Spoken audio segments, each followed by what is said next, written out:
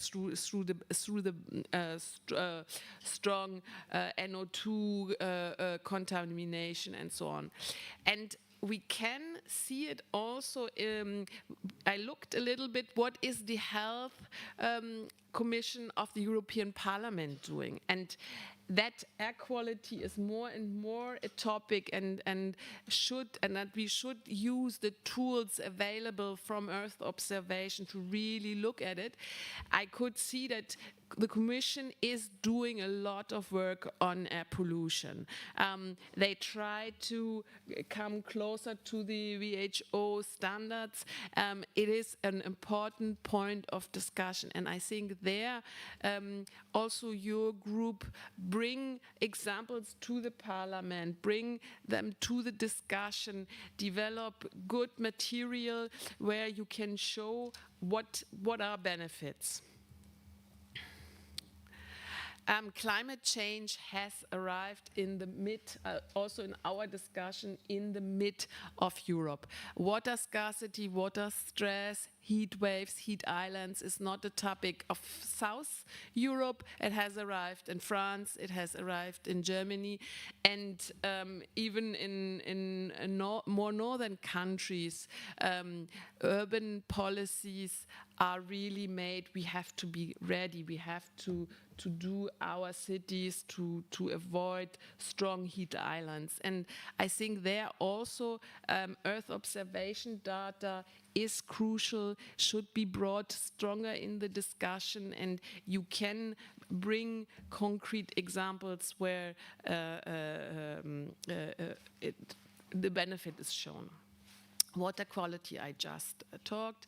I had brought you some examples from our Copernicus for Regions initiative. This is our flagship where we work with the European Commission and the European Space Agency. We do a little bit what this session is here about, capacity building, community building, outreach awareness.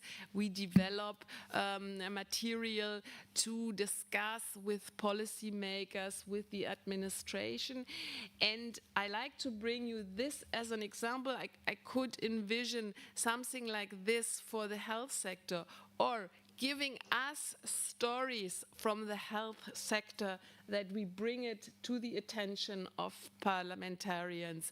This is what I would like to invite you. We have there experimented since 2010 that we have developed an approach grasping concrete, tangible user stories from the local and regional level, looking not really what are the fantastic procedures. They are fantastic, but really looking and pinning down what is the benefit for the citizen and what is the benefit, to get a testimonial from a public user, from a public authority. And we bring that to the parliament and discuss it with parliamentarians in public policy contexts. I think awareness uptake challenges are really this, where when you want to reach stakeholders, this is important. Bring it in policy contexts, and everything starts with a vision, and this vision should be more systematic, really looking how can we combine, how can we bring together these challenges in the end for strengthening, for showing, and for avoiding that we are too much under health pressure.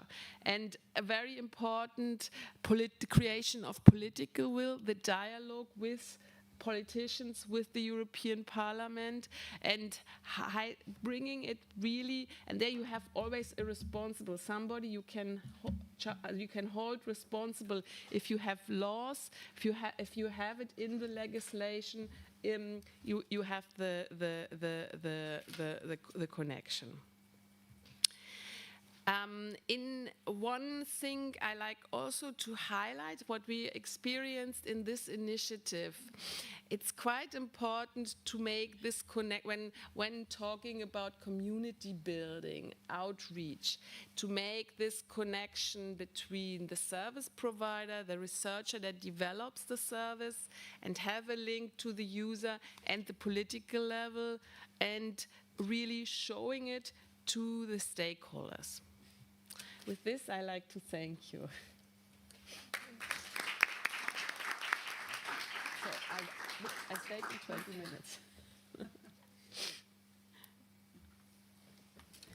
Thank you, Roya, for this very inspiring keynote. Are there any questions for Roya before we jump to the speakers session?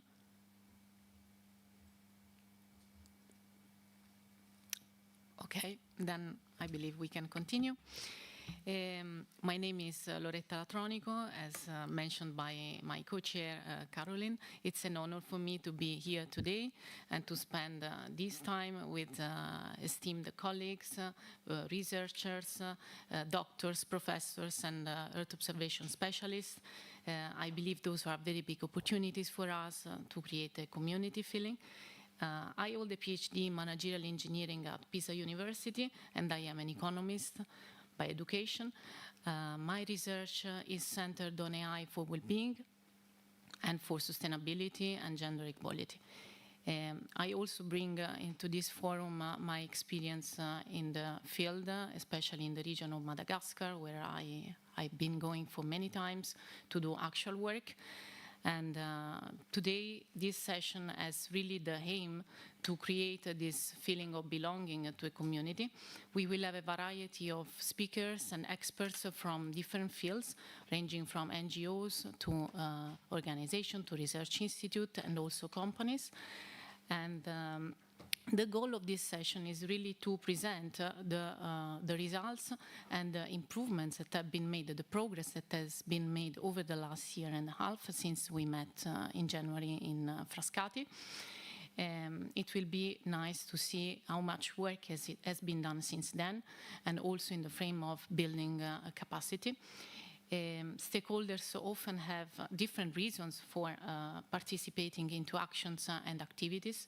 Through capacity building, we aim at developing a common vision, building a sense of collective ownership and commitment. So what is the role of responsibility and capacity building? Empowerment. So capacity building really aims at empowering people, locals, individuals, research institute, companies, so that they can fulfill their needs and they can become autonomous. So with this introduction, I would like to leave the floor to the first speaker of this session, Lorenzo.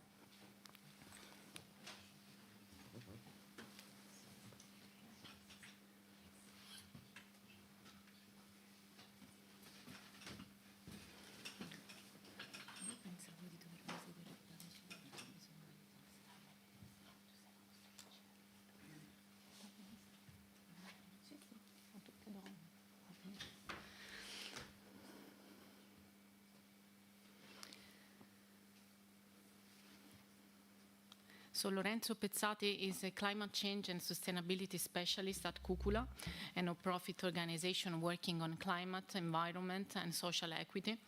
He contributes to research and knowledge sharing on resilience and community-led solutions. His work bridges technical analysis with policy dialogue, with a focus on integrating environmental, gender, and social considerations into sustainable development strategies. Today, he's representing Cucula, and Cucula has been one of the users of Deep ESDL platform, which is the Deep Earth System Data Lab platform that will be presented in the next session more in depth. Particularly insights from some variable and data coming from these platforms have enabled Cucula and the team to better plan their activities in agroforestry in the north of Madagascar. The floor is yours, Lorenzo. Thank you for being with us. Thanks, Loretta, for this wonderful introduction. Good morning, everybody. As Loretta was saying, we are one of the users of Earth observation data at a very small scale. We are a very small NGO. I would say we are beginners in the use of Earth observation data, but I'm here today to tell you a bit more about our experience. It has been very inspirational to hear all of the developments that have occurred in this space in the past few years. As Loretta mentioned, we are an NGO which was founded by a group of environmental engineers. We work in the domain of sustainable development, and our aim is really to set up projects in urbanized and rural contexts that can then be handed to the local population. So the engagement with local communities is essential because we want them to be the owners of the projects that we set up. Just to give you a brief outline of the context in which we work, we operate in Madagascar, in northern Madagascar more specifically, where we see a very fragile health system with poor sanitation.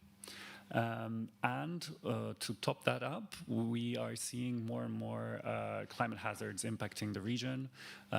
Strong tropical storms have been hitting the northern part of Madagascar, more intense, more frequent. This leads to a number of issues, including food security. The life expectancy in the country is quite low, 65 years for men and 68 years for women. As I mentioned earlier, in urbanized contexts, we see issues related to domestic air pollution and to very scarce waste management practices. While in rural contexts, we operate in areas that have low access or no access to electricity. Normally it's intermittent. Low access to water. Open defecation is a very common practice. And in general, when it comes to health data, there is basically no health data that we can acquire in situ. Having said this, the domains in which we have been working in the past 6 years are the domain of agriculture, WASH, and nutrition. There are issues, as I mentioned earlier, related to food security and malnourishment, so we try to tackle that with these types of projects. We have been involved in the production of cook stoves with the aim of substituting the more traditional methods of cooking, which are usually tripods where wood is burned underneath, and of course this creates huge issues of indoor air pollution, where women and children breathe in all of the particulate matter and all of the other pollutants coming from the combustion of wood. And we're also trying to find substitutes to the fuel that is used for cooking. We're trying to use organic waste in order to create some briquettes that can substitute the wood, which is also a major cause of deforestation in the region. Now, the project which we targeted for the use of Earth observation data is called Taninketsa. It means fertile land in Malagasy. This is an agroforestry project whose aim is to promote the economic and social empowerment of women and the improvement of food security in the villages where we're operating. Again, just a small parenthesis on the context that we're working in. This is an area of Madagascar where a lot of intensive farming is occurring. However, this farming is dedicated to cash crops such as cocoa, coffee, and vanilla. So the people that actually live in this region are not benefiting directly from what they produce. There is no culture of having your own orchard so that you can feed yourself and your family, which means that most of the vegetables and the fruit that is consumed by people is imported and hence becomes quite expensive, leading to the fact that many people cannot afford fruits and vegetables, causing unbalanced diets and malnutrition. And the role of women is primarily to cultivate rice for family consumption, but that's it. That's the only crop that is consumed. So with this project, we aim to equip women with sustainable agricultural skills and create women-led cooperatives for the cultivation of locally sourced fruits and vegetables. And this is where Earth observation steps in. During the past 1.5 years, we have had access to an online platform called Deep ESDL, which Felipe is going to present in the next session. You can see in the bottom line, I'm sorry I couldn't put them much bigger, but the organizations that are involved in the creation of the Deep ESDL platform.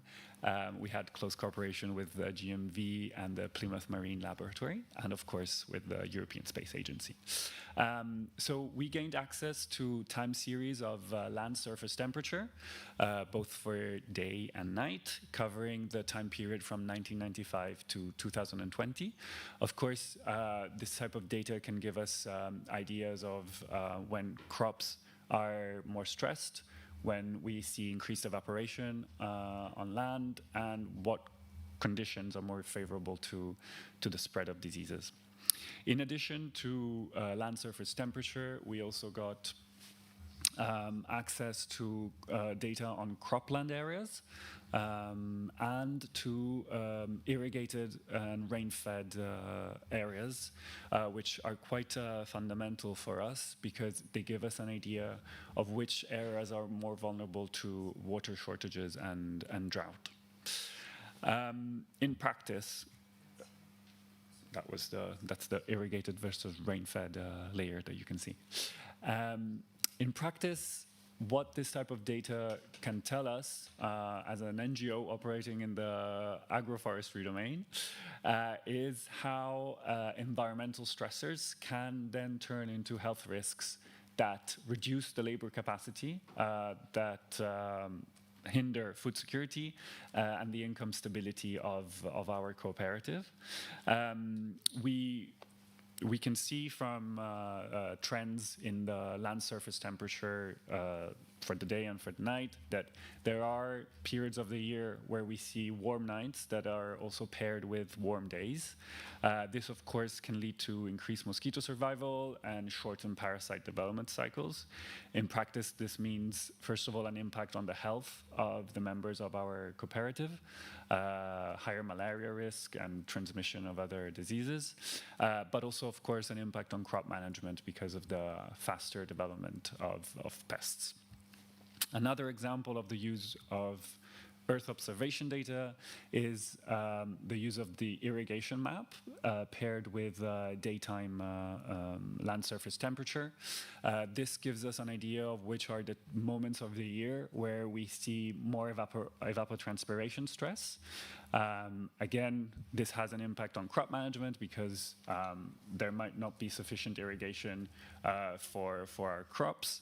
And of course, this then turns into a risk when it comes to food security and nutrition because the families that are dependent on the harvest might have shortages of food and have reduced dietary diversity. Now, we are not just users of Earth observation data, we're also collectors of data. As engineers, we love to measure things. So on the field, in situ, we have experience in collection of physical samples of water, biomass waste, soil, etc. We are able to make certain types of analysis on the field. We have weather stations. We use GPS mapping, especially for our orchards. It's quite important to know exactly what is the area that we are covering. We use questionnaires to collect household data. And we have also collaborated with other local NGOs and international NGOs in the medical domain to collect health data, especially when it comes to the nutrition of the population. I think I'm out of time. That's me, and very happy to answer your questions if there are any. Perfect. Thank you, Lorenzo. You're perfectly on time. If there are any urgent questions now, we can take them. Otherwise, at the end, we are also going to have some time for questions and discussion with everyone. So, okay. Thank you very much for this talk on giving some insights how you're using Earth observation data really in the field. So now it's my pleasure to invite Sean Schwager from SpeedyCom to join us on stage. So Sean leads the Data Science and AI Services Unit at SpeedyCom, developing innovative AI and Earth observation-driven tools for global health early warning systems. And they are also winners of the Hackathon Acceleration Package. So we are very keen on learning what happened since you won the hackathon. Perfect. Thank you very much to the panelists and everyone here today. It's a pleasure to speak with you all. I'm a last-minute substitution. It was going to be our CEO, Hamza, speaking with you here today. But thank you to ESA for the flexibility in allowing me to join you instead. I'll do my best. So this idea was born from the hackathon that ESA hosted a couple of years back. Our team was the one who won. You can see them here today. And I was then brought on shortly after to operationalize their initial concept. The concept was quite broad, but with a clear mission. They wanted to select a country with a high malaria burden and apply advanced AI and machine learning techniques with Earth observation data to develop a true malaria early warning system that could be scaled and operationalized where it's needed most. Now, cognizant of the scope of this session here today, that it is on capacity building and stakeholder engagement, I'm going to speed run through the slide deck that is largely covering the technicalities of the system so that I can get to the elements around capacity building and stakeholder engagement, as I feel that it is crucial and pertinent to this topic. So after the hackathon was won, we had to get to work figuring out how to actually implement this and exactly how we wanted to go about it.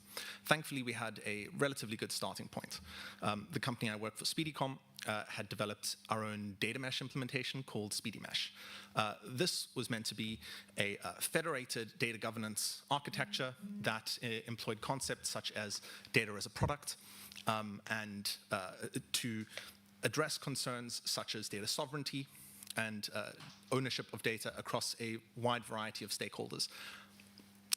Early Warning for Africa was another in-house tool that has been piloted currently, which is the last mile in delivery of early warning system reports.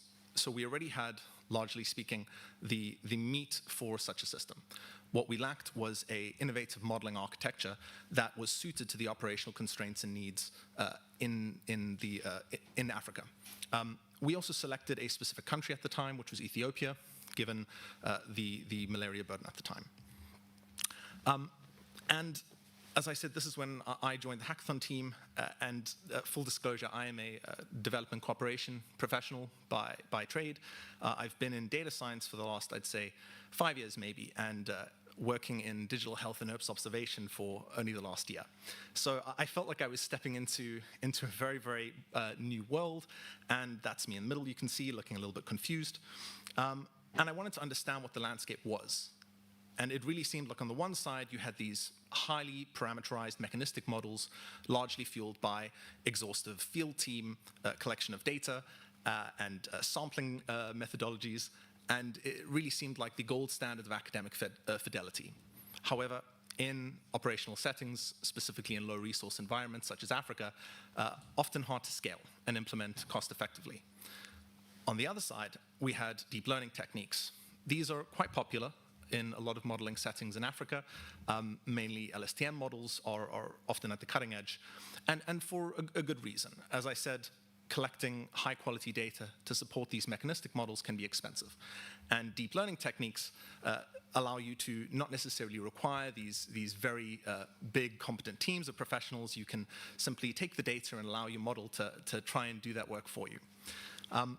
However, the issue with those techniques is they're only as good as the data that's provided to them. And as is the case in a lot of real-world settings in Africa, you either don't necessarily have data at the right resolution, or not as consistently. Often, the best quality, highest resolution data you have will be at a district level, or if it's sub-district, coming from hospital input data. And that creates what I think we identified as the central operational limitation in a practical setting, which is this resolution mismatch. I have here 2 excerpts that I thought were particularly insightful on the topic to show that I'm not just making things up on the spot. This has been identified by a few research papers recently as really a central constraint. And the basic idea is this. In deep learning, specifically supervised learning, you want to largely have some agreement between the inputs and the outputs that you're measuring. However, when most of the aggregated health data is at a district level and most of your Earth observation data is at a considerably better resolution or available at a considerably better resolution, it creates a tension in the supervised learning process that is usually resolved by aggregating the rich, high-resolution Earth observation data up to a district level. Now, this can be incredibly effective in informing district-level modeling to support efforts like procurement and purchasing of bed nets and other intervention measures. But in terms of distributing those measures to the actual places where they're needed most, the areas within the districts leading to the majority of the burden, you would need something with a bit more specificity. So we went about asking a question. Could we overcome this resolution mismatch? How could we, in the absence of lower resolution malaria incidence data, try to operationalize a supervised learning algorithm that wouldn't require the inputs of field teams and dedicated staff that the mechanistic models would, but that would also be able to overcome this resolution mismatch? And so we borrowed an idea from another field, agricultural sciences. In crop yield estimation, you often have a similar issue, where you don't know the yield per crop, but you do know the yield of a farm. And the Earth observation data provided can give you insights into the individual crops at a much, much lower resolution. So they often use some form of multi-instance learning, which I'll get to later. But before that, and I'm going to go through this quickly because I want to get to the rest. I'm cognizant I've got 3 minutes left and I want to get to the rest. We are, unlike a lot of the approaches you would have heard during the week, not using gridded inputs. We've elected to go for graphs. And there is a lot of background to this already in the wake of the COVID-19 pandemic. EpiGNN networks modeled COVID transmission across cities and towns using graph-based networks. And the reason we've elected to go with graphs is due to this concept of spatial adjacency. Traditional graphs imply adjacency as what is physically close to you in physical space.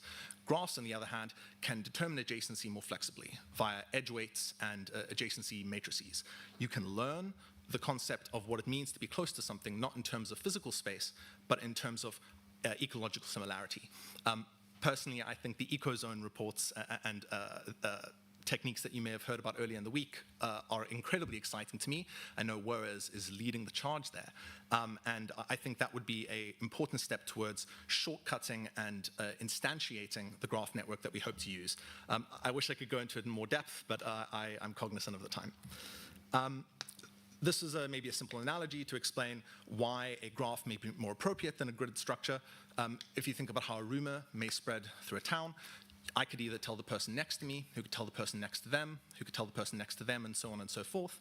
But a more realistic implementation would be that I tell my sister, who goes to a college and tells her classmate, who tells her professor, who tells his dentist, and so on and so forth. We spread rumors via social networks, and similarly, malaria transmission is spread via ecological networks, not necessarily just fixed spatial adjacency. I'm going to skip over this and get to maybe the core, which is, as I mentioned earlier, how do we attempt to resolve this resolution mismatch? And really at its core is this idea of multi-instance learning. So in a traditional supervised learning problem, you may have a huge database of images of dogs, and you label them dog. In multi-instance learning, it occupies a space in between supervised and unsupervised learning, whereby you treat the instances as a bag. And you can approach that in a number of ways. You could either say, if a single instance in the bag is of a certain type, you label the whole bag as that type. You see that, for example, in medical imaging with cancer. If a single cell is in a medical image is determined as cancerous, it's labeled as cancer. And similarly here, you may have been distracted by all the cute dogs, and you may have missed that in the middle there is a cat. And this would be an example of multi-instance learning in application.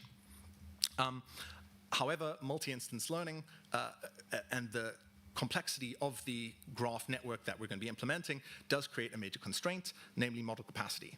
I've put the textbook definition there on the left, but the image on the right, I think, is a better representation of the issue.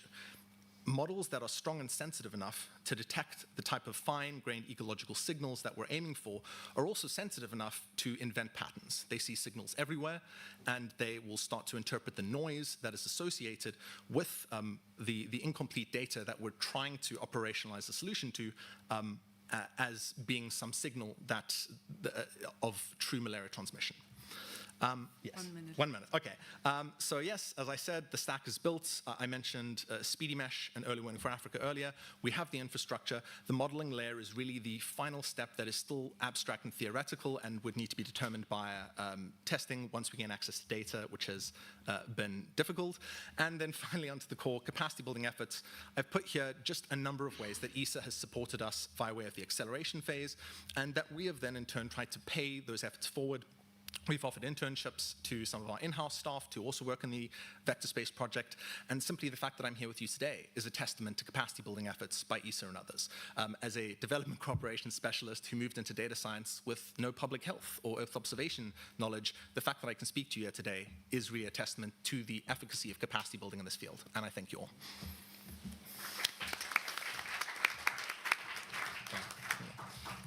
Last one. Thank you very much, Sion, for this your inspiring presentation. Are there any questions before we move to the next speaker? Okay, so I'm honored to present the next speaker, Barbara Alessandrini. She is, since 2020, the head of the capacity building department at the World Organization for Animal Health, which is our host those days. Together with her team, she contributes to strengthening the veterinary services by ensuring the relevance and impact assessment and capacity building activities for the members. She is responsible for developing and management of a capacity building strategy in line with the members' needs. Today she will present all the work that has been carried out by her team here at WOA. Thank you very much.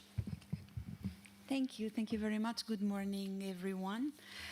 So, yes, today I want to focus on how we have worked in the last 4 or 5 years to make better use of the immense quantity of data that we produce with a program, the PVS Pathway program, which is a program that was born to evaluate performances of veterinary services and provide recommendations from independent external experts for improvement. These reports, until a couple of years ago, were PDF files that probably were thrown or stored somewhere in shelves, but with lack of analysis, lack of use. So we wanted to develop a system that allowed us not only to extract quantitative data, but also qualitative data. And starting from that, our adventure has started, and we are now moving very much ahead and integrating and developing and creating new tools that we hope will be helpful for our community of veterinary services in our members. So our capacity building system serves government, health systems, and individuals. Individuals, because in our capacity building system, we have a training platform that develops not only e-learning modules, but also competency packages with definitions or the competencies that are required for veterinary services workforce to perform adequately in the different sets of domains, of technical domains that are needed to implement correctly the WOA standards. With the targeted support activity, we support the development of global health systems. So One Health is very much included in these efforts with programs that go from support for legislation development to public-private partnership, workforce, laboratories, and One Health integration. No, sorry, puff. Okay, so this is the cycle of the PVS. From the original function of supporting analysis of capacities of veterinary services, we have moved the narrative towards a system that can facilitate monitoring and evaluation of progresses. Because starting from an initial evaluation and with the support of the planning phase, in which we have tools for identifying country priorities and support budgeting efforts for priority need oriented investment, we have transformed the program into something that is able to demonstrate the impact of the activities that countries put in place to better implement the recommendations and therefore facilitate the strengthening and the improvement of the capacity of the veterinary services. And the digitalization has followed this process. So according to what we want to bring, where we want to bring countries, we are now providing progressive implementation of the evaluation analysis capacities as well as all the other components of the program itself. Let's make an example. For the purposes of this conference, it's a little bit small. I'm not so sure I can read everything here, but allow me to change the display setting. Okay, now it's better. I can read better. Oh. I think it will not appear there. I have created a problem. Screen sharing has stopped because the external display is disconnected. Sorry. No worries. I wanted to read a little bit better, but it's okay. May I? Sorry.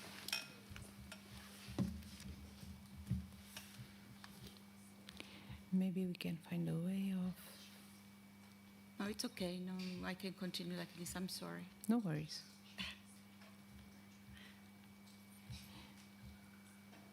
Okay, let's leave it as it is. Maybe I can zoom No, it. don't worry. It's okay.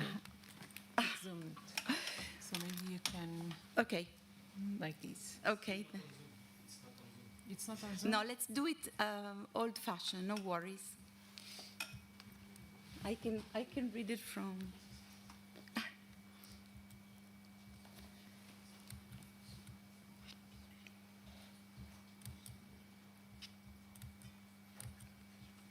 I have created an issue. No worries. Everything has a solution. Open Zoom. Share. No screen. Share.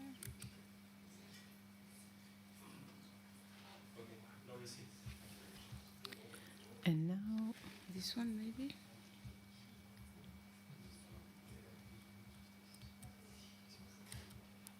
where is Zoom? No, it was just a presentation.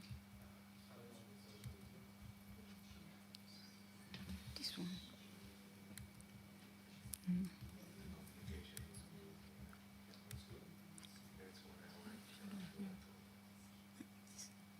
Yes. Yeah. It's okay? But it's not. No, but now we cannot navigate in here.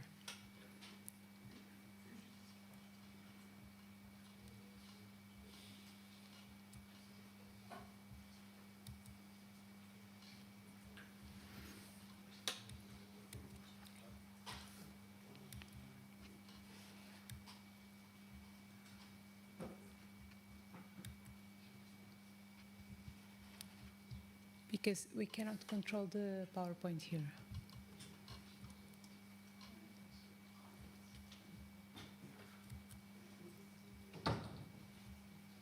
Can you stop sharing and retry again?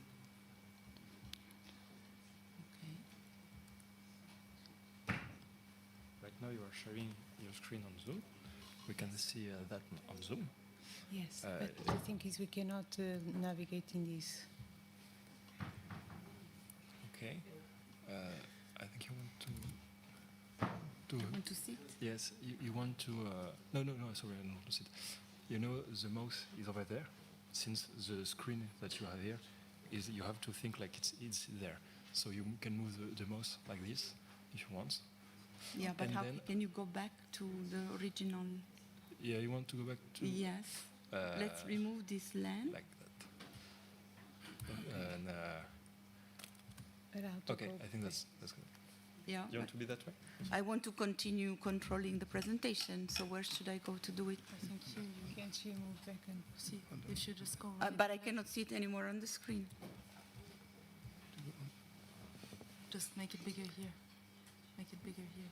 No, but this is You not. can't see it here. If you make it It's already bigger in here, you will presentation. see it here. Make it bigger here. It's already in presentation. But it's not what it's on the screen. This is another file.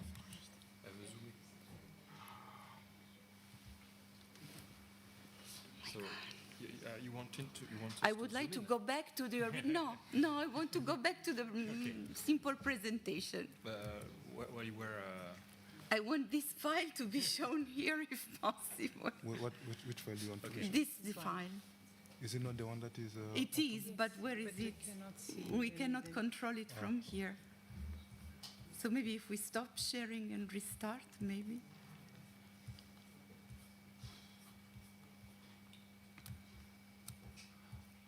I'll let you. No, it's okay, it's okay. So where is the file? It's this one. This one? Mm-hmm. So...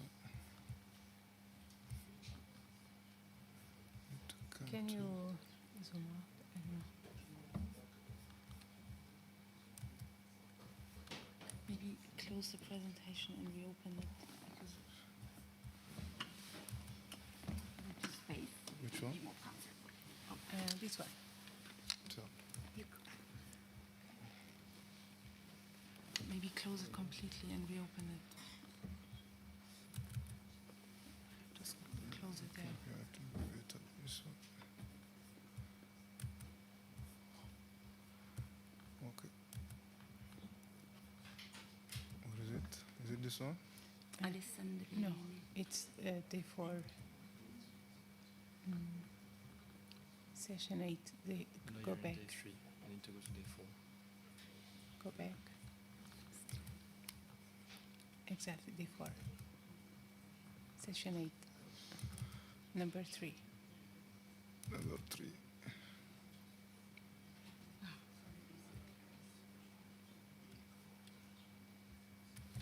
What is the To zoom? screen sharing.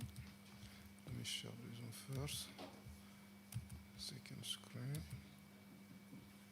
And then a screen share. Thank you. What is it? Okay. What is it that you wanted to do at Nothing. Okay. Nothing. I wanted to read this super small, but I will read it from the screen. So going back for the purposes of this conference, I had selected some of the critical competencies that are evaluated when we go to countries. And when I say critical competencies, I mean functions of veterinary services. And you can see that I have chosen, for example, external coordination, including One Health coordination, communication, sustainability of national laboratory system, emergency preparedness, consultation with stakeholders, etc. And you can see some of the results, and you can see that among the 144 countries that we have until now evaluated, only a small percentage has the minimum capacities quantitatively assessed, the minimum capacities in these specific functions. This is an indicator, and of course, this is a global figure, but you can do it per country, per group of countries, per regions, and you can get into very much more details, which I don't have the time to show today. You can also see progresses over time. So when I was speaking about monitoring and evaluation of progresses, when countries go into follow-up evaluations, they can also measure their capacity to improve from a quantitative perspective. But thanks to language learning modeling, we have also exploited the opportunities offered by artificial intelligence to extract qualitative information from the reports. We have done enormous efforts to make it work working in the 3 languages, in the 3 official languages. So no matter where the reports come from, no matter the language, the original language of the report itself, data are analyzed in one single setting. And we have also worked a lot to clean the language, so to associate synonyms, etc., in order to facilitate the machine learning process. And you can see that you can also highlight strengths and weaknesses of veterinary services for the different functions that I had selected. And again, you can go deeper and deeper and deeper up to going to the full description of the original test included in the recommendations themselves and into the strengths and weaknesses themselves. So with this capacity, we have worked in the last year to support countries to change completely the use of the system they have done until now. And we have worked with them to support their capacity to prioritize investments and also to create dashboards, narrative-oriented language to the different political and administrative authorities to put efforts on evidence-based investment and case studies. This has dramatically increased confidence by donors, by investors that have finally seen the capacity of countries to demonstrate how they are implementing and how they are using money that in most of cases is also public money. And it was not possible until a couple of years ago. We have progressed so much that the pandemic fund has included 17 indicators coming from PVS in order to evaluate the results of the pandemic funds project. But this is not all, because we have also worked, and it has been really a work led by Chadia and her group to which we have participated. We have also signed an agreement with the World Bank to use PVS data to define indicators in the framework of a risk need metric that has been methodology that has been created to evaluate project proposals, so that PVS indicators in order to evaluate animal health system capacity, animal health system maintenance and improvement in the proposals that are presented now in the new calls that are being launched. And this is exactly where we wanted to go, because this is the best way to benefit from the efforts of the PVS data. 1.5 minutes left. No, we spent 5 minutes for the system. I stopped it. Oh my God, 1.5 minutes. I'll try to. Okay. Another activity that we have now performed with the data available is to facilitate countries making their own self-assessment about their progresses. We have launched this self-assessment that goes in each and every recommendation to evaluate how it has been implemented.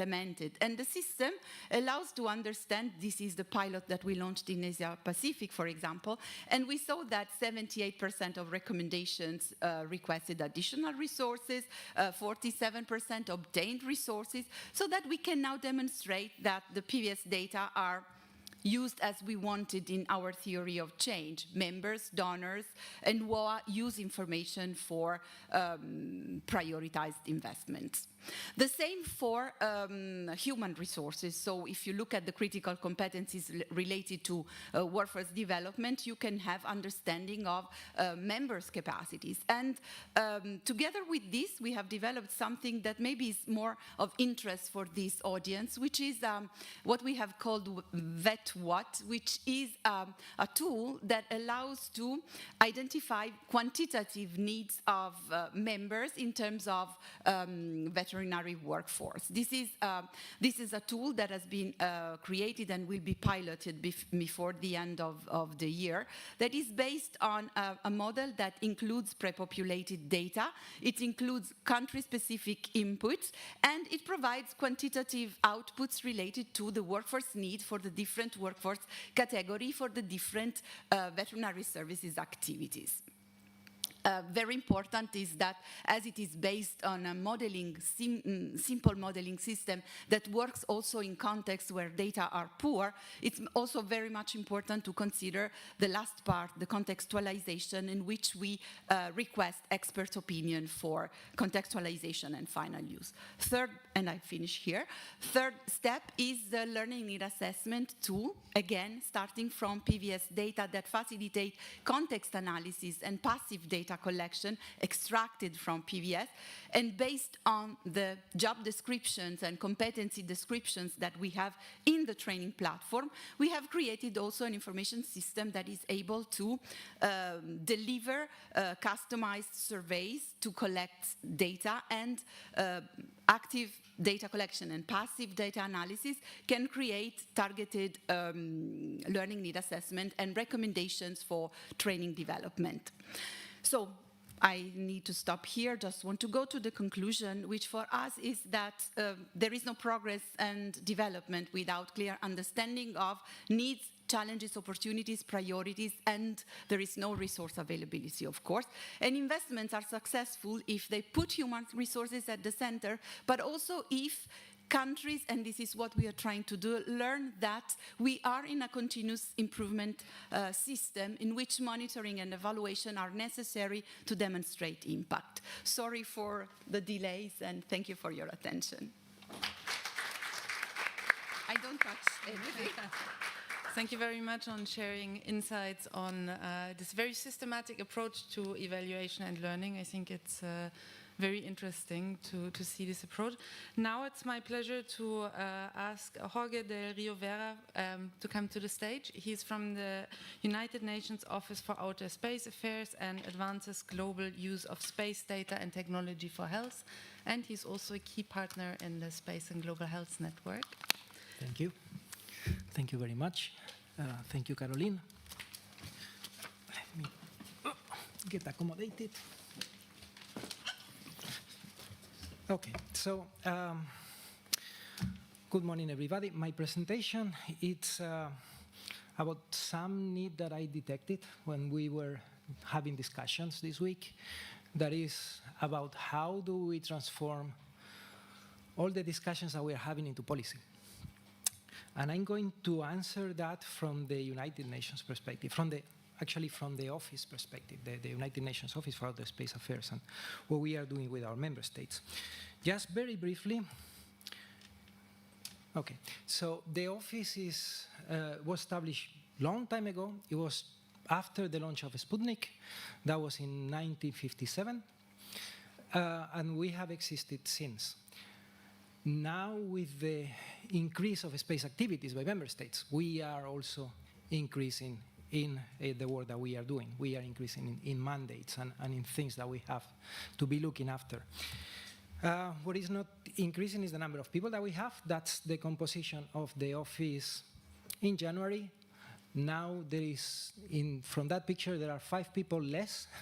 And next year, unfortunately, there will be more people because the UN Secretary is undergoing a liquidity crisis, and 20% of positions have to be eliminated. So we will be even less with an ever-growing mandate, but we'll manage. What is the office doing in terms of policy making? Well, the office is supporting the Committee on the Peaceful Uses of Outer Space, which, I mean, you can see one of the sessions there in that picture, where member states are discussing about peaceful uses of outer space. And that's everything you can think of concerning outer space. The committee has 2 subcommittees, one that is focused on science and technology, and another one that is focused on legal aspects. Both are reporting to the committee, and then the committee is preparing a report that goes to the General Assembly, and there is a General Assembly resolution every year on the peaceful uses of outer space that is summarizing the discussions. Question, so I get you awake again. How many member states do you think the committee have? A number. I mean, considering that United Nations has 193 member states. A number? 50. 50. Okay. I would say at least 183 since 183, okay. Okay. The committee is member states apply for membership, actually. You are not automatically a member if you are a member of the General Assembly. But I like the optimism. No, actually, we are not that low as 50. We are 104. Well, we are. They are 104 member states represented in the committee. And you see the distribution of member states by the UN geographical groups.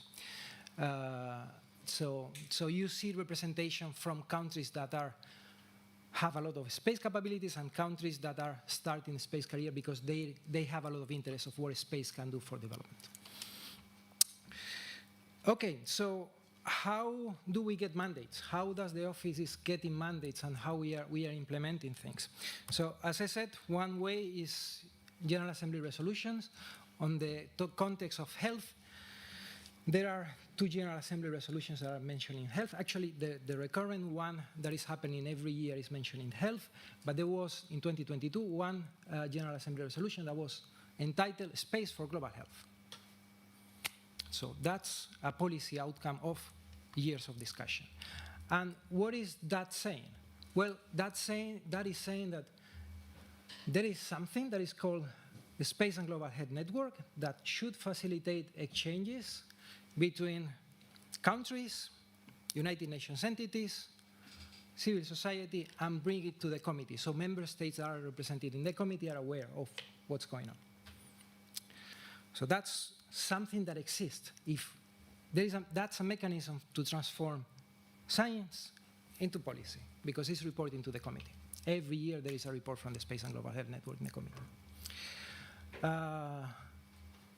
Okay, then out of those resolutions, the office had got a mandate of implementing capacity building, and we had 2 conferences. One that was global in Geneva in 2023, and another one that was regional for Latin America and Caribbean in 2024. We were planning another one this year focused on Africa, but the liquidity crisis that we are going through has not allowed that to happen, and we'll see if we can continue with that effort.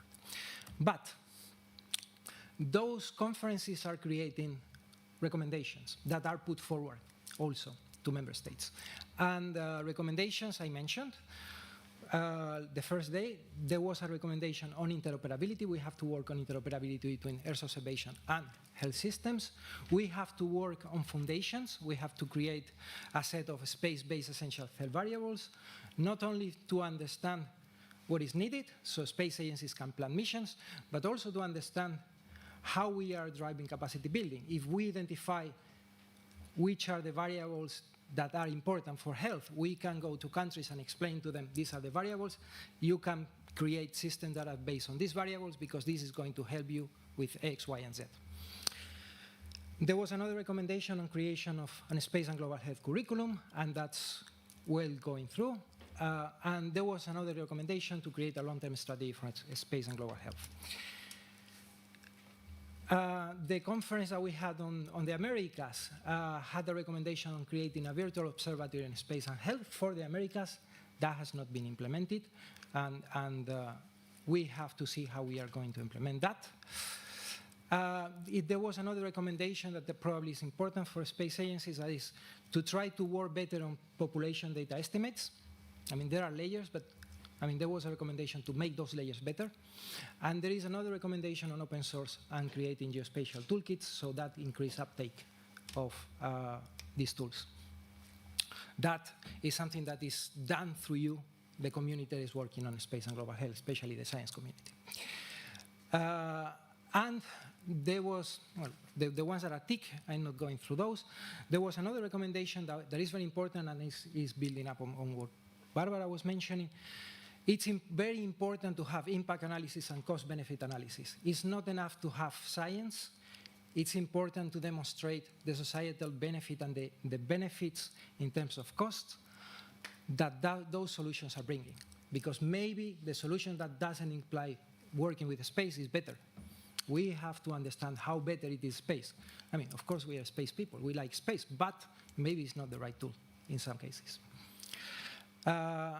Then we created the strategy. That was the recommendation. The strategy is talking a lot about capacity building. It has 3 priorities, one on institutional strengthening, and there are policy frameworks to be developed. The strategy is going to run until 2035, so we have time. There is a lot of knowledge and awareness raising, which is part of capacity building, and there are mentions there about understanding of the intersection of space and health. And there is a mention to telehealth that we have not discussed very much here, but there are many applications of space that are not coming from Earth observation applicable to health that need to be exploited, and we are working on that. Then there are another priority on capacity building, working at 2 levels, individual level and organizational level. So for you, takeaways. If you want to get into this policy mechanism and present these findings to member states in COPWAS, the way that you have is, 1, you go to your national delegation and you say, this is important, please, please, please, make the others aware. The national delegation will decide. Another way, Space and Global Health Network. You become part of the Space and Global Health Network. You discuss there in the different working groups and the different meetings, and that will be summarized and reported to the Scientific and Technical Subcommittee of COPWAS. Or you participate in conferences or workshops that we are organizing, and those are creating recommendations that are also fed into COPWAS and the subcommittees. I'm going very fast, so I have 2 slides. One thing that I identified when I was going through, we have been working on things that are related to health in reports. We create reports to basically raise awareness. We had one report on space supporting Sustainable Development Goals. That was a few years back. A couple of years ago, we had another report that is mentioning health, that is about which are the challenges that the space can support in a world of 8 billion people, because we are over 8 billion people. And this year we published one on space technology for agricultural development, but there is nothing preventing us to publish one on space for health. That's something that we can do, and we can work together on that. That's basically it. The one recommendation that I have for you is join the Space and Global Health Network to make your voice heard. Thank you.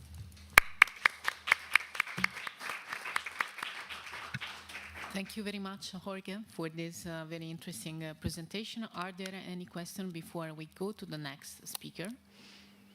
There will be also a panel discussion later, led by Jorge. So in case you don't feel like sharing now your questions, you will have an opportunity later. Thanks again. And it's my pleasure now to introduce Caroline Perrin. She's a director at the Geneva Digital Health Hub, at the University of Geneva. She holds a PhD in biomedical sciences and a master degree in information system management. She's specialized in the intersection of technology, strategy, and policy, with particular emphasis on implementing scientific guidelines. Her research focuses on how digital innovation can enable health systems to learn, adapt, and improve continuously. She will present today the work that has been done by the Digital Health Hub at Geneva and the collaboration initiatives. Thank you.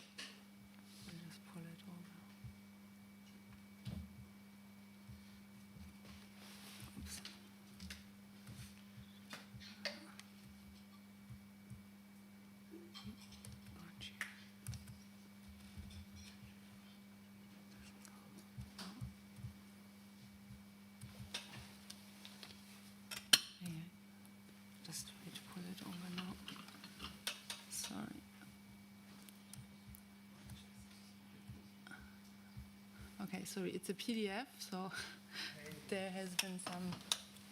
Okay.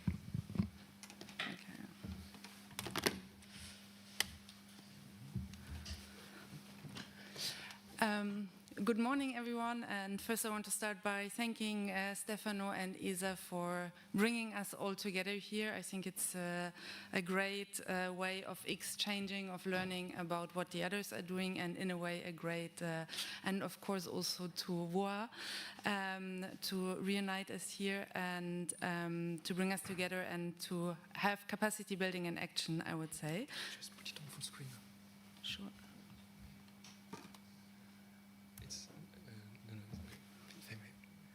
Just Thank you. Okay. As we all know, health systems today face major challenges, and I think it's something,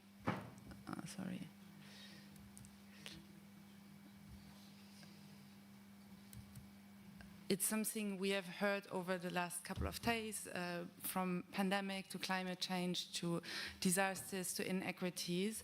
There's a lot of challenges that need to be addressed, and space technologies such as Earth observation, AI, and so on can support addressing some of these challenges, but there is a gap. Many users are not yet aware about the potential users or the possibilities, or they lack the training to use these platforms that exist or to put them into practice. And that's one of the reasons why the Space and Global Health Network was established that Jorge had just mentioned.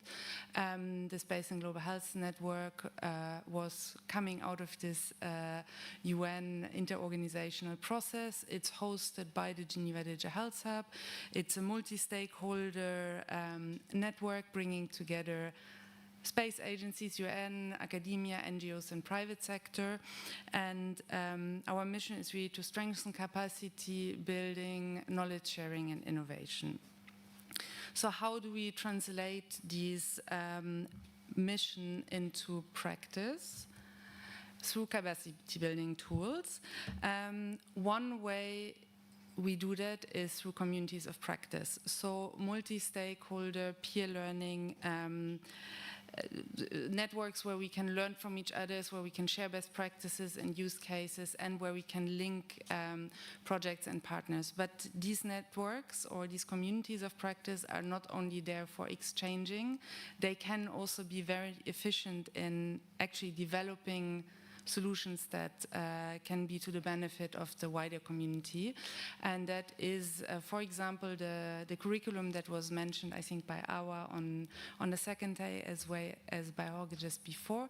So the Space and Global Health Network developed the first Space and Global Health curriculum that is about to be published and finalized, that ranges really from Earth observation to AI, telehealth, and policy. It covers a wide range of topics.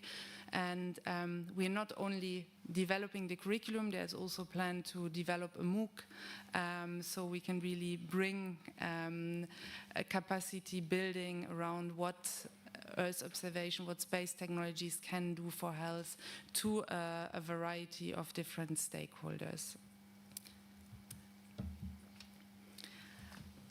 Along these more structured approaches, we also use hands-on approaches like the hackathon that was mentioned a few times.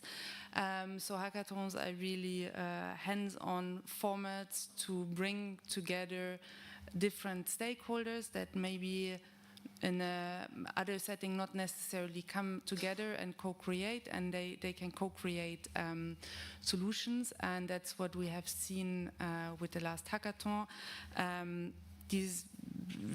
They are a great way to break silos and innovate quickly. Then it's important to follow up with this innovation, and we are very grateful to ESA, who has provided the acceleration package to, bring these ideas to really a pilot and not only keep them at the conceptual level, because that's something that we often see after hackathons. And finally, we support sustainability and capacity building through platforms like the Implement Home, that includes, for example, the World Health Organization Digital Health Atlas. This is a tool that is allowing you to document what implementations exist, what have been done, what were the challenges, what are the best practices. The idea of this tool is really to understand what already exists, how can we learn from previous implementations, and how can we find synergies between different or already existing solutions. As Speedicom has explained before, we are also using graph-based database to allow us to do a little bit more advanced analytics and to bring really diverse kind of data sets together, and not only bring implementations but also bring scientific publications and other kind of data into this.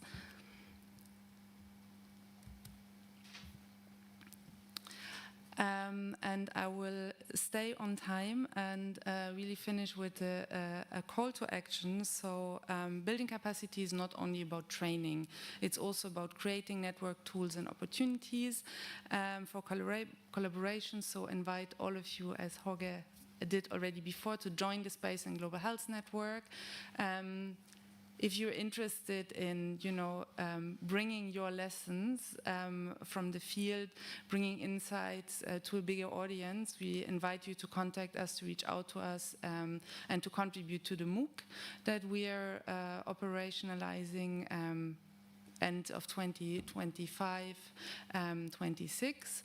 And we also invite you to collaborate via the Implementome and the Digital Health Atlas. So go to the Atlas, put your projects in so others that are doing similar interventions can see what has already been done, can find synergies, can connect. Thank you very much for your attention. You can find some links here. Don't hesitate to go to them to get more information, and of course you can also reach out directly. Thank you. Thank you, Caroline. Are there any questions from the audience? Okay, then we leave the floor to the next speaker. She is connected remotely. Hi. Yes. Hi. Good morning. Yeah? Okay. So I will say a few words about our next speaker. Yes. In the meantime, yeah. I don't know if you can hear me. Yes, we do. It says the host isn't allowing multiple presenters sharing for this webinar. So we stopped sharing. So can you try again? Okay. Yes, better. Thank you. Okay, so Jonilda Kushka is the next speaker. She is currently a user engagement and partnership specialist for the Copernicus Atmosphere Monitoring Service National Collaboration Program, based in the European Center for Medium-Range Weather Forecast offices in Bonn. And she also leads the thematic applications of the Copernicus Health Hub.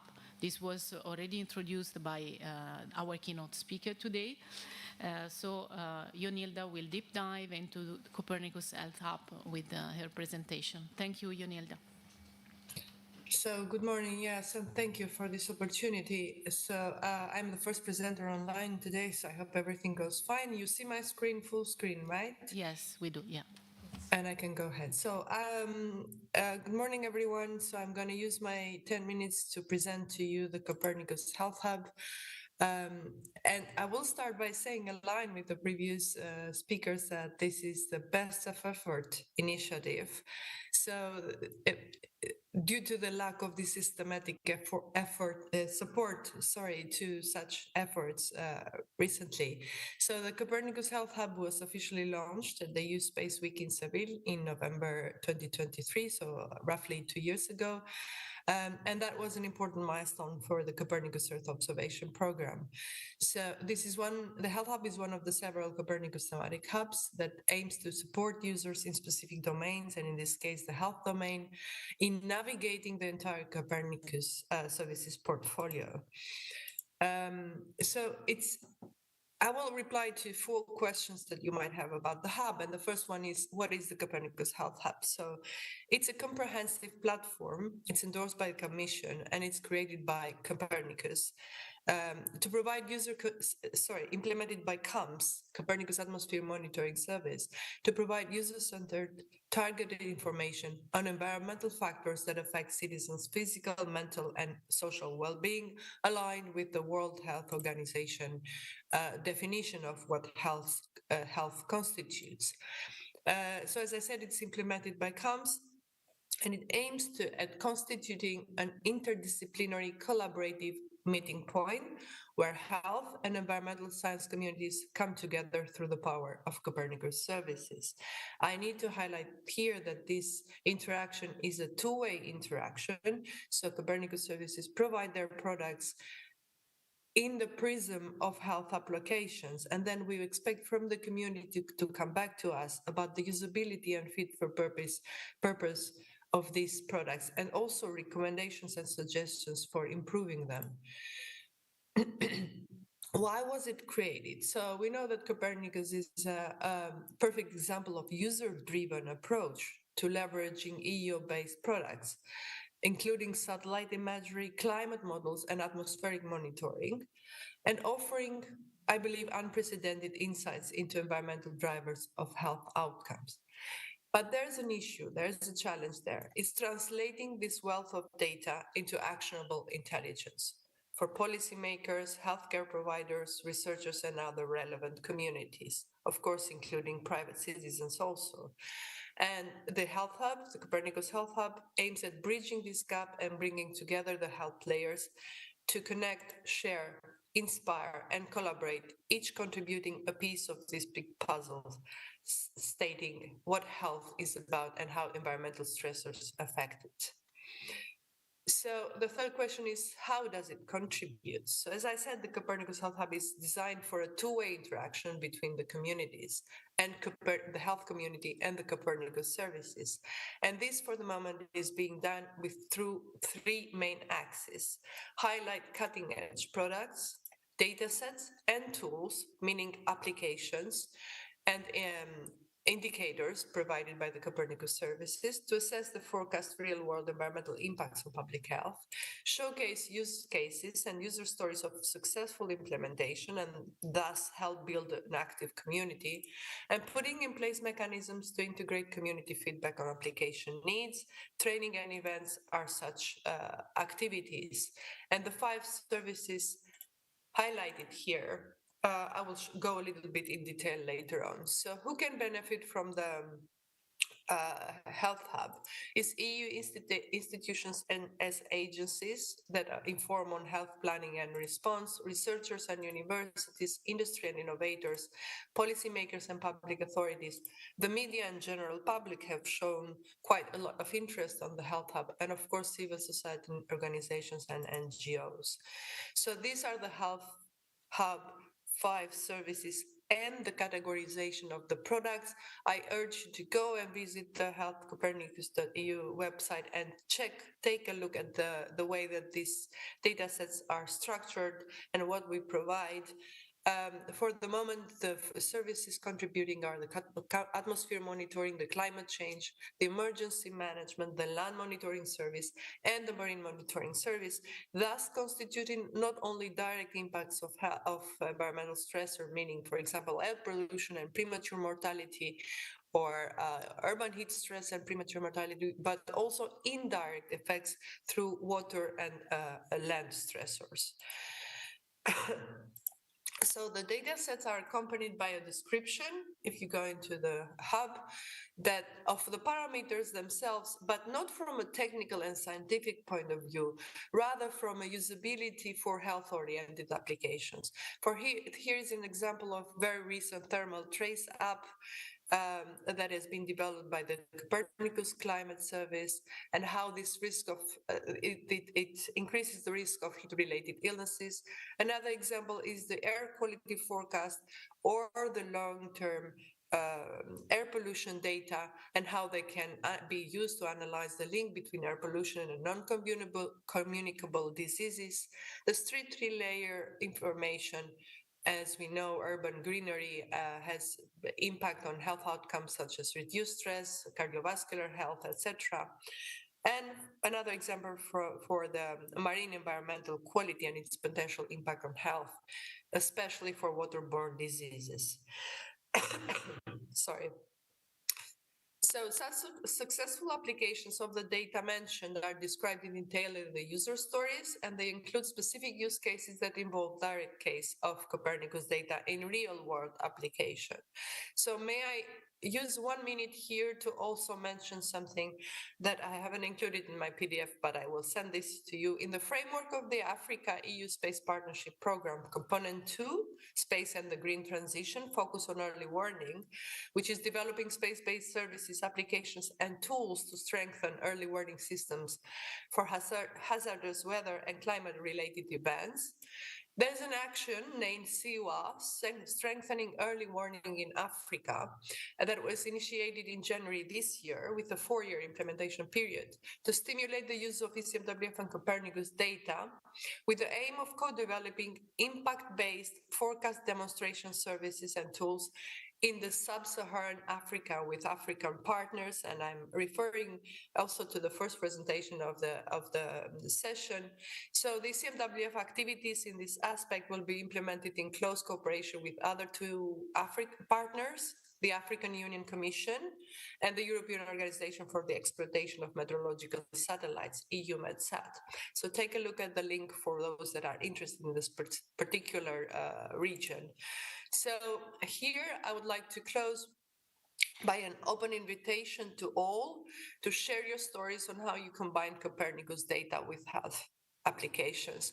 Visit the website, and then in that website you will see a link where you can input your information, and then we will come in touch with you to discuss the details of your application and feature an article on the Health Hub. And with that, I would like to thank you and thank to all the partners that we've collaborated so far, and we hope to enrich the community in the next years. Thank you very much.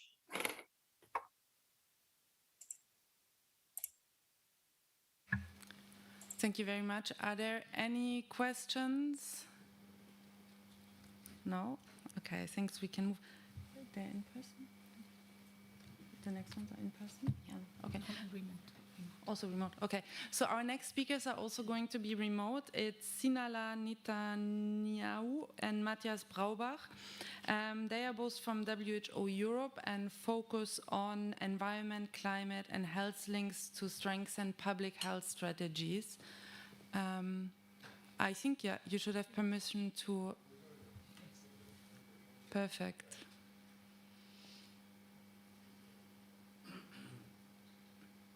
Can you let me know if you see the full screen?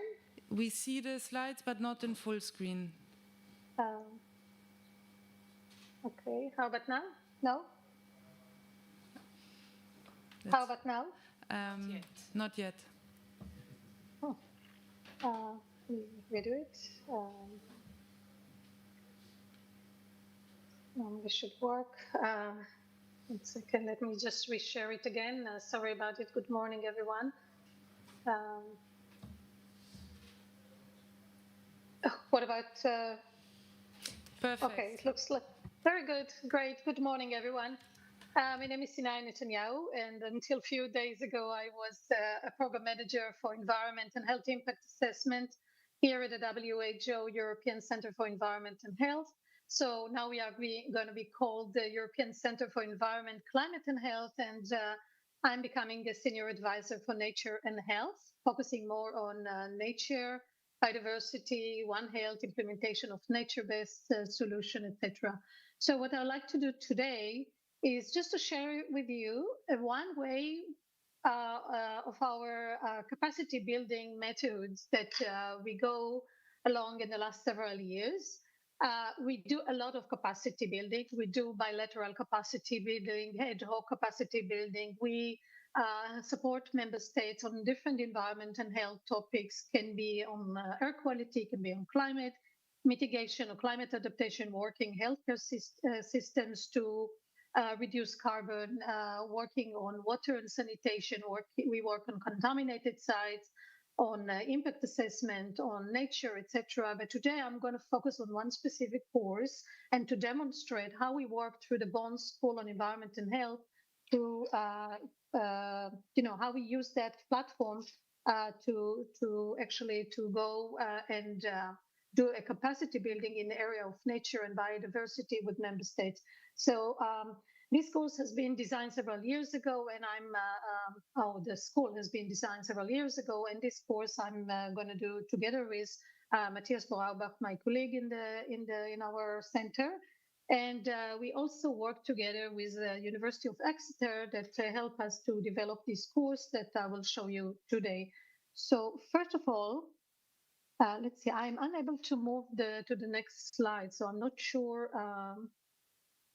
I'm not sure if you are able to see the next slide at the moment. Okay, now I guess you can. Hello? Yes, we can see it now. Okay, very good. Okay, so actually the WHO European Centre receives its mandate to work in environment and health through a ministerial conference that we hold in the area, in the region, with the 53 member states every 6 to 7 years. The last meeting held in Budapest 2 years ago, and member states, the ministries of environment and ministries of health got together and created a declaration. This declaration is for the first time, doesn't look into a silo issues, but it does look into the triple crisis as being defined by the UN system, tackling pollution, tackling climate change, but also tackling biodiversity loss and land degradation. So this is really the first time where member states of the European region decided to put nature and biodiversity as a central element within the environment and health work plan for the next several years. And this declaration is actually having a roadmap that will be in effect until 2030. And we work with member states step by step, helping them to support different commitments. Let it be the global framework for biodiversity that contains a chapter on health, and the recent one contains specifically a chapter on One Health, and many other international and regional commitments that our member states are having, but in relation to nature and biodiversity, and bringing the health argument into account to both sectors. So this is one big platform that if anything, we can be reported is really about the great multi-sectoral interaction that we have with the member states. So the Bond School itself, we started it in 2019, but it was an on-site capacity building. It was very condensed, 1 week. We covered many topics, and we didn't feel that it's working very well as a capacity building mechanism or platform. So we changed it in 2020, and we decided to go deep dive into courses. What we do in those courses usually, we do several elements. First of all, we focus on specific thematic area. As I mentioned, this time it's going to be nature and health. We also try to bring cross-cutting elements like communication, like inequality, like how to do impact assessment into this course to build it as part of an integrated part. The third element is that we are forming groups and we are asking them to face a problem-based learning scenarios that they have to develop throughout the course, and I will get to that later on. We do believe that there should be a fourth pillar, which is mentorship, but it doesn't always work because it depends if we have graduate or we don't have graduate. As I mentioned before, the aim is really to bring the both sectors together. We try to establish leadership in environment and health at the national level. We try to bring together different perspectives. It's really, really challenging because the European region, when we try to do capacity building, we face issues related to cultural perspective, different regulation in the different subregions, between Central Asia, the Balkan, the Caucasus, European Union. We face issues related to vocabulary. How do you bridge interdisciplinary issues, the multi-sectoral, the interprofessional? There's lots and lots of challenges that we are facing, even, with language barriers. And we are trying to overcome it throughout this course. And it's really interesting because everyone is learning from, people are learning from one another in a very safe environment and comfortable environment. And surprisingly enough, many times people from the same countries, from both sectors, meet the first time in our in our bond school. So I'm just losing a bit of control over the thing. Okay. So what is the nature? What is the objective that we have? We try to strengthen conceptual understanding and knowledge and technical skills between nature and human health. We will be covering communicable diseases, non-communicable diseases, mental health, etc. We try to strengthen the knowledge of the importance of nature and the impact of nature-based activities on human health. But we will also integrate the One Health approach, of course, and we will also discuss planetary health because there's lots of terminology floating around, and sometimes we need to bring the relevant context. We are strengthening knowledge of the current risk that environmental change and nature degradation can pose on health. Oftentimes, we tend to paint the green element and nature element with a very pinky picture, so to speak. But no, we need to look into different vector diseases, different irreversible damage that can be done, etc. So we are taking that into account and looking into, making sure that, for example, when we plant trees within urban areas, we make sure that those are endemic to their region, to their area, and we need to make member states, to be aware of the different diseases that come along with different intervention. The fourth objective is to foster interdisciplinary knowledge exchange and multi-sectoral action through in-depth training models that I will explain later, and to support evidence-based decision-making processes and the need to consider natural environment impacts on communities, but also looking into vulnerable groups.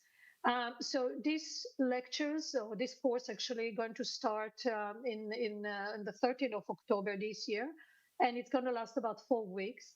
The first week we're going to cover just key terminology to make sure that we're on the same page. We're not taking for granted that anyone is knowledgeable enough with the various terminology. So we are trying really to make sure that everybody is starting from on the same page.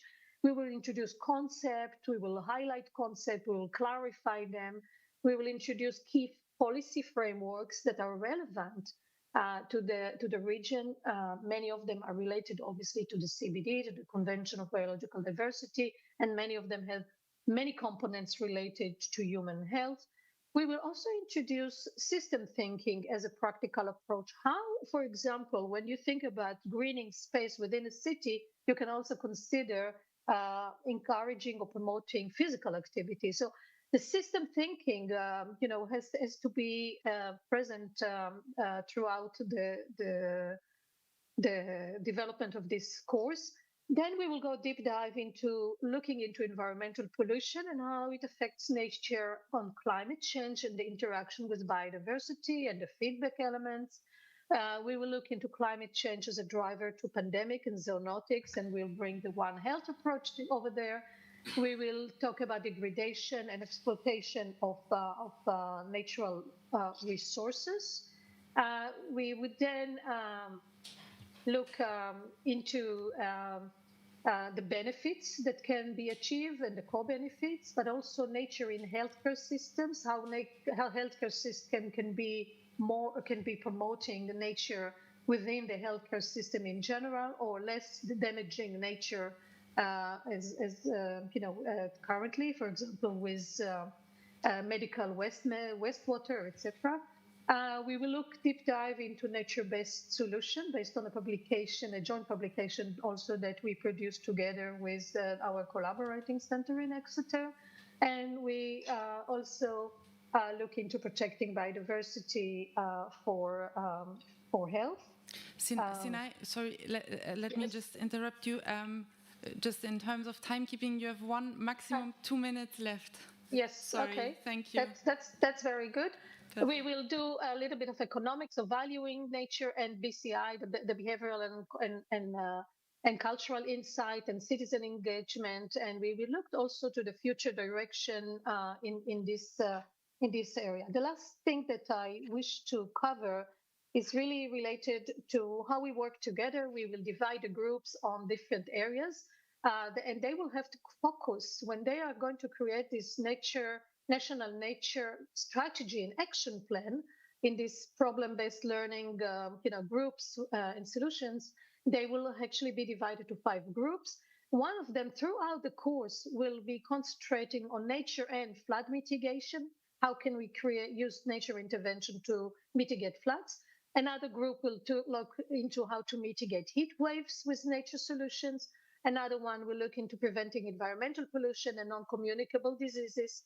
The 4th group on preventing emerging diseases, zoonotics, vector-borne, etc., invasive species. And the 5th one will be on creating health systems benefits through nature intervention. So I'll stop with that.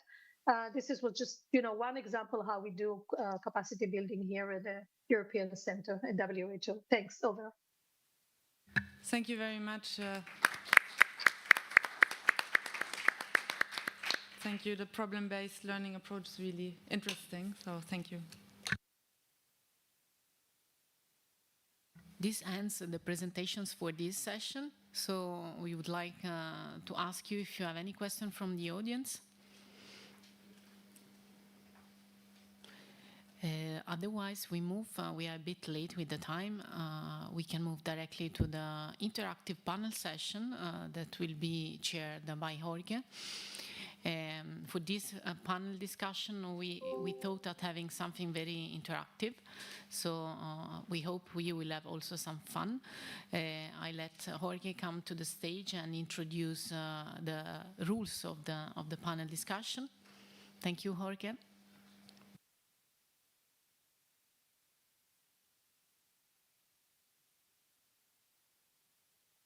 Hello again. Just 1 second. We are going to do something here to get things there.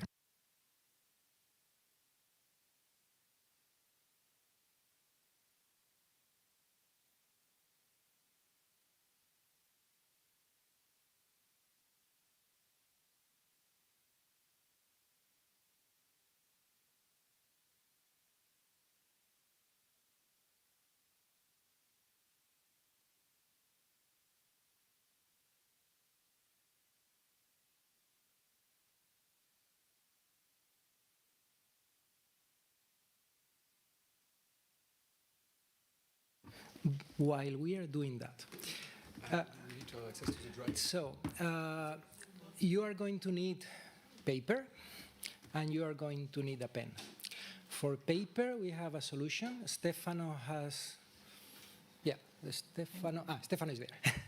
So Stefano has some sheets of paper that have a template on one side, and on the other side they are blank, so you can use for the session. So if you need, Stefano is going to be distributing them to those of you who don't have paper, because it will be useful. Pens, we don't have. If there is someone that needs one, I have mine. I can borrow it. I'm getting it. Okay. So just get your brains into motion, because we are going to be doing things very fast.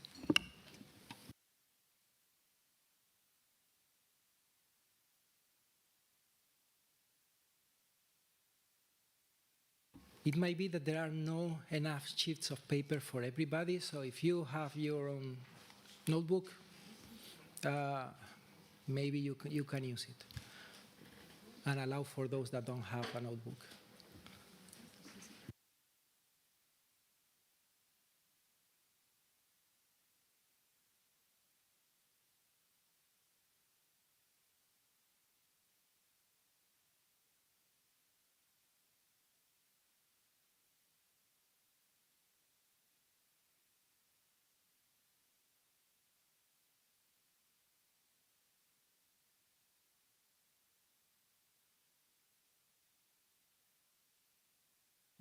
Okay, so we are hopefully all set. Loretta, Caroline, and I, we are going to be here helping you. We want to, first thing, I want to remind you of a few things that have been discussed in the previous session.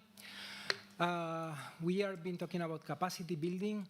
It's very difficult to find a standardized definition of capacity building. We came out yesterday during dinner with the definition that you see there, from kids to ecosystem. So it's basically from the grassroots to have a full ecosystem developed in a country that is able to be delivering for the country needs.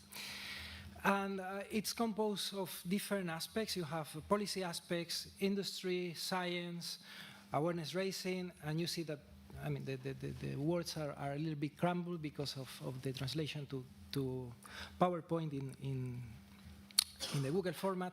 But you have there some examples. I mean, for industry, you have things that could be helpful, like hackathons, incubators. The word that you see blur is accelerators. So those are things that you can think of to develop an ecosystem in industry. In science, you have, for instance, fellowship or exchange programs that can be helping, right? Now is your task. And that's why I was asking you for paper. Now you are the chief Earth observation health architect of a fictional country called Tulinia. And you have received personally the task from the president of building from scratch the EO4Health ecosystem that will put Tulinia at the forefront in that area. So your mission, if you're willing to accept it, I'm trying to move the slides, but this doesn't obey. Maybe there.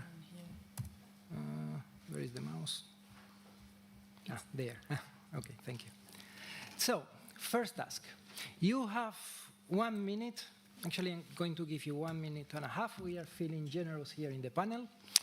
To write down, and that's why you need paper and a pen, all the ideas that you think would make that possible. Your goal is not to rank ideas, to think that ideas are crazy. Don't put barriers at this moment yet. Your goal is to have as many ideas as you can, and no matter if they are long-term or short-term.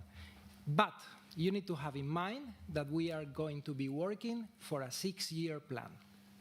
That's your latest day in the horizon. By that time, Tulinia has to be the leader in the world on EO4Health.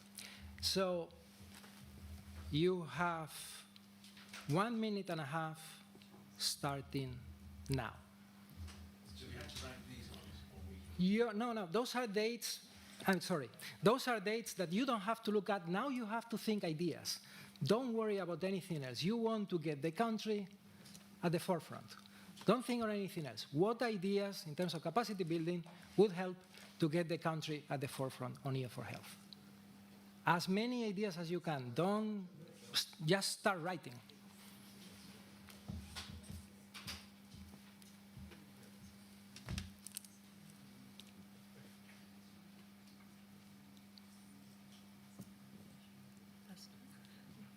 If you want.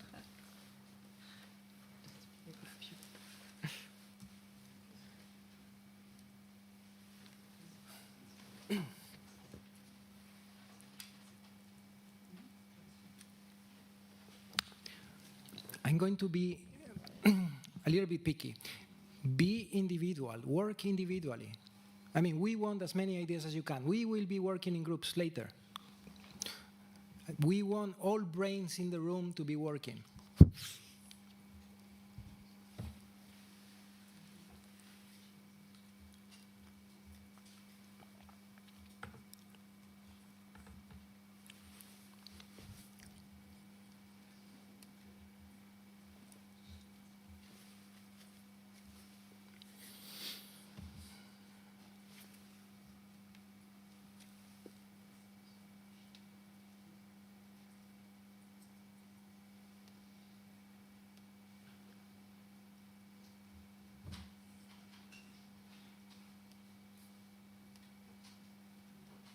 You have 10 seconds left.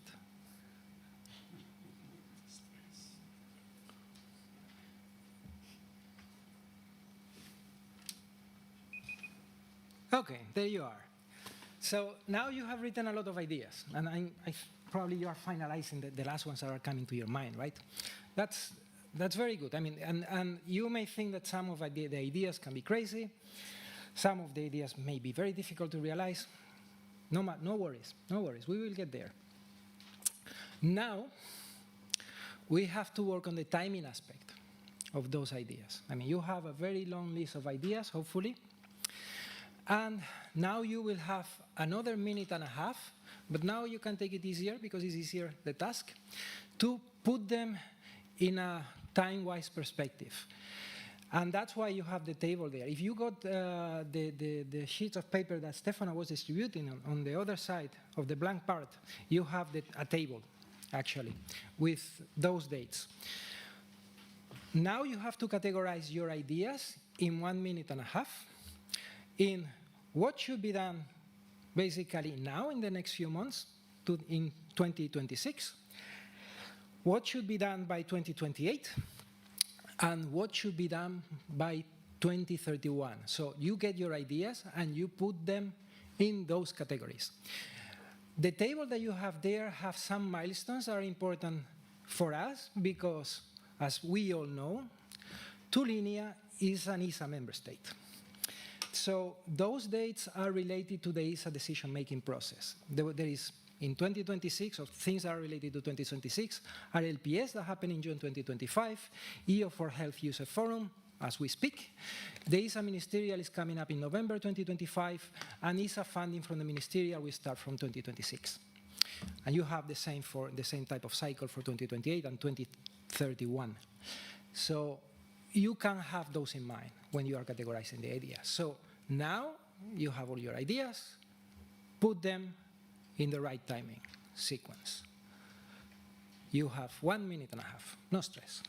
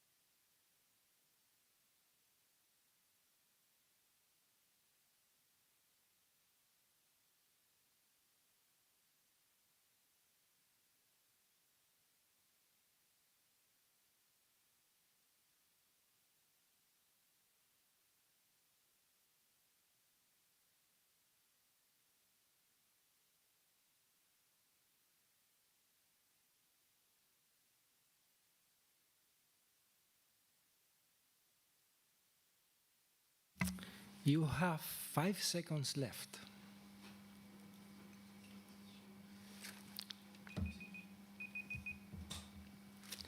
Very good. Now you should have a list that is sorted in time with all great ideas that you had in the first minute and a half that we had today. Now, and that's why I was telling you, don't worry about the ideas you are putting forward, because now you are going to be your own judge. Now you have 1 minute and a half to rank those ideas. Let's say you have 3 ideas in the column in 2026. You have to rank them, give them points. Which is the best idea, which is the second best, and which is the last best idea. So you have to do that for each column where you have ideas put forward. And you have the magic number, 90 seconds, 1 minute and a half. So you need to come out of that minute and a half with a ranking. Time starts now.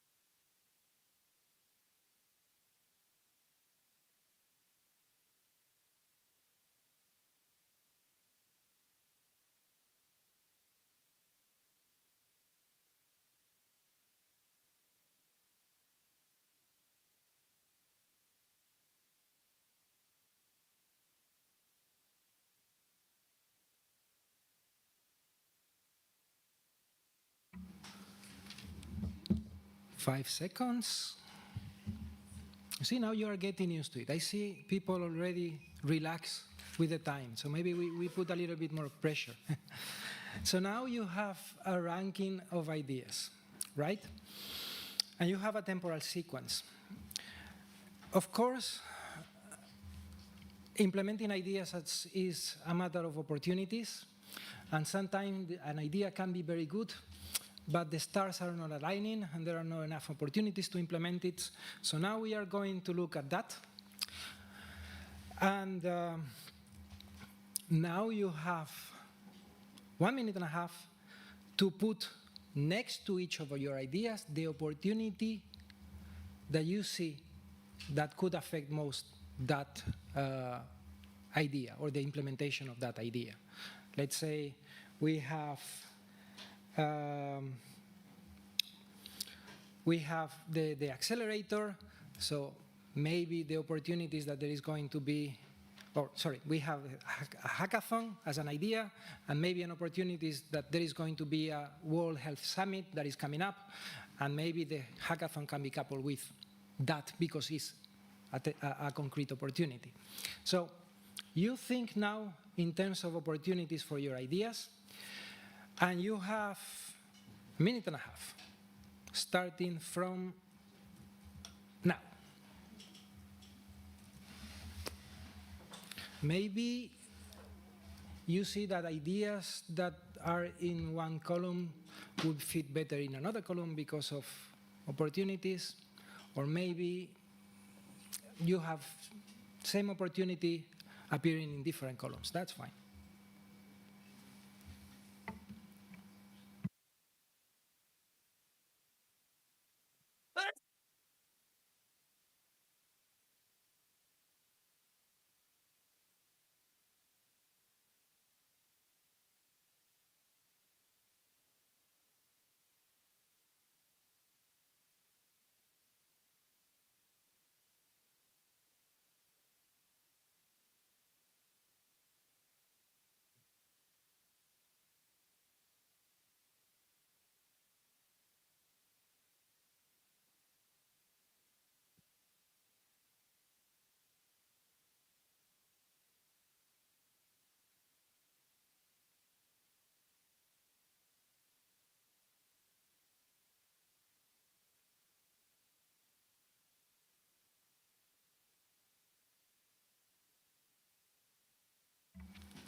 No stress, you have 10 seconds, and the fate of Tulinia is in your hands.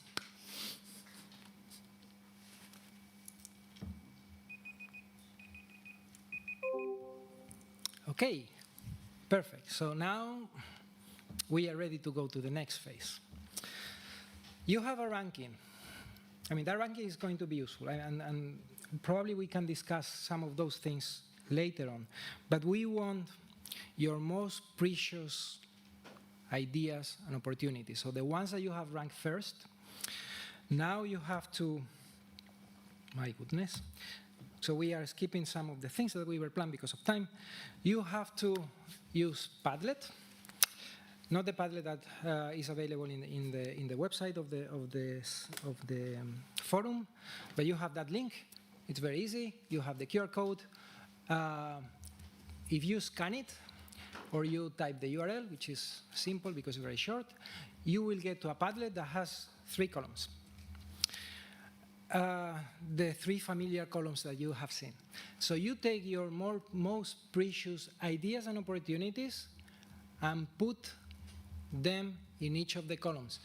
Each of you is only allowed to put 3, 1 per column, pairs of ideas and opportunities. So everybody going to paddle, everybody typing that. So again, you have 1.5 minutes. Actually, I mean, you can do it that faster. You have 1 minute.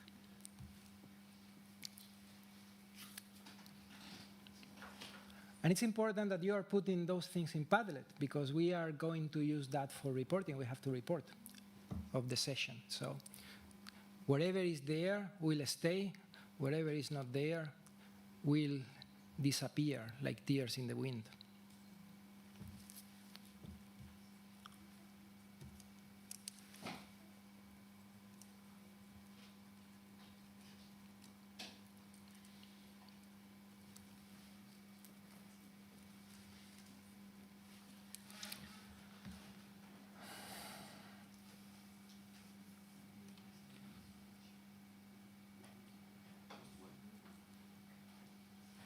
Can I stop?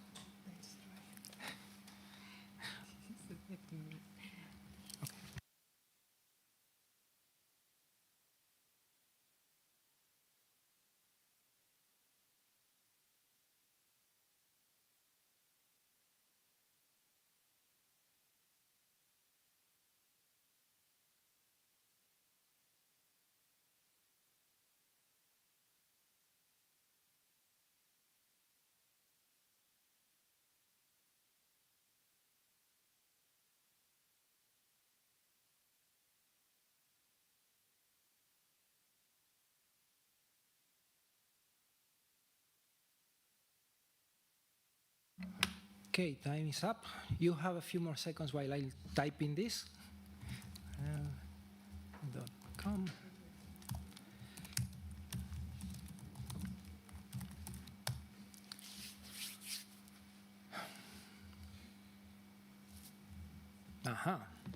So magic is happening there.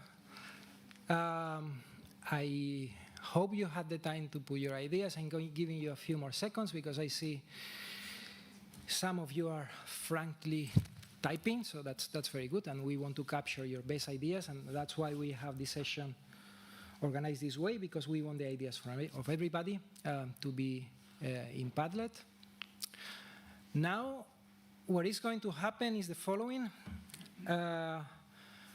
Each of you, let me see what we have captured here. Okay, that's good. Now we have like 6 or 7 ideas per column.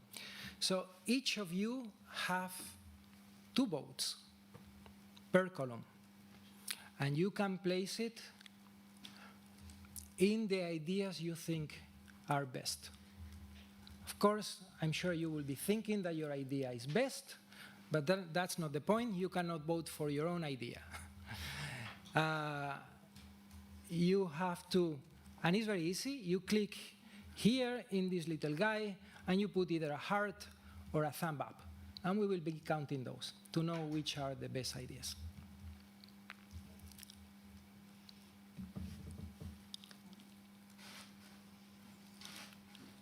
So I want to start seeing a lot of hearts or thumbs up.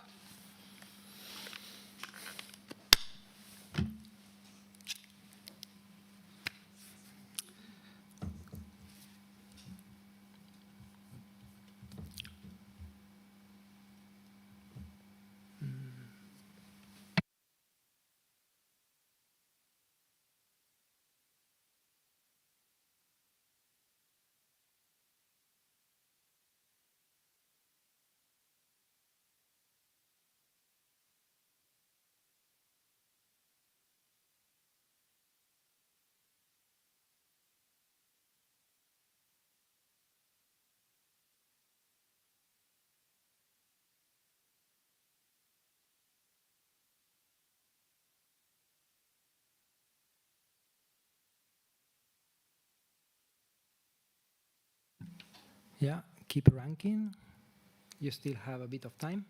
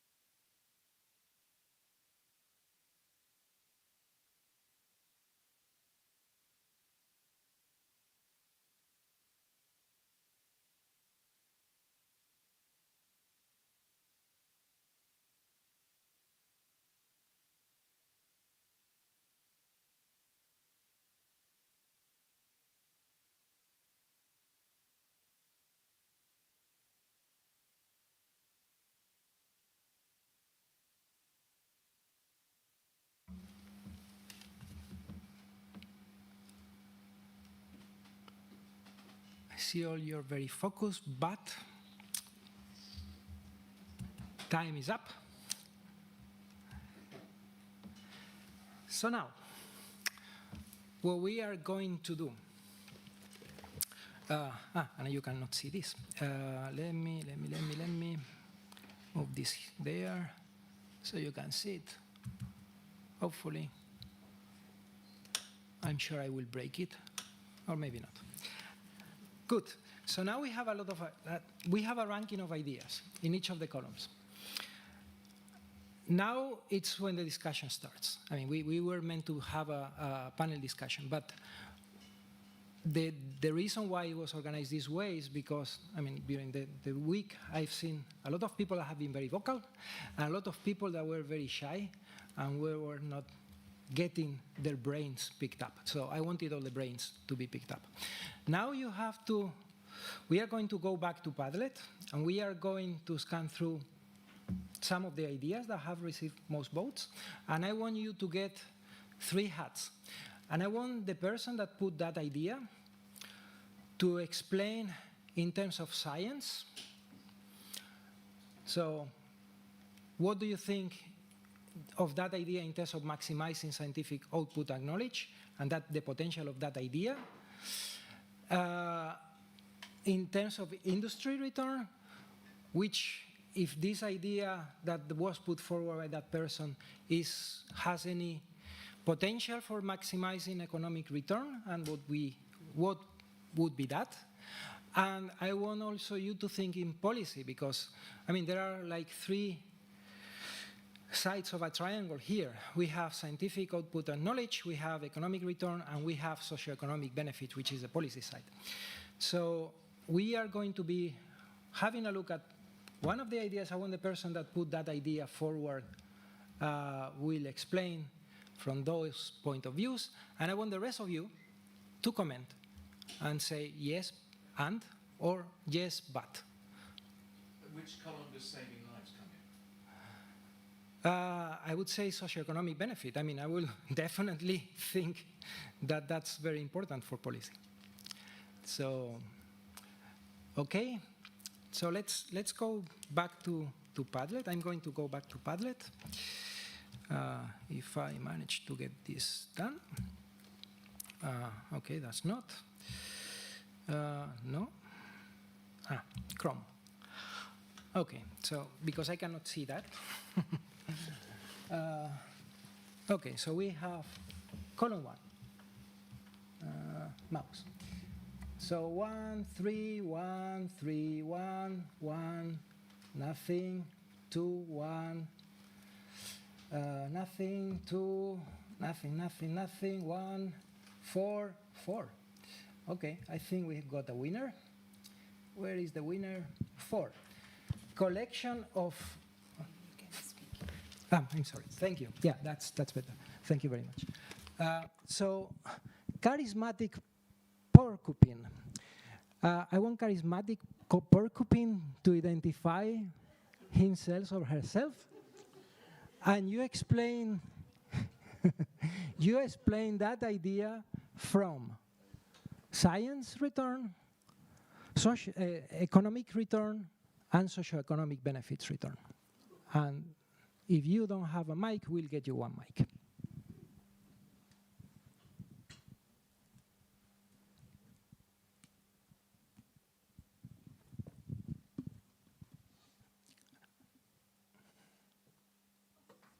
And I want the others to be thinking in those terms. So you can see good points of the idea, or maybe say some of the things that you see problematic in the idea. Please, charismatic. Yes, Floor is yours. so it was an automatic nickname, first of all. So from the scientific perspective, from the scientific perspective is to, the idea is to avoid double efforts. So, and in the sense that maybe small, isolated experts, they do work in the same direction, but they tend to replicate methods or maybe to replicate efforts to go in the same direction. So the idea is to maximize this aspect, and also this also as a follow-up for what concerns yeah, the economic, because if we think about fundings, if we have many small projects, maybe focusing on a specific area, like it often happens, like with, it's very interesting to have studies on single cities, of course, because you have more targeted outcomes, but if we want to like leverage to linear what concerns EO and health, it's maybe nice to think of a more widespread development. And so if we have less small project but bigger ones, we also improve the economic effectiveness of the money. And the third one was policy, right? Yes. I have to think about that. I mean, in terms of policy, okay, this is very theoric, and I understand that. In terms of policy, if we can really collect the EO and health expert in a single place and motivate them to talk enough, what is happening here also. So the idea is to get the message to the policy that is as a stronger voice rather than having single voices trying to get to the policy level. So now I want to see reactions.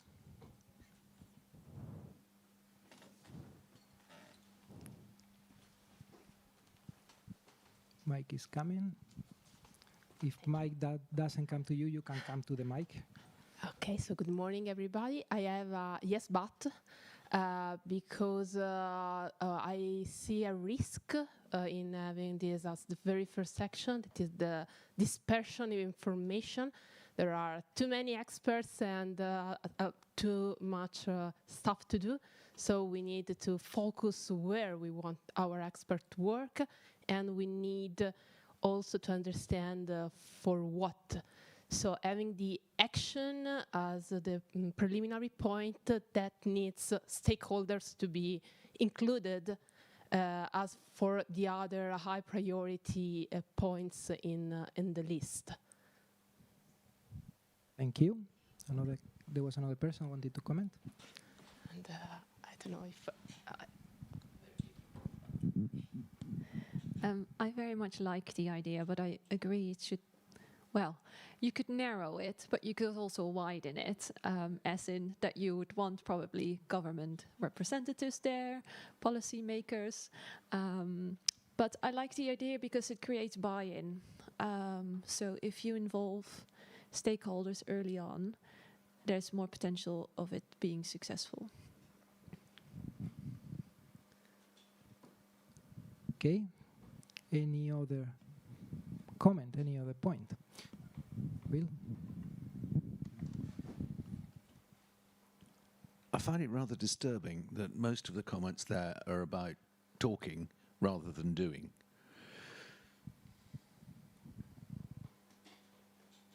And you are speaking from the policy point of view.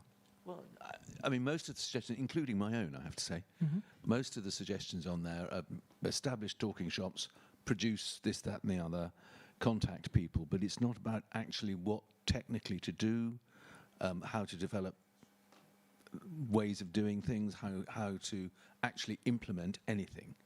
It's all about getting people to know about it. And I find it slightly disturbing that we're all still at the stage of talking rather than, well, as I said, talking rather than doing. Okay. Can I reply? Can I hear again? Yes. The idea is exactly in this direction, so to understand what is the technical state of the art. And so, yeah, oftentimes, so when we search for stakeholders, they don't really know what we can do. So, and they can have some difficulties also sometimes formulating what they can also possibly achieve from us as EO experts. So collecting, having a sort of cadastre of the expertise and okay, what's happening to Linea? What are also the peak experts? What is what are we doing? And also we saw from yesterday presentation that there is a rising number of very small companies in EO. So from this comes the idea as well. Collectively, what is the know-how of the country? Thank you. I see discussion started picking up. Can we go first to there and then industry perspective? I guess we are going to get.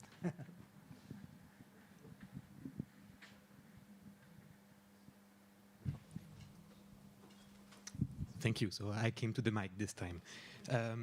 I think that one thing that is missing is, on one side we have the experts. We also need the policymakers, because the policymakers are aware of international programs that tend to work towards policy and implementing what experts do.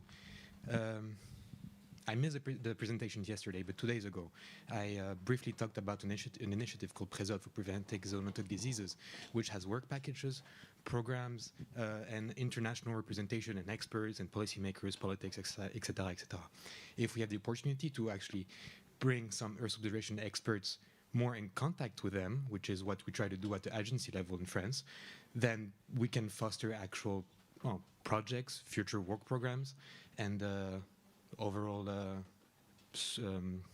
help for policymakers. So I think this idea is going the right direction in terms of representation, but we also need to add policymakers to these discussions, I think. Thank you. Then, please. Thank you. I've got a yes, but for William's critique and a yes and for the original idea.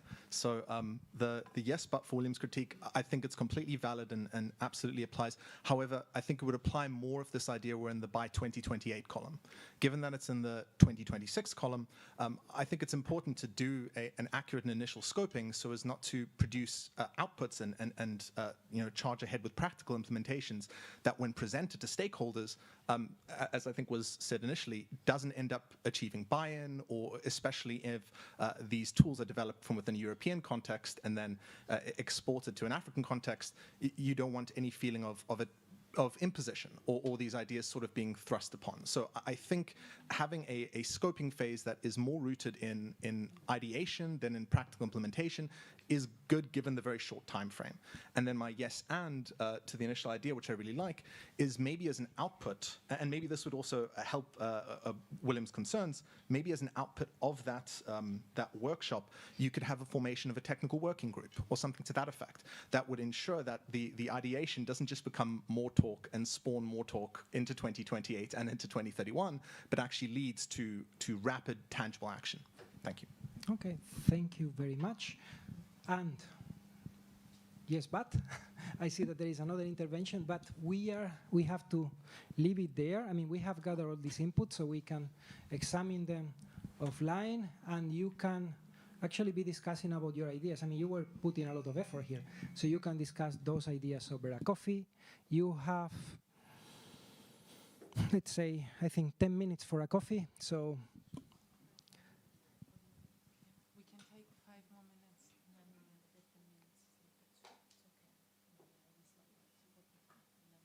Sure.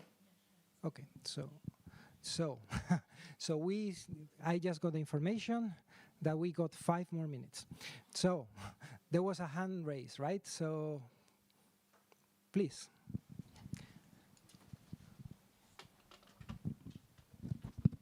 No, it was just to follow up on the last comment.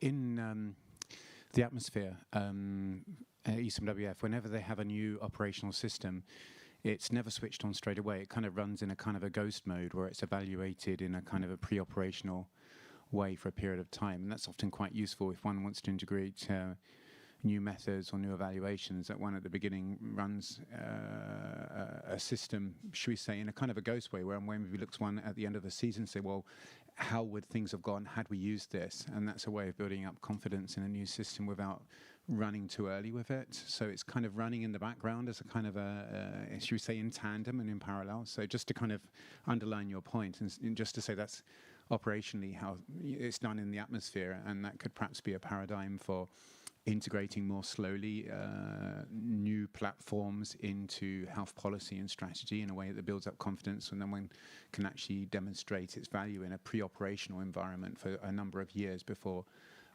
people build up confidence without having based actual real-time decisions on it and making investments in the meantime. I know. So it was just a good point you made. I just wanted to underline it. Thank you very much. Okay, we are going to leave that column. So now we are moving to the future, 2028, for the next few minutes. We have 7 minutes, so not much.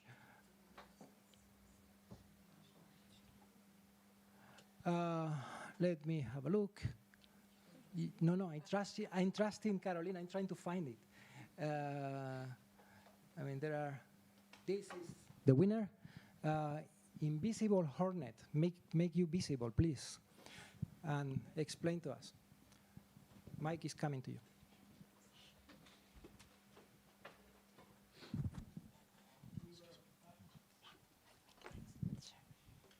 We were actually working in groups, so it's both of us here. First of all, I just would like to emphasize that the HR department clearly overestimates our ability when they gave us the role of chief EO health architect. Anyway, well, the idea to us is that to be at the forefront, at least to bring Tolini at the forefront in this field, we think that having a young and brilliant person that can in the future bring in new ideas, new development would be probably one of the things that you need. And so the idea is let's put money on teaching. So with the idea of growing a new generation of scientists in this domain that could actually advance the technical advancement in this field. So in terms of industry return, probably all these students in the future will be able to start up new activities, and so probably by putting your money into grow up new brilliant students, then you will have a return in terms of what they can do in the future. So yeah, probably it's some idea that just I'm having while speaking is that probably you should also invest in incubators for startups and so on. And I don't know whether my colleague has other ideas on like industry return or policy. I'm not so. No, maybe just maybe just to stress up the international word there, because as emerged also in these 2 days, networking is key, not only for the technological aspects, but really to close the gaps with the different national needs and the different stakeholders that we may have. So the international emphasis on that. Okay, any reactions to that?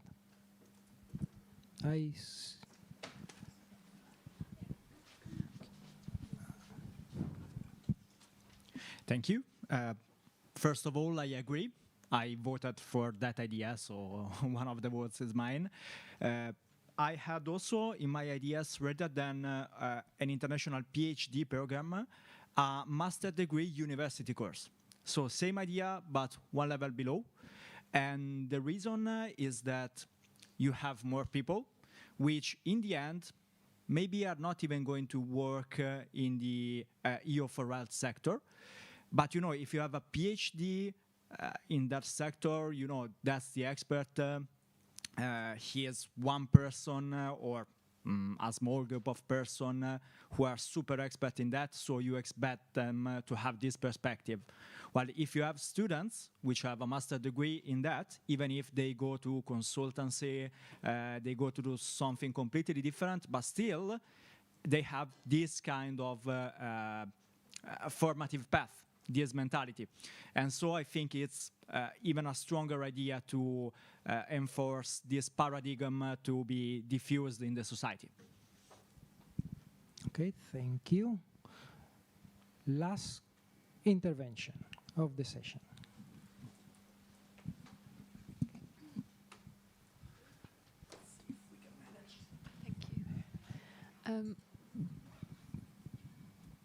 Yes, should work, yeah. I totally agree with the idea, but I would move it forward. You would want to start that as early as possible, and I would like to see it interdisciplinary, because health comes from many different angles. So I think that would be one of the requirements, that you train the students and the experts that you need to tackle complex problems. Thank you. So thank you all. I see that Tulinia is in good hands. Thank you very much. Great job. We have there, I mean, those ideas are not lost. They are there. We are going to track them, and we have the ranking, so it's very good. Some of the ideas like this one, I mean, maybe need to think backwards, because we are getting the most voted idea, but maybe the person had some idea that was a precondition for that. So we have to put them in temporal context. For instance, this idea of the masters and the educational program maybe needs a curriculum. So that curriculum will need to be a precondition for that to happen. So they have to be put into context. So thank you very much to all of you. I don't know if Loretta or Stefano or Caroline would like to say something. Thank you. Thank you very much. Thank you, Jorge, for having led this very interactive session. So the takeaway from today's lectures and panelists is very clear. So we need to keep working on creating capacity, on sharing data, on training non-experts, because there are needs, and these needs have to be fulfilled by individuals and locals in all remote areas, and not only remote areas. So thank you again to all of you for your fruitful contributions, and we look forward to continue in this direction. Thank you. Thank you. I have screenshotted, by the way, the 2031 winning note, which is mine. So I will just keep it on my personal board. I am a winner in one category. Congratulations. Thank you, everyone. Thank you. We have a break now. We have a coffee break of 15 minutes. So 20 minutes maximum, so we reconvene at 12:15. We are a bit delayed, but yeah, we will try to recover during the day. Enjoy your break. Bye. And sorry, all the speakers from the session that are still here, can you come up for a group picture, please, if you want to be in it?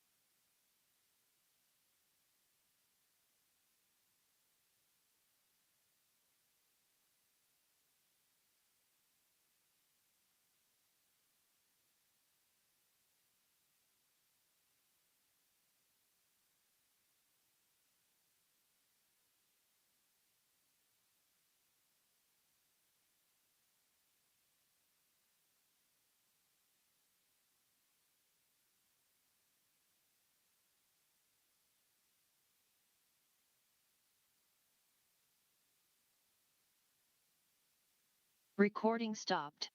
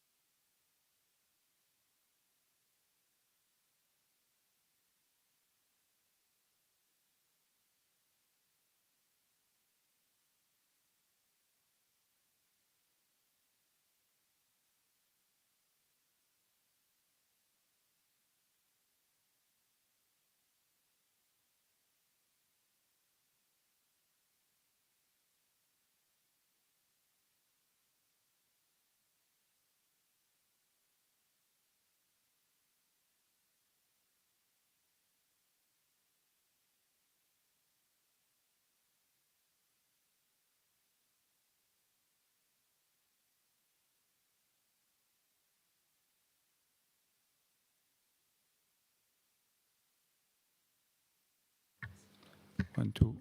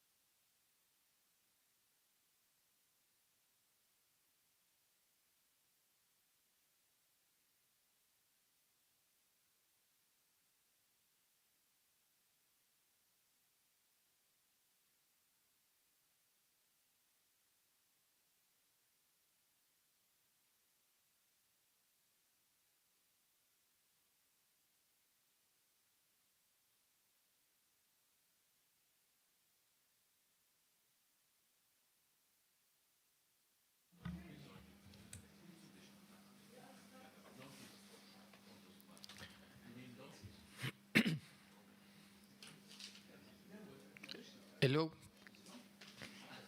colleagues. Thank you for staying until the end.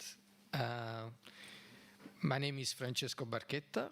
Recording in progress. I am a computer engineer working in the EO data exploitation platform since 15 years.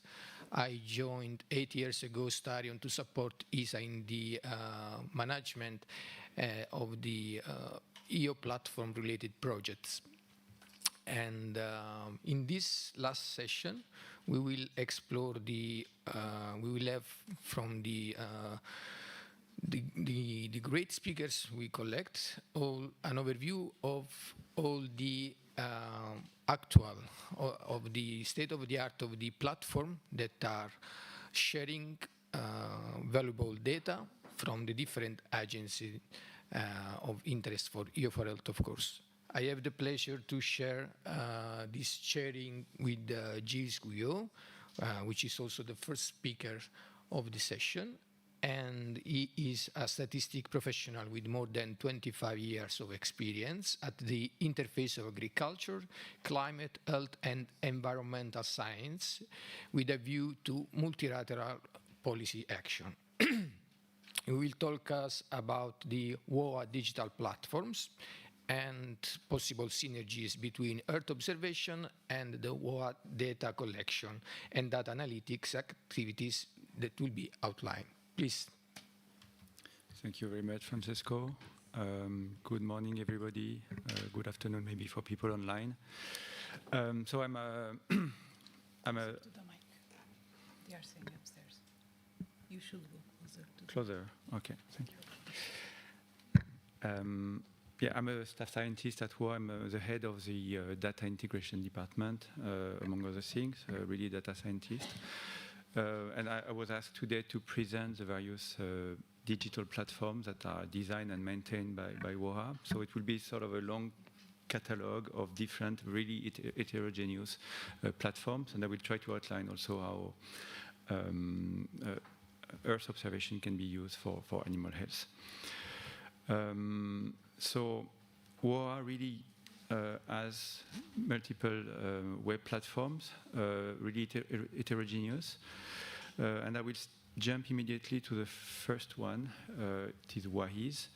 It stands for World Animal Health Information System. It's really one of the cornerstones of WOA's activities. It is used for collecting data from our members, so states and regions. And not only collect, but also share those data with the public.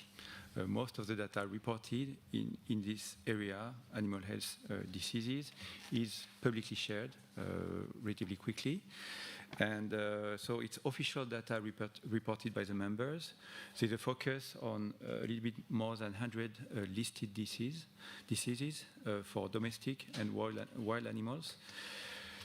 It is, I usually describe those data as raw data, but it's actually a little bit better than raw data. It's actually verified, curated data.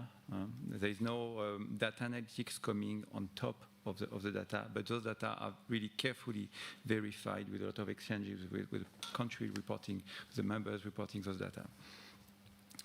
And most of them are publicly shared. Quite close to the WAHIS platform, there is something known as WAHIS Wild. It's currently in its beta version, and it collects information of non-listed diseases, so some diseases that are not considered really central of top significance for domestic and livestock animals. So there is a focus on wildlife species in this platform. The reporting is voluntary, and currently it's only in its beta version. Now, leaving the strict remit of WOA, we have the GLUES Plus platform. It stands for Global Early Warning System. It's operated jointly by WOA, WHO, and FAO. So tripartite, as we say, tripartite platform. It's sharing internally confidential information, a mix of official and non-official data. I'm not sharing a link right now because it's actually discontinued for funding reason, but there is ongoing well-advanced discussion for resuming the activity, totally rebranded platform with the same objective. And compared to WAHIS, for instance, the advantage is it really mixes information from for the three organizations, and with an attempt also to triangulate the data from the three organizations. There's really a focus on timeliness and early detection, and also some interest on what takes place at the human and animal interface. Now coming back to the strict WOA domain, we have the observatory dashboard. So the observatory, it's an initiative that started around 3 years ago. It has a focus, as you probably know, WOA has a mandate to develop norms and standards for international norms on animal diseases. And the focus on this platform is not on the diseases themselves, but it's about the compliance with the norms of the different members and regions. So it provides a list of indicators that attempt to monitor and evaluate the implementation of WOA international standards. And it provides some kind of data-driven assessment to describe the situation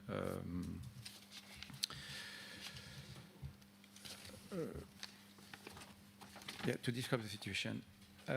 So mostly descriptive statistics. There are 12 domains that are covered. For example, antimicrobial resistance, performance of veterinary services, One Health, movement controls, and so on. Descriptive statistics. In terms of data sharing, so we have access to the data reported by the members. The current agreement with the members that we are not allowed to share data disaggregated at the country or region level. So everything we publicly share is globally aggregated. Next platform is a performance of veterinary services platform that have been already described by Barbara, I think. So focus on capacity building and assessment of veterinary services, strengths and weaknesses. The goal is really to help countries to improve their veterinary infrastructure. We have also the Animuse platform, focus on antimicrobial use and worldwide. So global database providing information on and with the goal to reduce overuse and misuse of medication, and with the goal to curb antimicrobial resistance. It's of importance. There is generally not any access to data regarding the exact use of antimicrobial. We have to use proxies and typically sales and import data rather than the actual use.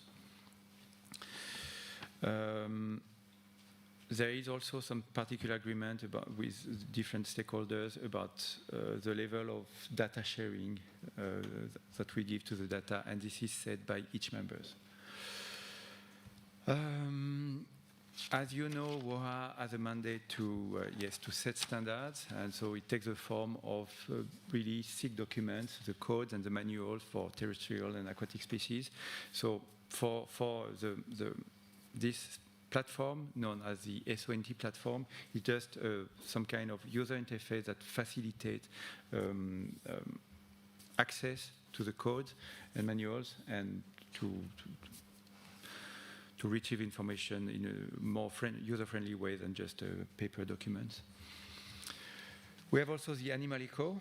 The Animal Echo is a platform that shares documents that takes the form of blogs and short articles in relation with animal disease.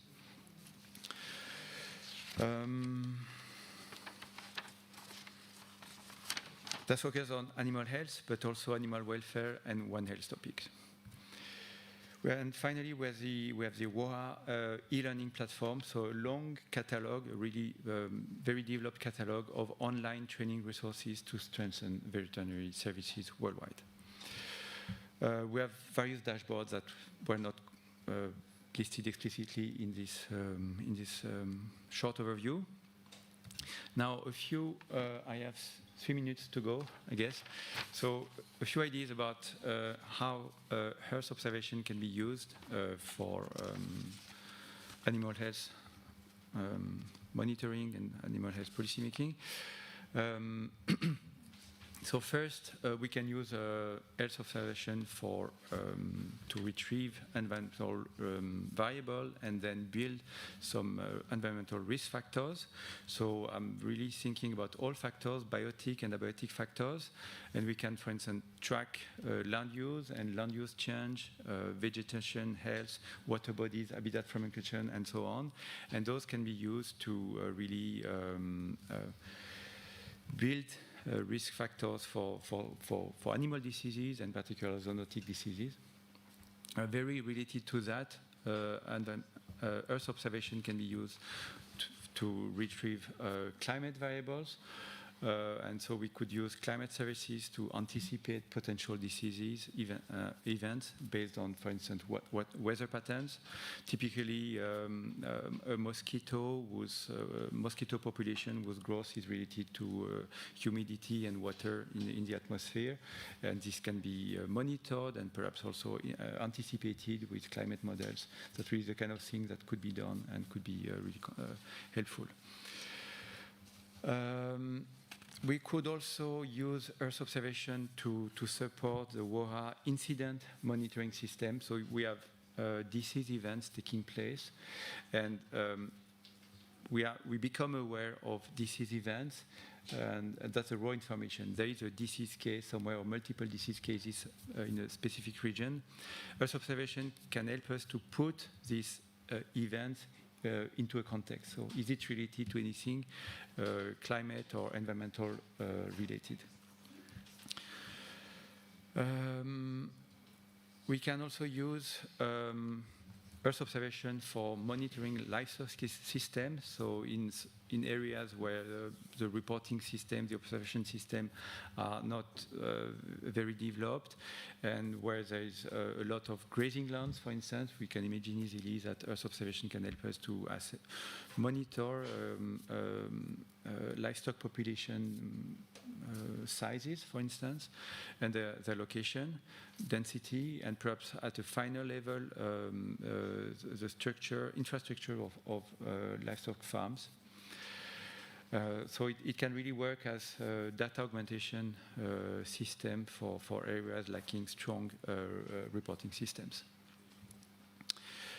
Coming back to the observatory, it can also Earth observation can also help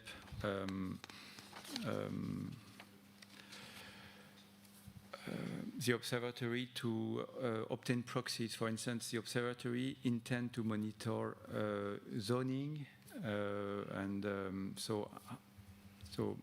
animal movements, for instance. I think there's some information that can be retrieved or supplemented by Earth observation. Often we have data, and this data is not totally comprehensive or inaccurate or measured with error, and this could be advantageously supplemented with Earth observation data. And we could also think of anything related to improve disease modeling, so climate models and everything, meteorological models, short-time forecasting model, anything that can help us forecast with information that is not strictly related to animal or human population, but other biotic and abiotic factors. So, in conclusion, there is a lot of room for interaction between Earth observation science and animal health science. We are just at the beginning of thinking about that. With Francesco, we discussed briefly before about, for instance, co-data sharing. Do we have API to share data in a consistent way? We are just at the beginning of this process. I think it's fair to say that probably in any of the platforms that I've mentioned so far, there's no API, so all the retrieval is done through a manual user downloading process. We are spending a lot of energy currently on rigorous data policy, data sharing, data strategy to have processes in place, and of course we'll be very soon in better position to talk with other stakeholders and define standards outside the organization. Thank you. Thank you. Thank you very much, Gilles. We have 1 minute for question, if there is any question in the audience. We have one. Microphone is coming.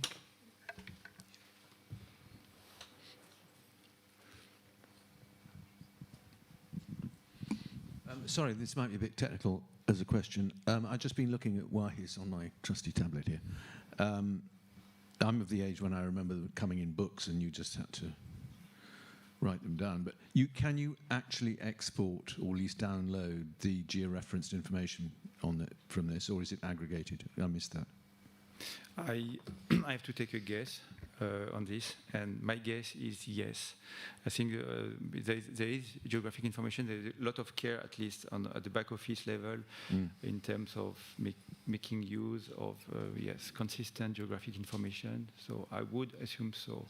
We generate maps very regularly, so everything has to be georeferenced. And that's a platform for which we share data most openly among all our platforms. So, okay, thank you. Yeah.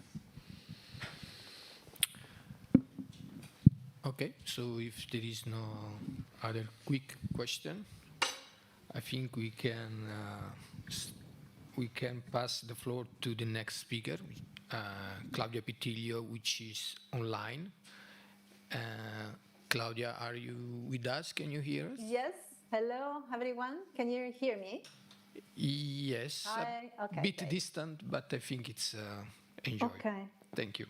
So Claudia Pitilio, we already know her from the other presentation of the other day, but she's a senior expert at FAO, specialized in disease ecology, risk forecasting, and GIS for animal health. With a PhD in geoinformation science and over 20 years of experience, she develops tools to forecast health threats at the human-animal environment interface. Claudia, please, the floor is yours. But we still are struggling to have you on the display. Okay. So first of all, good afternoon, everyone, and thank you very much for inviting us and for giving us this opportunity to share our updates and information about the platform. So I'm trying to share my screen. Please. Not yet. Okay. Just a few seconds. Okay. Yeah. Can you see my screen now? Yes. Thank you. Good. Okay. Thank you very much. So we will. I'm also glad that.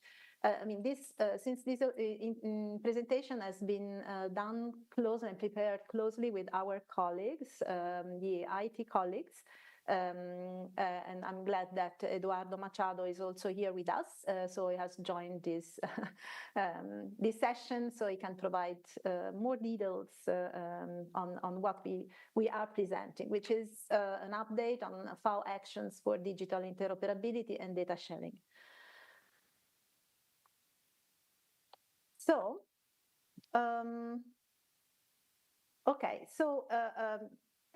interoperability, it's a really essential, very important for FAO, because seamless data exchange across systems strengthen, of course, we all agree, decision-making, preparedness, and coordinated actions in food, health, security, agri-food system.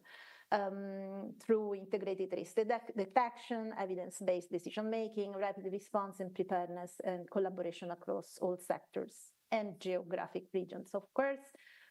In terms to this end, FAO has recently developed a platform, which is called the FAO Risk Monitor platform. It has been launched recently in the beginning of July. It's a global public good to help preventing food crisis and mitigating the impact of simultaneous shocks, and integrates hazard indicators with predefined triggers for rapid actions and resource mobilization, covers both insurable risk like the droughts and floods, and non-insurable threats like the conflicts, for example, or locust. Here you can see some examples. And what you can see also here is that the risks that are included in this platform are diverse. there is drought, precipitation, floods, but also some risks that are not directly monitored by the FAO, like cyclones, earthquakes, volcanoes, and etc. And but this all impact the agri-food system. So that's why we are including them. And this is towards having a multi-hazard platform dashboard that allow us to better target and respond to these threats. And of course, in this case, it's also important for strategic investment. So this, of course, can be done with all this information in mind, and what we call the data mantra, which I borrowed by my colleagues at IT, and so Carmort as well, that all this is possible if data are accessible, harmonized, documented, and unite. And so with this in mind, we are moving towards the development of this multi-hazard platform.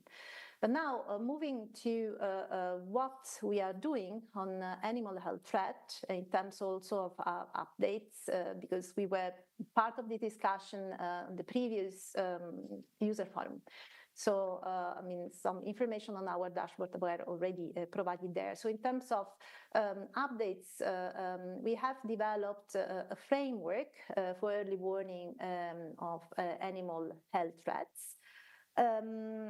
That takes in consideration and enhance the surveillance and early detection through the risk prioritization and monitoring and forecasting in order to have enhanced decision making during intervention, but also before, for forecasting these threats, and enhance also communication and information delivery.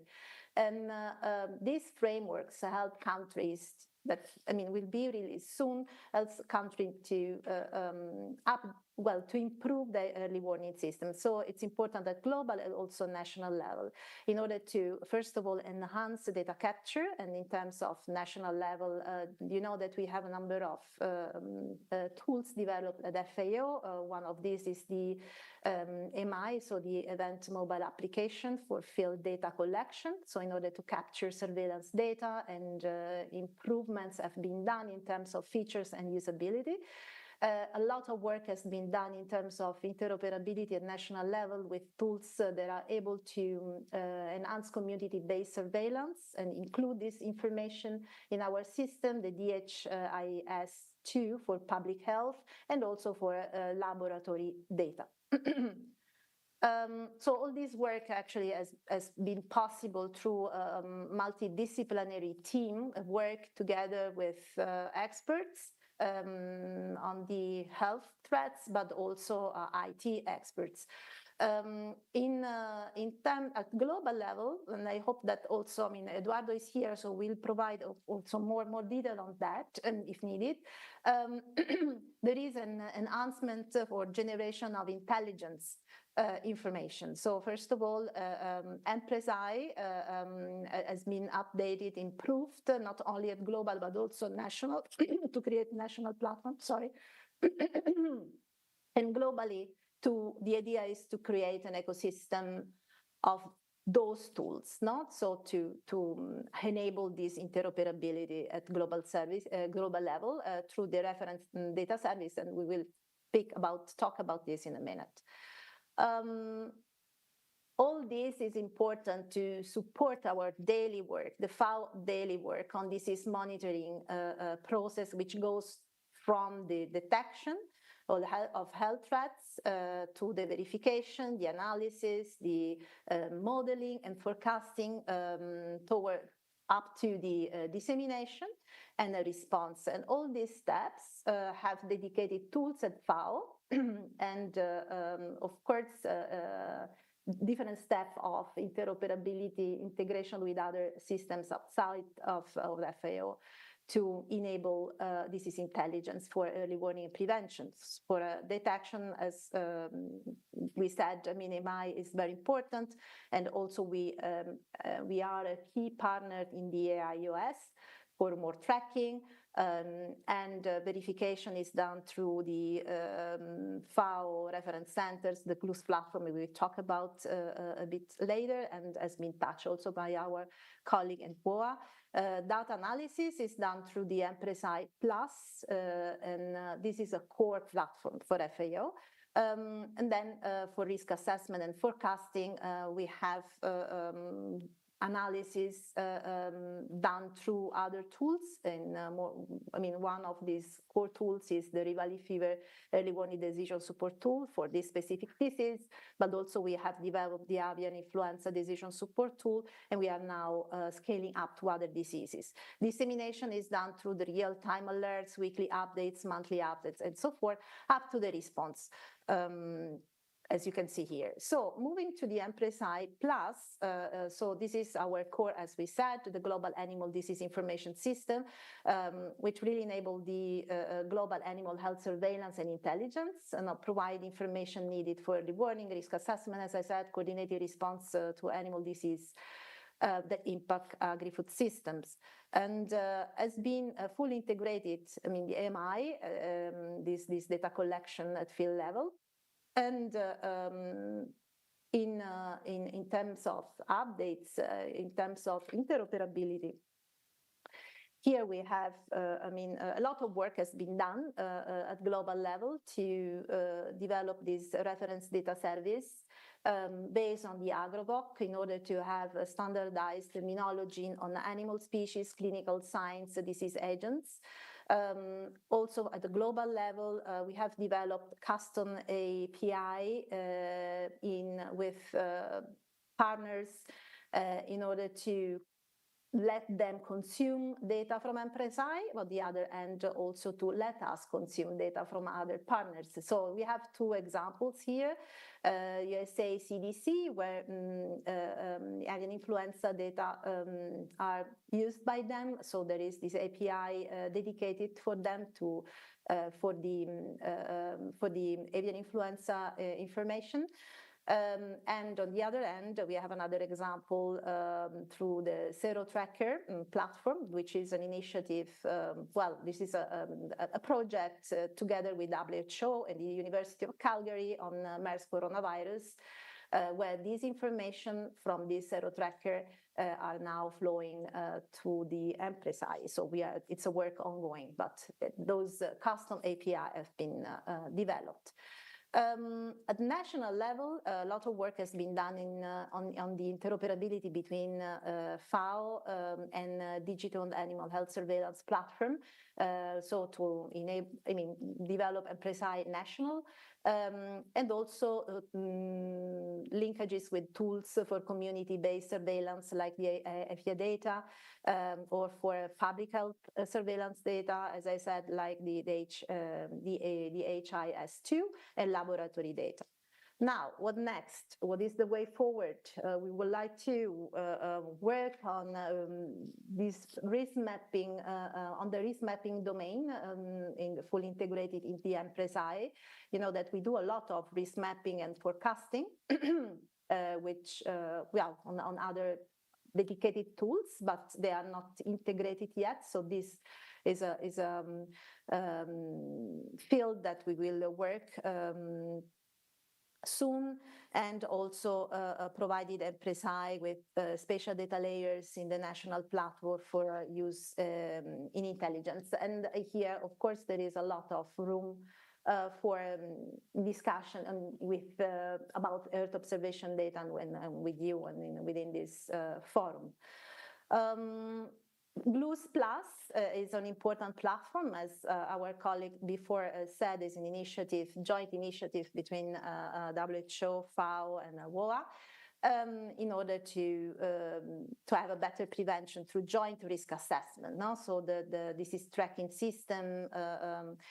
And here there are also some updates in terms of integration between EmpreSci and the GLUS, but in the future the integration with the other platform are planned.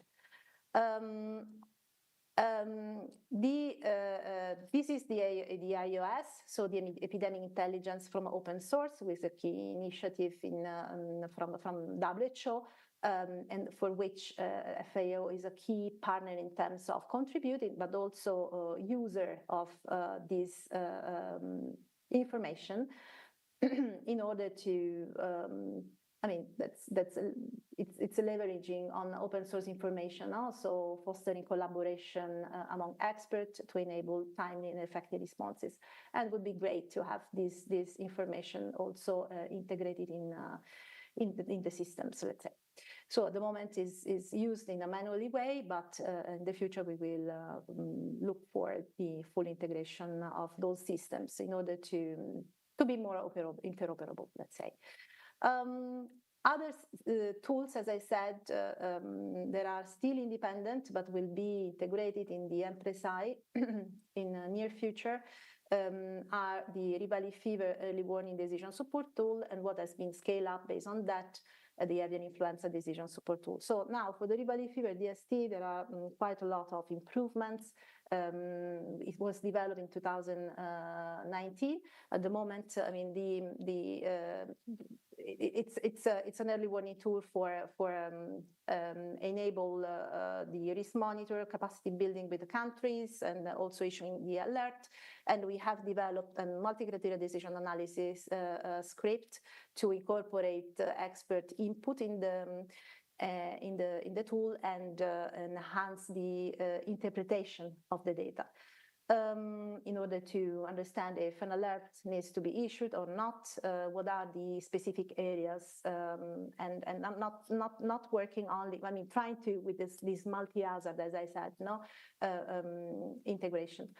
Other risk factors have been incorporated, and more important, we have now created a public version, so with information that are not confidential and will be released soon, while we maintain country-specific versions that are password protected to maintain and protect confidential information at country level. So a lot has been done. Capacity building is now implemented at national level in different countries. And for this reason, because it's been quite successful, we have developed also the avian influenza decision support. Sorry, Claudia, I have to ask you one last minute, yes. Please. Thanks. Yes. I'm completing, and another important field is the data catalog in terms of open Earth observation. So to have an open and federated Earth observation processing and analytical platform, so an API that allows user to connect to Earth observation cloud backends in a simple and unified way. For this, FAO is developing an essential remote sensing data product portal in order to incorporate, to provide certified satellite observation data, but also to facilitate the data analysis. As this is a platform that will be available for internal use, but not only, also for external use and for doing analysis. And I think that since we are here, some ESA data have been already ingested, but here there is room, of course, of this, and also all this, let's say, discussion on particularly on the EMPRESAI and this data, the satellite, the Earth observation data is a follow-up of what we had in Rome a year ago on the interoperability workshop. So I can conclude here. Thank you so much for your attention, and maybe Eduardo, if you want to add something or questions that we may receive. Thank you. So nothing to add on my side. Thank you, Claudia. Thanks a lot. I mean, I think you covered everything, but I will be here in case there is any follow-up or any questions. Thank you. Okay, so I think we, at the moment, don't have much time to use for question or comment, but we will have the final panel discussion where interesting question and discussion can come out. So please, Claudia, stay with us for the last session. And now I would like to invite Luigi Possenti on the stage. Luigi is the head of the ICT department at Istituto Zooprofilattico Teramo, where he managed Italy's national veterinary information system and animal databases on behalf of the Ministry of the Health. With over 20 years of experience, he has designed major systems for animal identification, health, and food safety, including the national database for cattle and the electronic veterinary prescription. So, please, the floor is yours.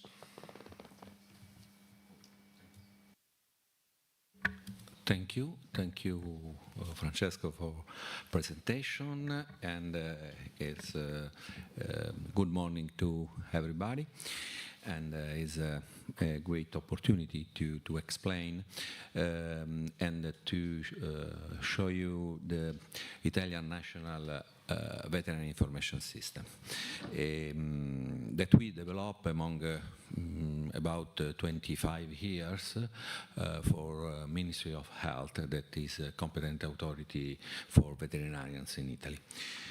And okay. Voilà. Oh, okay. Ah, no, okay. In the left one. What is? Okay, with this one. Okay, thank you. Okay. All information, the national information system is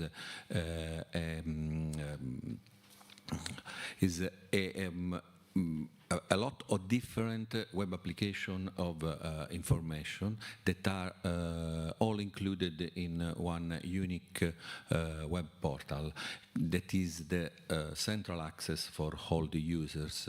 We have about more than 300,000 users in Italy, starting from breeders, but also official vets or private vet, and all of these has their specific role into the system and their specific functionalities. And sorry. Okay. Sorry. Okay. And all the system is based on EU regulation, and especially in the last year, animal health law summarized all the previous regulation, and there is the principal reference for information system that we develop. And the single, in this portal, the information system, the core of the information system is the animal identification and registration and traceability system. And all the other systems that we develop in these years are based and share the data with the system. So we have a collection of different applications that register and collect data on animal identification and registration, on animal health, welfare, and on veterinary prescription and pharmacosurveillance, and also for food safety official controls. All these systems are included in the same environment and share data with the interoperability system or sharing data, and then we have the other system that collect information, catching them from different kind of system, combine them, and prepare the output also to provide data for WOA, EFSA, and so on. And then we have a data analysis platform that collect all information from all the system and then provides to the users, the competent authorities, decision makers, and so on, dashboards and advanced data analysis. But okay, the animal identification, registration, and traceability system is the core, and in which are registered in real time all information regarding the livestock, including movements, including slaughtering, and every events that occurs to the animals. Then we have other system that manage and then support the veterinarians in activity, in field activity controls on animal health, animal welfare, control on identification and registration system application, or in food safety. And this application that can collect the data are also the operational tools for the users and help the users with technology to register and to make this activity on the field. So they can collect the data, but also help the vets in this case, and this is a win-win experience because the users the users use this system because he had an aid in this activity, and the system collects a lot of data and correct data. So okay, we have animal health information systems that is connected with the labs to receive all information regarding the serological test on animals and so on. And this is Seaman, that is an application for the management of outbreaks, and also in domestic, but also in wild animals, and provides a lot of services for the users, for vets, and especially for online management of epidemiological investigation. And there is, for example, a tool that we call EPI. I don't know if okay, it's a short video that show how it's possible to have a graph of all the contacts between the breeding farm, starting from the outbreaks and this graph is based on the traceability system for the animal identification and registration system. So we have all the movements, and analyzing this graph that is possible to export in Excel or to print, and then from the graph is possible also to reach other information registered into the different information system. This is an help for the official vets during the epidemiological investigation. So and this graph is for trace back, trace forward. So is in trace back is possible to identify probably the source of the disease, of the outbreak, and in trace forward is important to understand the spread of the disease, and is very important tool for them, and to define the intervention plan to control the disease. And then the same system also provides export to provides export files for WAIS and for European ADSN. And it's possible, at this moment, he provides some files to upload in this system, but is ready for a full interoperability in real time, in automatic way, to exchange data, to provide data. Then, okay, there is another system that we have, is the pharmacosurveillance system and traceability all veterinary medicine. We have digitalized all the process from the prescription, with electronic prescription, to the treatment on animals.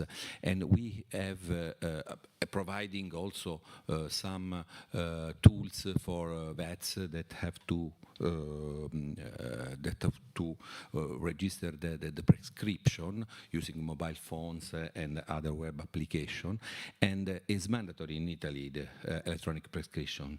So we collect, we have about 5 years of data. We collect all information regarding the use of veterinary drugs in Italy, and we are now analyzing data for antimicrobial resistance on appropriate use of medicine. And then we have also GIS system that collect data and give the possibility to have a map representation of the disease, and in which case we use also data from heart observation to define some prediction model, and I don't know if Anna Maria showed something about this in the previous days, but this amount of data that we collect with different information system then are analyzed, and with a lot of dashboards with different purpose. So we have some indicators for to verify the quality of data inside the system. And so we have some dashboard indicators and also analysis procedure that provides to different users some anomalies or bad quality of data. But also we have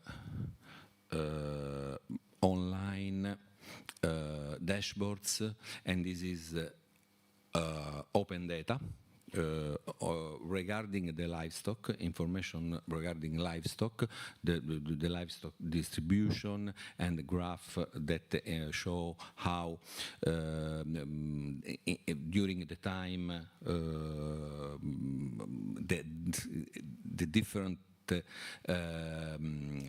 livestock information change.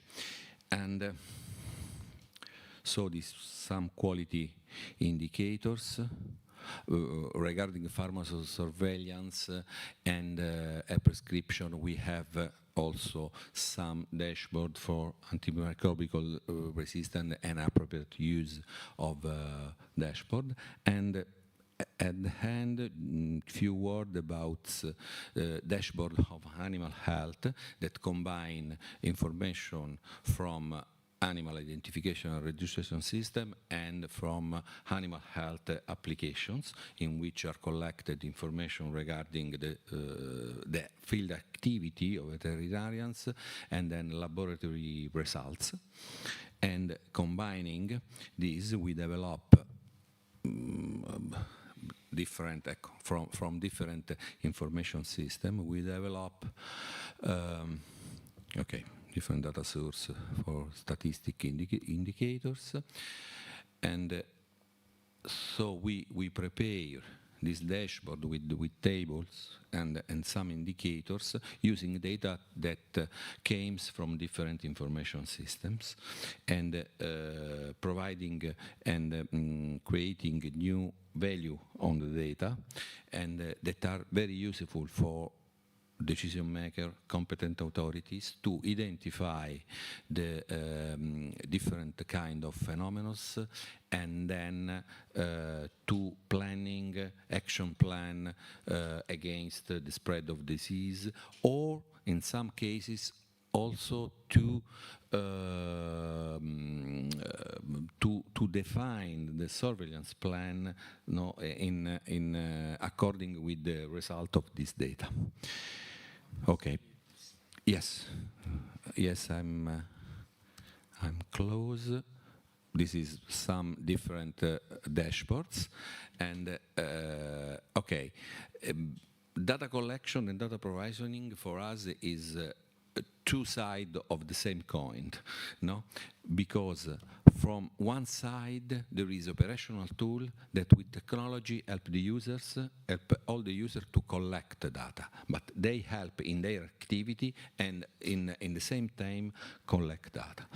And then the result is a large amount of data on which is possible to define dashboard analytics, and this is the return also for the users, because all data are analyzed and provided with for their interest, and so okay, thank you.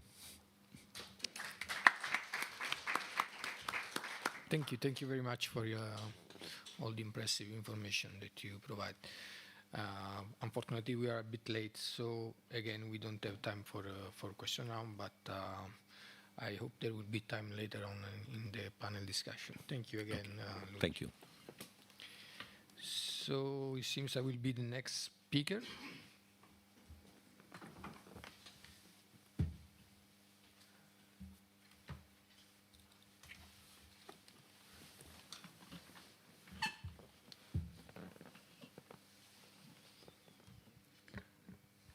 All right, I'll try to be as fast as possible.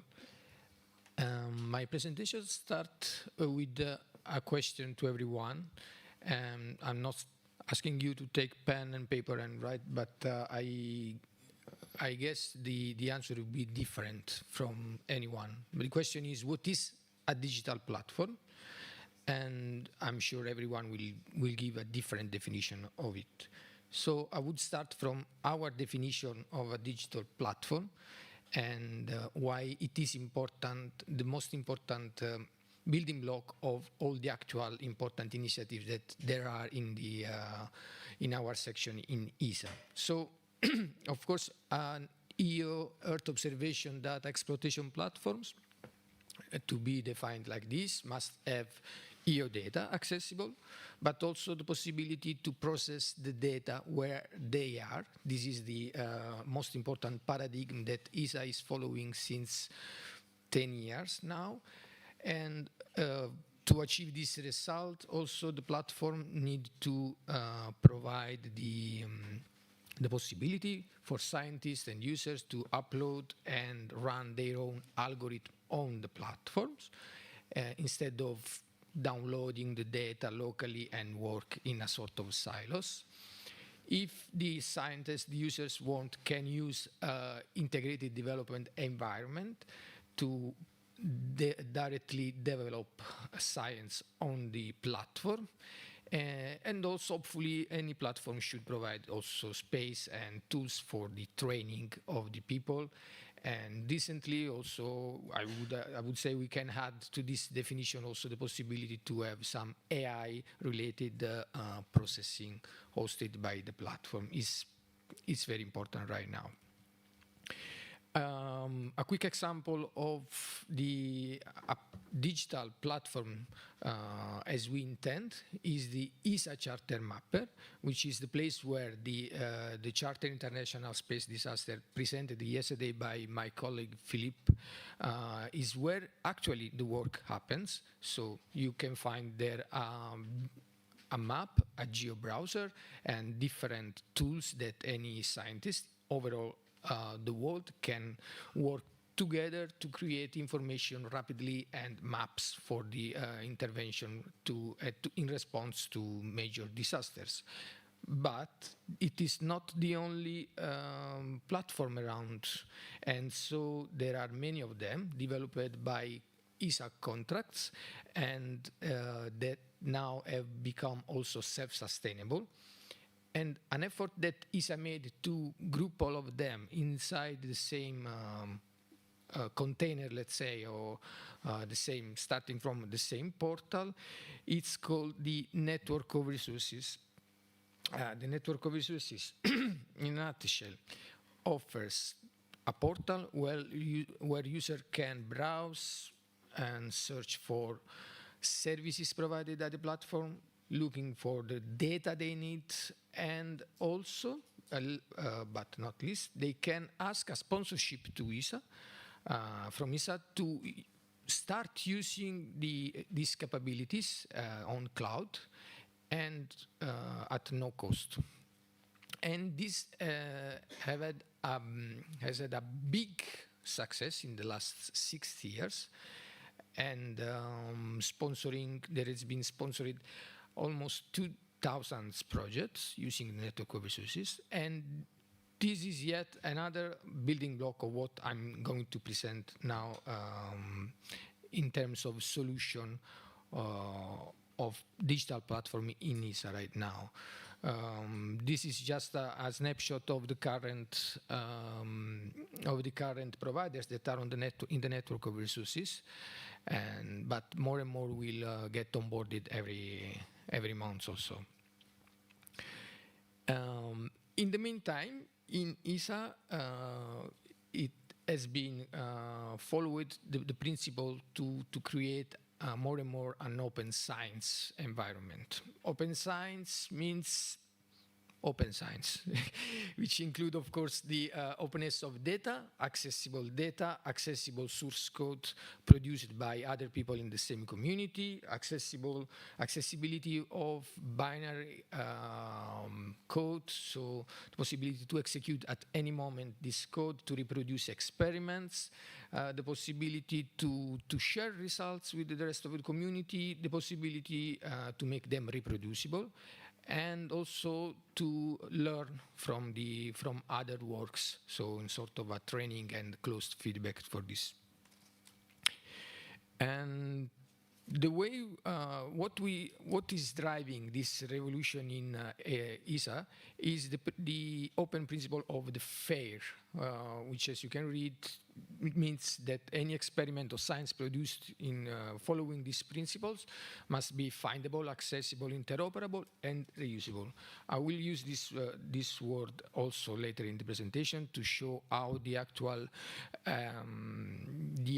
initiatives are following these principles. One big initiative that is following this principle and is supporting the open science at the moment is the Earth Code project. Earth Code projects, among the other things, provides a permanent place where science can be stored, the result of of science, including data, code, documentation, what we call an experiment, which is the execution of a specific algorithm with specific parameters, and this can be shared, can be maintained also after the life cycle of the project.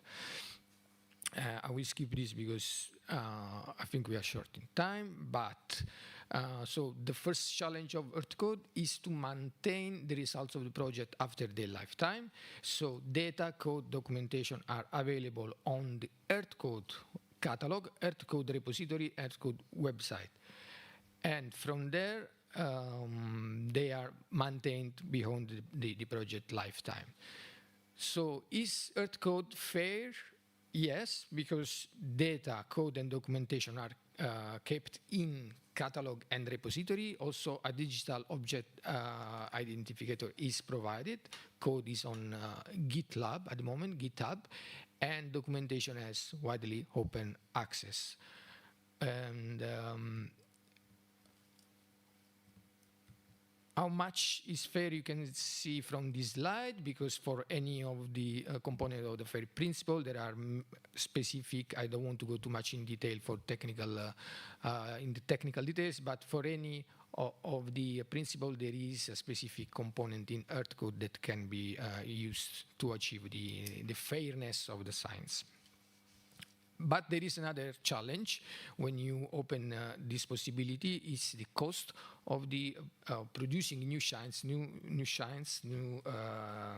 experiments, and this is done using the platform that are inside the network of resources, so it returns, and it is also sponsored by the network of resources, and this allows user to discover an experiment, to understand what it does, and try to reproduce the same results or new experiments, changing a bit the parameters.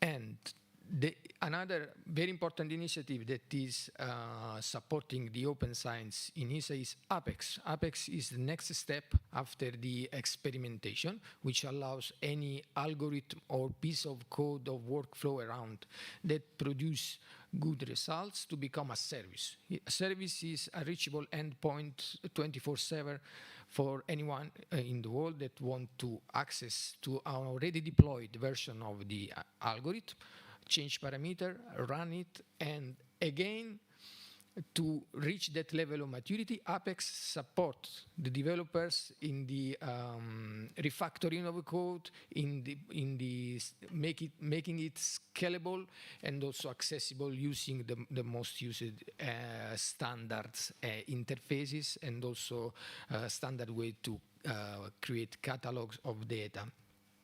And again, this is all done following the FAIR principles.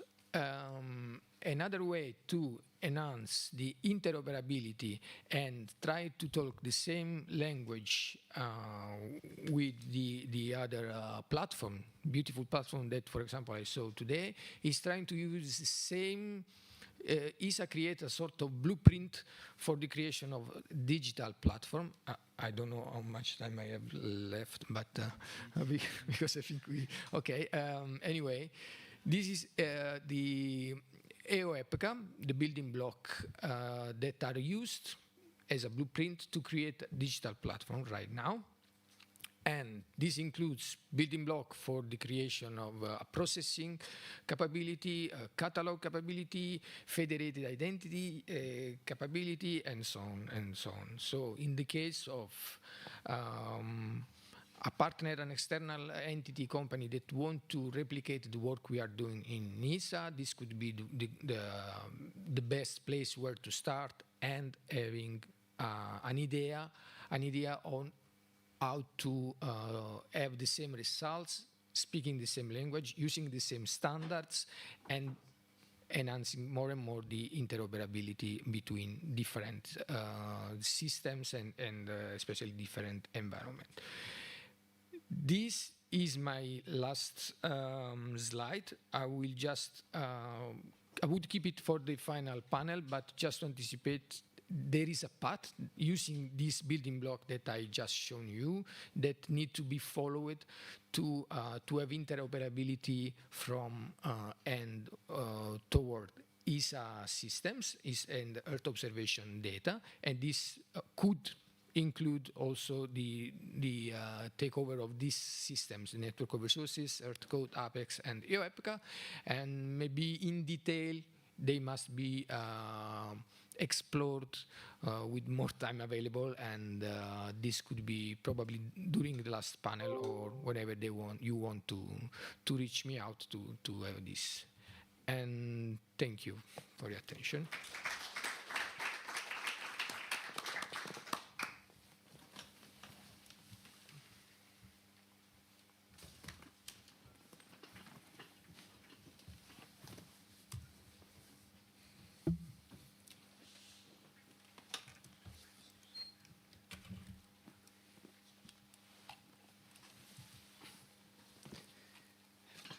So next speaker is Felipe Brandao, that is working has been working to create the together with his team and his consortium, including also Brockman Consulting, the creation of a platform for EO4Health resilience. And for this project, I am also the agile Scrum Master, and I'm very happy to have you here today. Please. Thank you for the kind words, Francesco. I would start by thanking WOA and ISA for hosting and organizing this event. This will be a joint presentation, as Francesco has already mentioned, myself from GMV and my colleague Gunnar from Brockman, but this is the result of an effort of a lot of people. You have some of the names here in this first slide. The main idea for our presentation is to provide you with a quick snapshot of what we have done from a platform perspective. DPSTL is something that already existed, but that we have leveraged and hopefully also contributed to the implementation of some things that maybe were missing, but in any case, the main idea is for you to have a better understanding of what we have done from this perspective. Very quickly, in this project, and to provide you a quick overview for those who do not know the EO4Health Resilience Project, this is an ESA initiative in which we have tried to merge these two worlds, science and technology.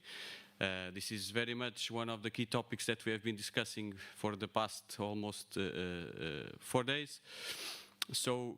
And in this specific context, on the technology part, it was us, GMV, Gematics, that are also here with us, and Brockman Consult, meaning the experts on Earth observation, on digital platforms, and in the science part, IZS, PML, both also here with us, that have also presented some of the activities that you will also see during my presentation. And we were also fortunate enough to have expert advisory. We have Willy Wint with us today. Always good to have you as a backup. But we also had Professor Simone Calderara, Professor Marco Marchetti as expert advisors, and also obviously ISA as key actor as funding agency. The goal for the project was quite obvious, was try to advance public health decision-making using Earth observation data, or at least contribute to this purpose. The main topics that we have worked in terms of services development and implementation were vector-borne diseases and waterborne diseases. On the vector-borne diseases, we counted with the inputs from IZS and waterborne diseases from PML. All the work that has been put in the development or adapting some of the services that we have afterwards implemented in DPSTL have been done with the overview of these two institutions, IZS and PML, and having this, what was called virtual observatory, an online platform providing services outputs together with other health-related products and analytics as the backbone of the project, basically serving as interface with the audience and with the users that would be interested in checking the services and products that we have generated. Very quick overview of these services. This has already been presented by Ana Maria yesterday. The West Nile virus service is focused on the circulation probability in the Mediterranean basin, meaning we have scaled up the model that has been originally developed to Italy, to the entire Mediterranean basin, and also an important part of Europe. Using the same input variables, obviously, but we had to change and adapt the model that originally did not run directly in DPSTL. We have a time series in the platform since January 2022, updated every 16 days. This is a bottleneck in terms of temporal resolution of one of the input variables, NDVI, which hopefully in the future can be covered with the ESA data, the future missions. So hopefully this temporal resolution can be improve in the future. This is a very short video that I have prepared just in case, because this is a large data set and can take some time to load, but this is for you to have an idea of this service within DPSTL, running through the various timestamps that we have there available since the beginning of 2022.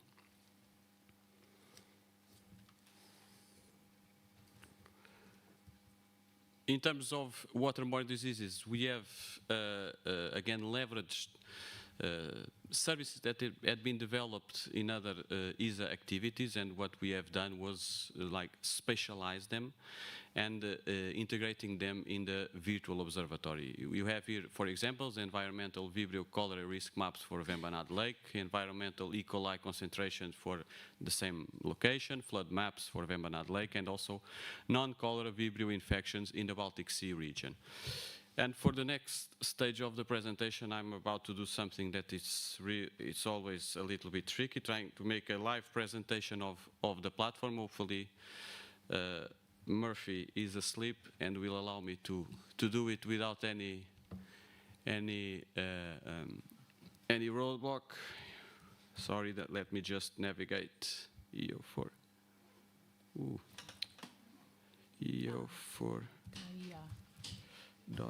.isa.int, hopefully. Sorry.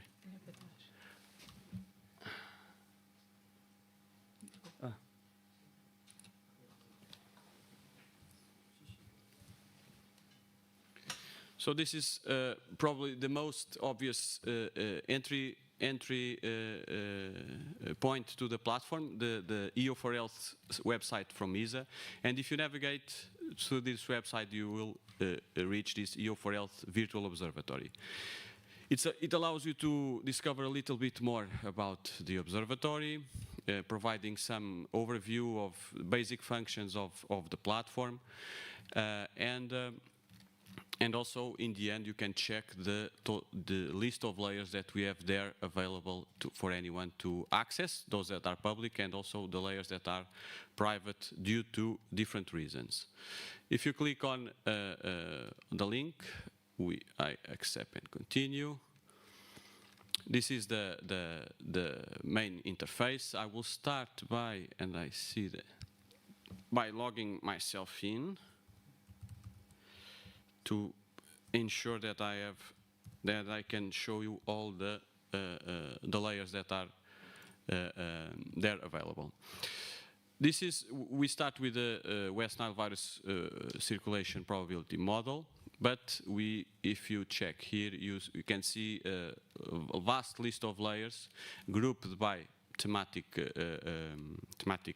areas. Waterborne, the layers that we have developed for Madagascar that have been presented by Lorenzo in the first session today, land surface temperature, a series of layers. And you have seen already the West Nile virus. Let me just show you some other layers that we have here available. For instance, NDVI for Bologna. Carla from IZS has presented why this is important in their session on Tuesday. If you click on the sidebar, you can have access to the description of what we are seeing in terms of layer. Some of them even have direct links to other web pages that provide additional information on the product that you are seeing. NDVI is a quite widespread EO-based product that can be used for health purposes, as explained before. If you click on this star, you can have a quick snapshot of what is the main goal of the project. And if we navigate through, we can do this for NDVI, but also we can check NDWI, also presented during this forum. We can change between base maps, and here, for instance, it makes much sense to use satellite data, world imagery, to see this data, because if we zoom in, we can confirm if these surface water bodies are in fact well classified. You have some visualization tools that allow you to interact with the data that is there available. It's challenging to navigate looking at that TV so far away. we can also go, for instance, for the waterborne diseases products. These are cholera risk maps for Vembanad Lake. These are two private data sets that are private because we were asked to put them as private by PML to avoid any type of social alarm. Time is short, I have to speed up also to give the floor to Gunnar. You have, for instance, an NDVI layer for Vembanad Lake, and this, I remembered yesterday when Shuba was presenting the dangers associated to floating vegetation, to microorganisms present in the water. So this is in Vembanad Lake, and you can see very clearly floating vegetation, and this could be also a good tool to help on for health purposes. I would now switch back to the presentation to allow Gunnar to present the remaining part. This was a movie that I had in case of any emergency, but fortunately all went good. Thank you.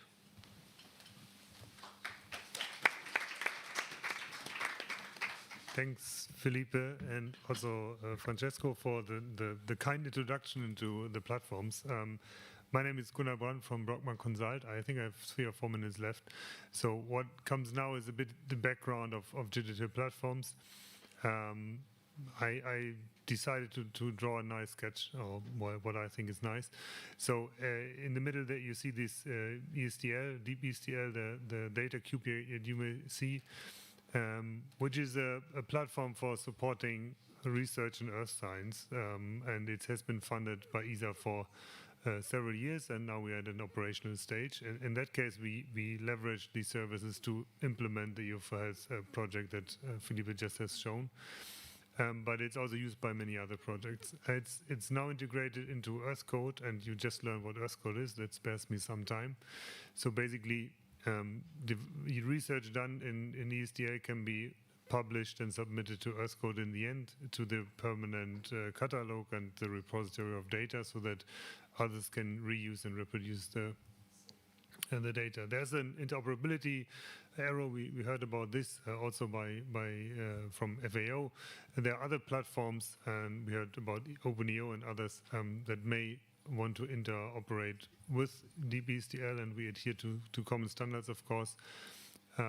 You heard about the network of resources on the left. So the network of resources is the mechanism that may purchase services from DBSTL, and that's ESA's mechanism to support projects and research. And with the sponsorship, you see at the bottom the viewer that you've just seen in action, or at least small parts of it, which is then used to implement project work or services work. And you've seen that is branded and tailored, so that's a DBSTL service. And you see there are project 2, 3, and 4. So there are others, other research projects that leverage these DBSTL services. So for us, or for this, for the inside view from a digital platform, this is a very good environment to reach sustainability, which is always the ultimate problem if you have projects building up platforms and services. And we are now just past the final review and continue as a sustainable platform within these ecosystem. What offers the platform, just very briefly, it's a modular offer. You can have, of course, data access, scalable processing with CPU and GPU. We have this Jupyter Hub as the standard IDE, and you have collaborative team functionalities so you can share your code and data and resources, tooling for machine learning and AI, and in the end, dissemination visualization. You've seen the viewer or the virtual observatory, and also the dissemination option to Earth Code is key for many projects. No further details here. I think we're out of time, right? I know I have 1 minute left. You see these screenshots on the top right. That's the typical Jupyter Hub. So you log in as your team. You can develop your research, and once you're happy, we support the publication to Earth Code, which means that either your Jupyter Notebook is directly pushed, or we build an EO application package, which is an OGC standard, and this is then registered to the Open Science Catalog, and that's the last screenshot there in the middle. And then anyone can find your research and your data with the description and the reference, and can simply find it and re-execute it from there, which means that you will be basically linked back to the platform, where you can then rerun through the Jupyter Notebook, or simply rerun the application package and get your output. I think with this, I'm happy to close. You find these links there, so if you're interested, just go to the links. There's documentation, a website, and you can, of course, contact us at any time. Main interoperability standards stack as the catalog API, WMTS for providing image data and time series data, and API coverages for data itself. I think I stop here. Thank you very much. Thank you. Thank you very much, Gunnar and Felipe, for your presentation. For running through the presentation. I would like to invite the last speaker, to Cédric Marsboum, is CTO of Avia GIS and leads its research and development department with 10 years of experience as an environmental engineer specialized in remote sensing, spatial modeling, and machine learning for vector-borne diseases. His research covers dengue, arbovirus, invasion dynamics, and biodiversity impacts on disease. He coordinates VectorNet 3, collaborates with the Spatial Epidemiology Lab at Université Libre de Bruxelles, and leads works packages in EU project on emerging infectious diseases, including E4 Warning, Becoming, MobVec, and Restore ED. Please, the floor is yours. Thank you. So I will present the Mood platform, which is a platform that we developed in Horizon 2020 project that just finished beginning of this year. So the aim of the platform was to make an independent online platform to support both research and decision makers, which in our case would be public health and animal health. We were a project on epidemic intelligence and surveillance, so the aim of the platform was to provide operational tools that we developed in the project to the wider audience. What made this platform a bit different from research platforms we had in the past is that we, in parallel, also decided to form an international non-for-profit that could sustain the platform after the project. As the platform was specifically aimed towards the users, we decided to build the platform with a co-creation process. So right from the start, we had the end users of public health agencies, animal health agencies, researchers, data scientists, etc. Part of an iterative process to help develop mainly the interface, the tools, etc., which was actually quite interesting, especially to people like Willy and I, what they would ask, what we would find very normal, that you can just find it on the internet, and apparently other people did not. So actually it was a really nice process. So I will not give a live demo in the interest of time, but if you want to access a platform, that's the link. And I will go over this a little bit quicker, but basically what you expect to be able to do with a platform like this, you can do with it. You know, we have seen all the platforms present today. It's a, you know, you can access all the different covariates, you can query, you can access everything, you can download everything. We link also with disease data where possible. So we link with WISE. Paulo, who could unfortunately not be here from WOA, actually was very instrumental in helping us with this. We also link with tools for event-based surveillance, such as PuddyWeb, which is built into the platform, things like that. So just to highlight a couple of things, so you can do comparisons. You can also build time series or extract time series. In this case, for example, LST. So we provide normal satellite imagery, but also derivative of that, like fast Fourier transforms from these time series, which is what you would need to build then models afterwards, and for which you cannot use just the raw data. We also, just to highlight, because Willie is here and he's very proud of this, this is, for example, one of the things that is on the platform, where it's a cumulative temperature maps for ticks, where you can then see tick activity change throughout the year based on temperature, obviously.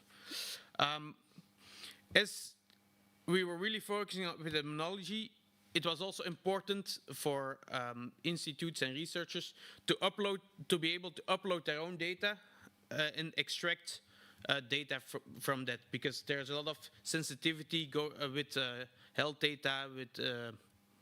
So this is we designed it in such a way that you can upload your points or polygons and extract all the data you need to run models or run tools without the data actually becoming part of the platform. So it stays in your own system, so it complies with the necessary security compliances, and so you can upload the points, extract the data from temperature or whatever layer you need. Here we, for example, extract data from different model outputs that are in the platform for H5 N1 or NX for wild birds and domestic birds, for example, which was one of the models that are in the platform.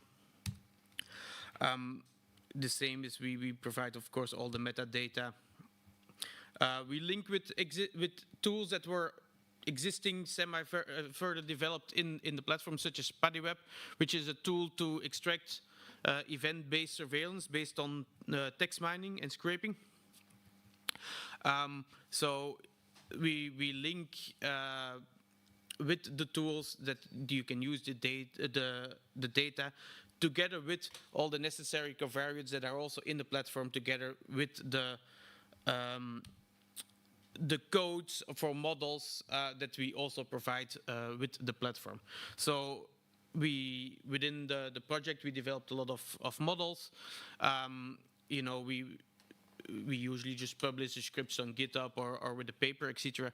But here, so we also link them together in the platform, so it's a one-stop shop for everything you would need to run models in epidemiologic intelligence.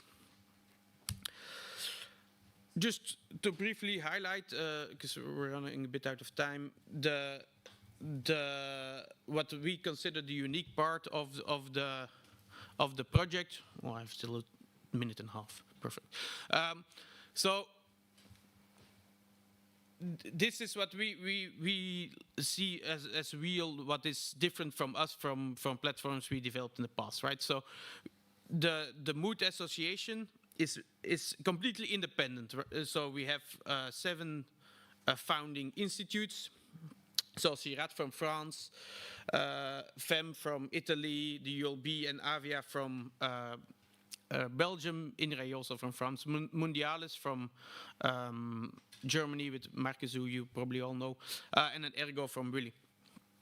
And so it's really to keep it completely independent, so also to link with other research projects, keep everything open access, and make it as a single access point, because that's one of the things that really came out of the co-creation is, yes, all satellite images is, for example, available on the ESA platform. ERA5 is available via CDS, but for a lot of public health institutes, that's already overwhelming. Here we provide a single access point to everything they would need to run the models that were developed for, in most cases, early warning. We have a flexible disease data import, both what we provide and user-owned data sets, and then we try to keep it as user-friendly for the audience as possible, or target groups as possible. But you know, all right, that was it.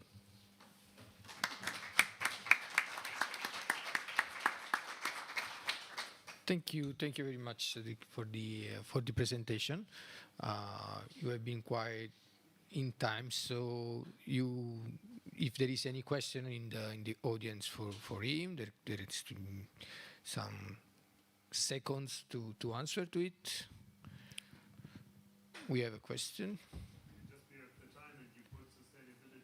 If you can wait, we can provide you with the mic, because so for everyone.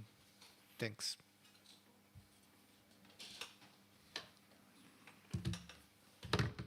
No, it's good. Thanks. Thanks a lot for the presentation. You put sustainability in the beginning and said the project just ended. And sustainability in financial terms is always the big challenge for all of these platforms that have been built within projects. So do you have a sustainable business model that you may disclose, or? So yes, so that's what we're currently trying to do with the foundation.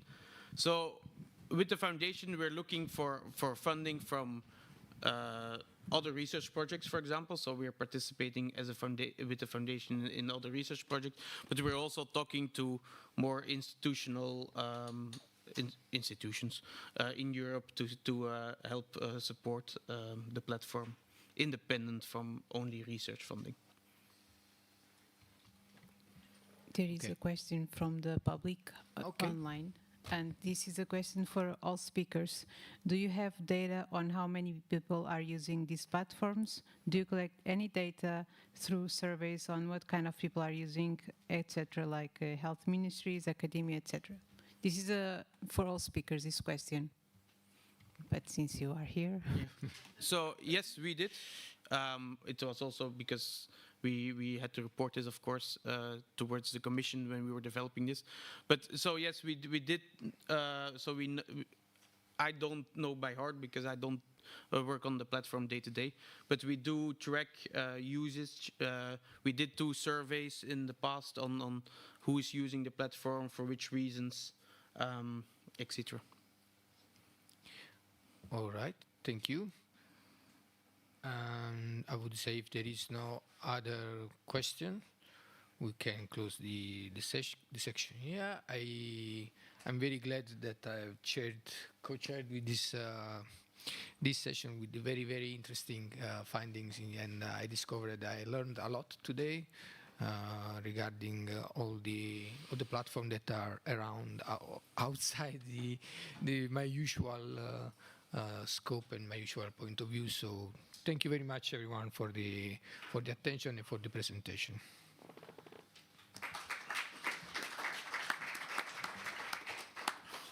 So if I'm not wrong now, we are free to go for lunch, and then we will reconvene for the final panel discussion. Correct me if I'm wrong. I am. I think you're wrong. I think that's what we're going to say now. Let's hear from them, for the organizers.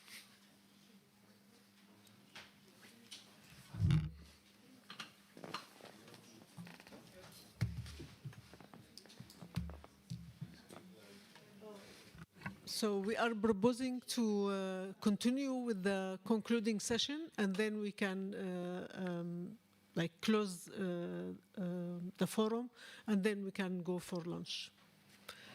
Yeah. Sorry? There is no break now for lunch. We will continue with the closing session, and then you can go for lunch afterwards. We are just waiting for one ESA colleagues to join us for this session.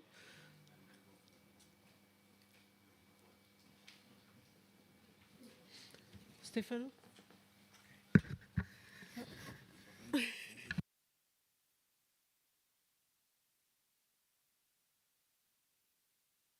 Okay. Yeah. So, colleagues, we will start the concluding panels with the summary from all the chairs of the sessions. So we invite the chairs to stay here. And you, it's fine, yeah. So Francisco will cover. And the other colleagues to come up to the stage. Even from day 1, day 2, day 3. Yes, please. So we will do a wrap-up, a summary of the whole user forum. What? No, I'm just going out the other end.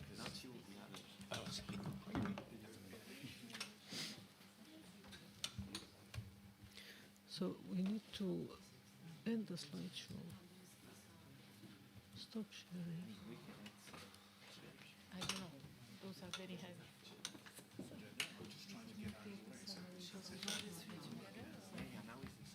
So no more presentation, no.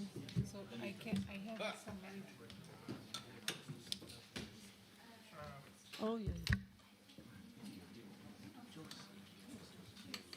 So you can put it here.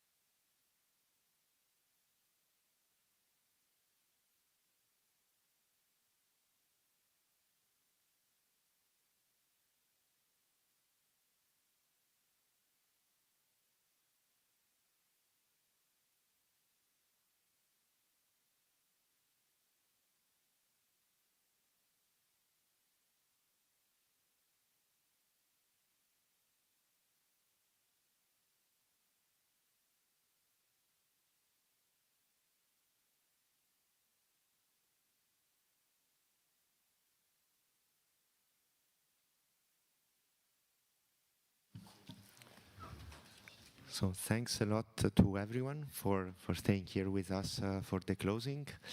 I have the pleasure to introduce Inge Jonkere. She is head of the Green Solutions Division. So all the Earth observation for society applications that you have seen over the week, in particularly the ones tailored to health, fit in the division which is chaired by Inge. She has also a long-standing experience at United Nations FAO, and I have the pleasure now to hand over to Inge, and then we will have a presentation of one slide from each chair summarizing the key recommendations, and then a final discussion all together. Thank you.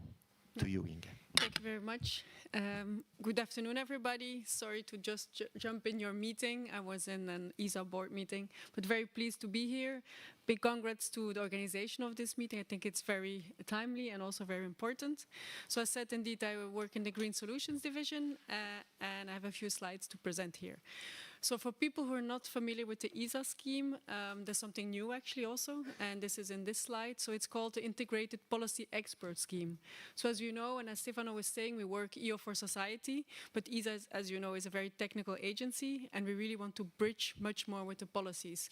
So the scheme allows for anybody working outside, let's say, the ESA or the technical side, really to integrate the work with ESA. So the idea is that you come on the premises.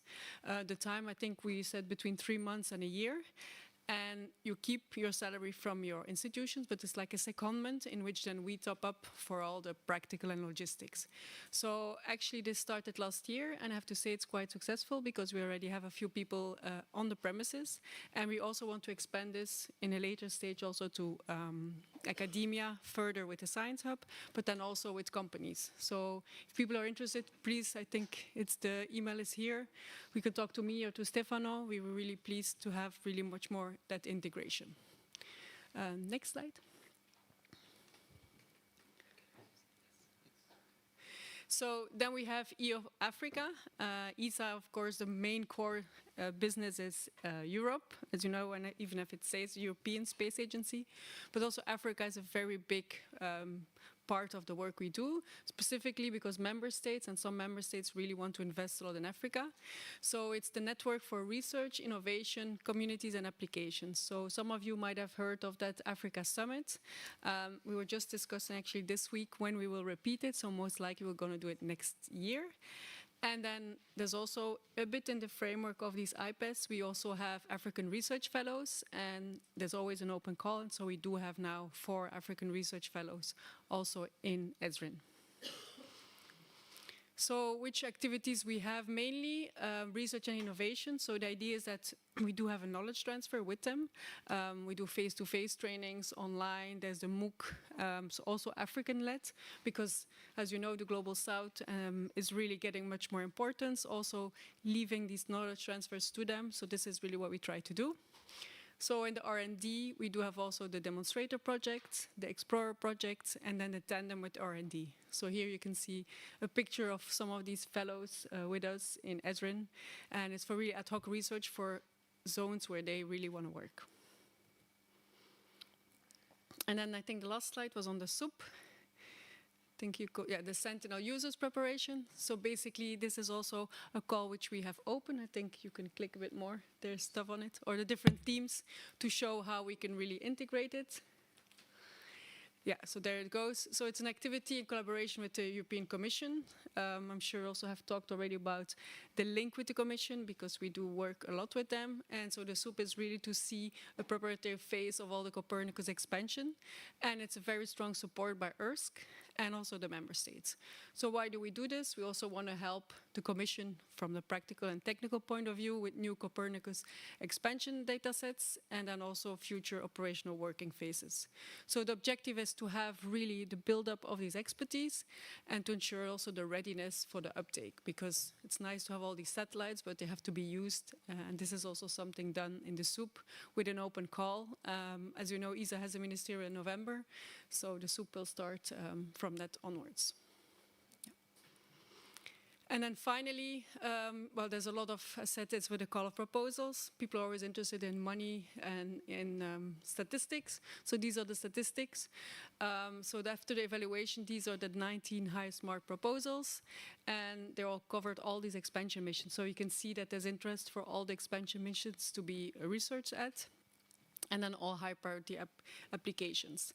So there will be a separate ITT to cover this application field of mining and extractives. And as you can see here, it's under evaluation. So there's different teams and different specific topics where I work on.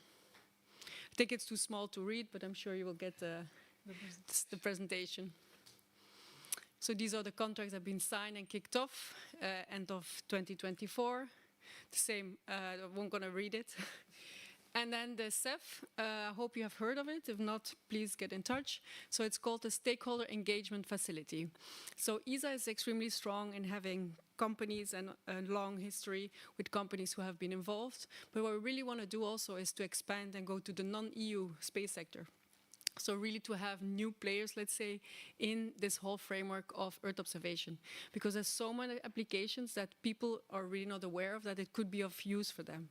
So this is the idea of that CEF. So it's called Stakeholder Expansion Facility, meaning that in a way you could see it as looking for new users of existing and to become existing solutions. So how can we do this? Basically going to really end user meetings, but then also outreach activities, ad hoc actions to really show impact of results of projects. The scheme is also to identify the key actors for all the various policies, because as you know, a lot of people working in policy are very far from the technical field and vice versa. Hence the whole idea of that IPES. And so the idea is really to bring this all together.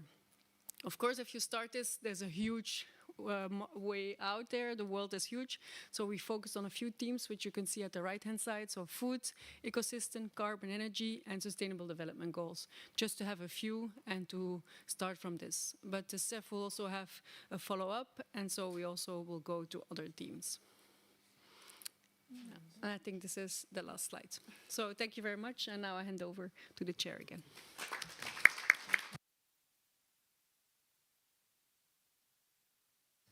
Please, Tanya, now the floor is yours.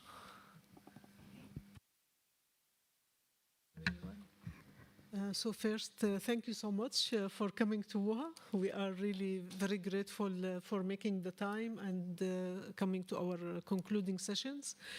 So now you will hear from all the chairs of the previous sessions, summarizing what have been discussed, the topics, and then the recommendations and the way forward.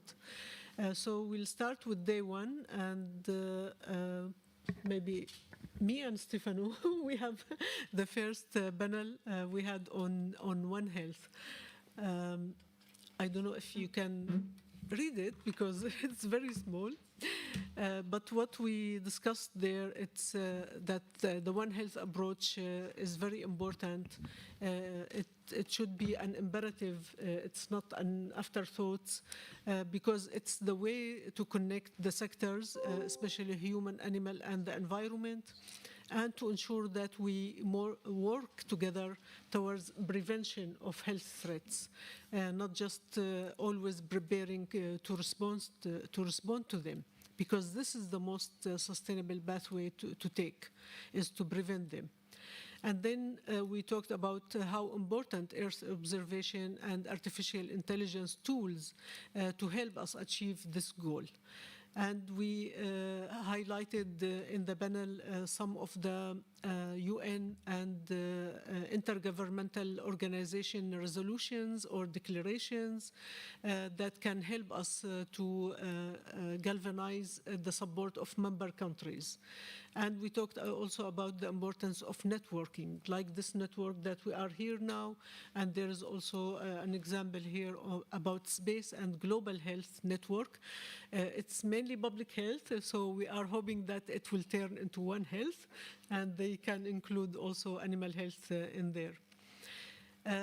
And finally, there's a need to make those Earth observation tools more accessible, more understandable to non-technical people, so they can feel comfortable using them in their field. And the way forward, we talked about how to foster more this cross-sectoral collaboration and to strengthen data sharing and data integration and governance. And of course, the aim for all of us is to translate this data into action. Otherwise, it will stay just principles and nice concepts. But to have real impact in the field, we have to translate it into projects and activities. So I don't know if you would like to add, Stefano, from day one. Thank you, Chadia. So moving forward, we have had then a dialogue talking about Earth observation industry at European level, but also with the health authorities at European level.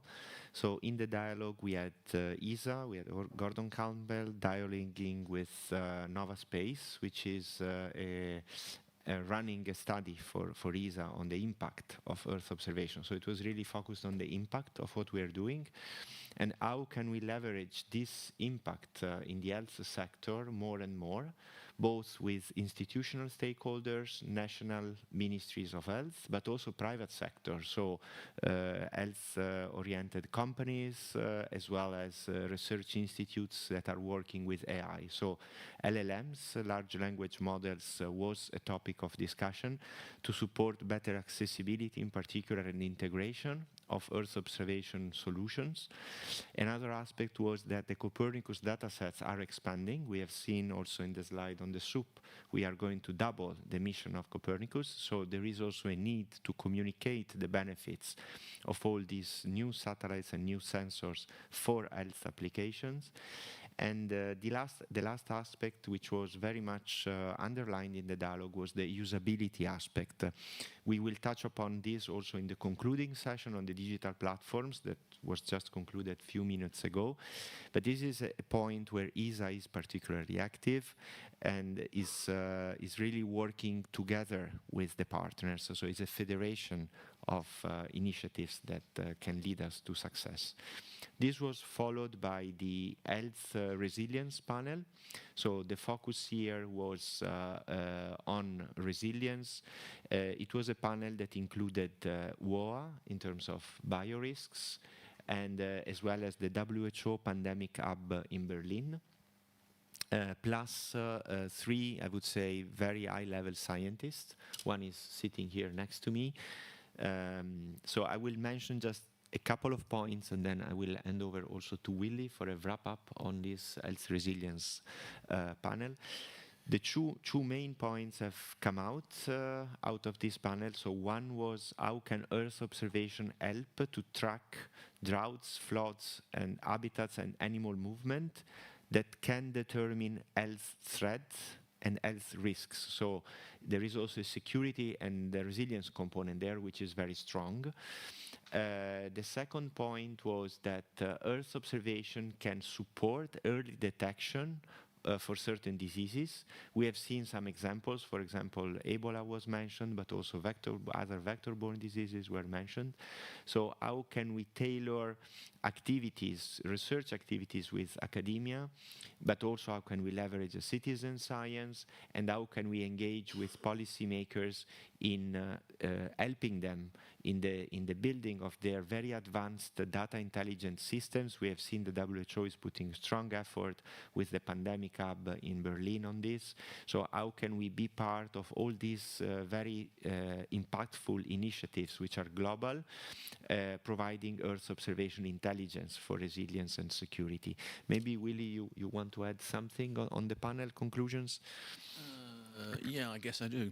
I think it's important to remember that we're sitting in this room, we're technicians mostly, or policymakers, or strategic decisions, and we sort of understand this field.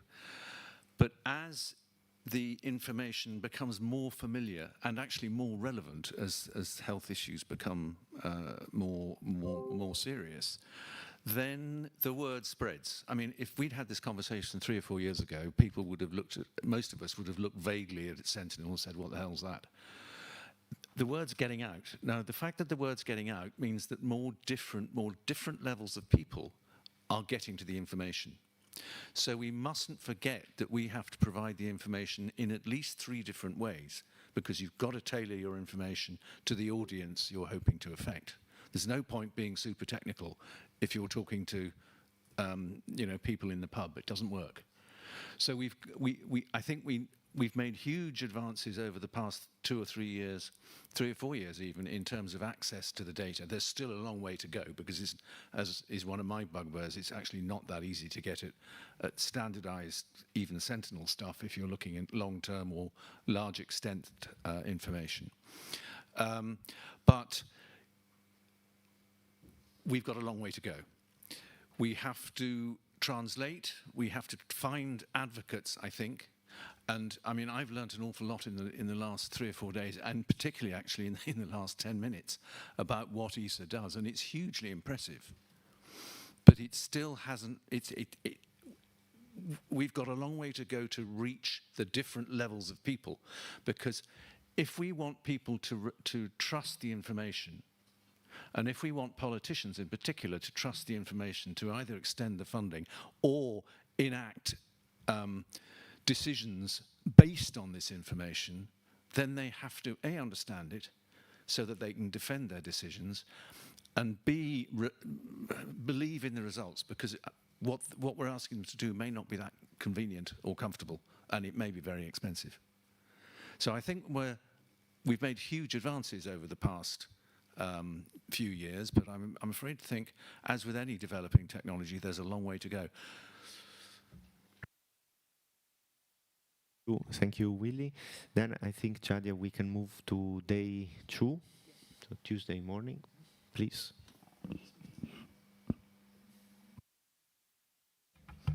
Thank you. I think it's me. It's my session. I had the pleasure to share with Gordon Campbell this session, where we had 5 speakers from the international organization, such as EO4Health, but also from DG Sante, DG ERA, and EFSA. And I think it was quite interesting to hear from these speakers, because we moved from,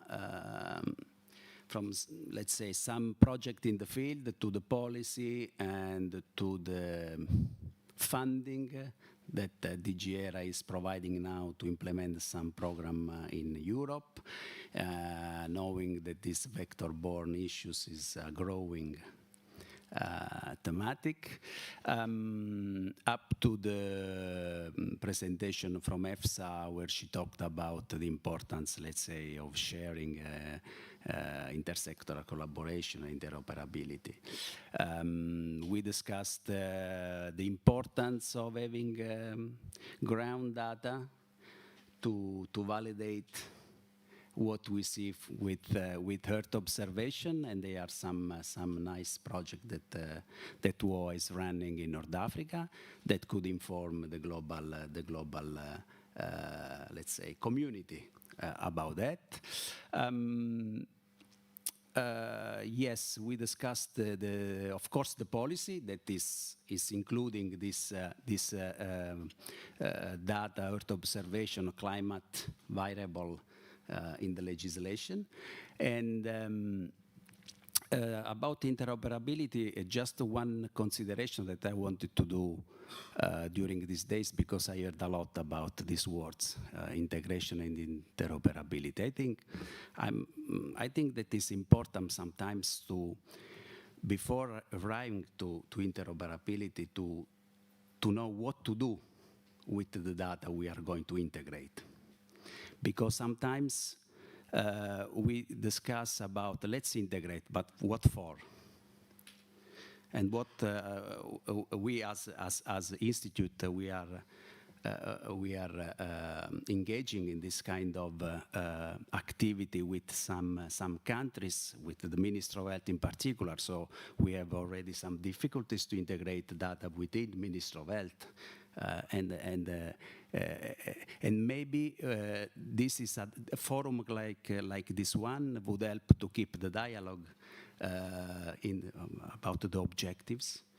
What we do, risk assessment, risk communication, early warning, surveillance. Sometimes organization doesn't know what kind of data they collect that they are going to integrate. So this is my last consideration about that. Thank you.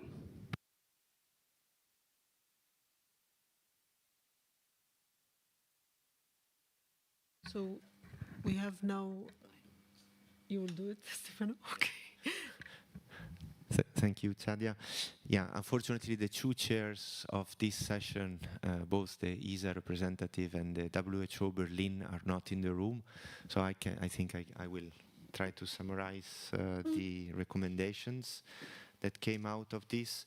So the session focused mainly on the open innovation activities that ESA has initiated during the pandemic or right after the pandemic for health. In this context, Sarah, which is sitting next to me, presented all the very rapid prototyping activities, such as, for example, RACE, and also the data platform that we built together with NASA and JAXA to monitor indicators of the effects of the lockdown and therefore the economic consequences of the pandemic. We have also looked into other aspects during the session. For example, the projects that we have run with partners. These projects, some of them have been run also in informal settings, so not only with the traditional cycle of funding activities, because we needed to be very quick. One example was the response to the Bergamo city. So Bergamo was actually the major impacted city in Europe by the COVID. We have seen from Ilaria, our colleague from ESA headquarters, the dramatic consequences of that. And so ESA signed a memorandum of understanding at the time to support the Bergamo and the Lombardy region. So we started a very rapid activity on the green areas and how to facilitate outdoor activities for the people that were in the lockdown. By categorizing the green areas, private and public, also to identify the air quality in the city, around the city, and how to recommend to the citizens what would be the best places and time to actually recover or leave the extended lockdown period. We have seen after this the digital twins that have been kicked off within ESA. There was a very good example with Portugal and Denmark, where both the green spaces have been coupled with also heat waves and other environmental effects, including pollution, that could be harmful also before or during a pandemic or a large epidemic event. And then we had a very nice presentation by the Space and Global Health Network, which is linked to the United Nations Office for Outer Space, the UNOSA, where basically a very large task force of policymakers and scientists are building a curriculum on space and global health, including all the major space agencies, to provide disease tracking, climate health risks, disaster impact, capacity building. So this was, I would say, quite widely addressed. With this, we concluded the second day.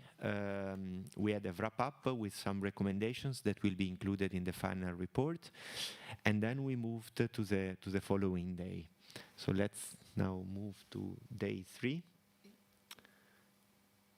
Do we have anybody from day 3 in the room? Shuba. So please, Shuba, if you can join us on the floor. That was for the afternoon. Yes, another one? No, it's okay. Okay, thank you. So is it okay to speak from here? But ours was after. For the people online, it would be nice if you can come on stage.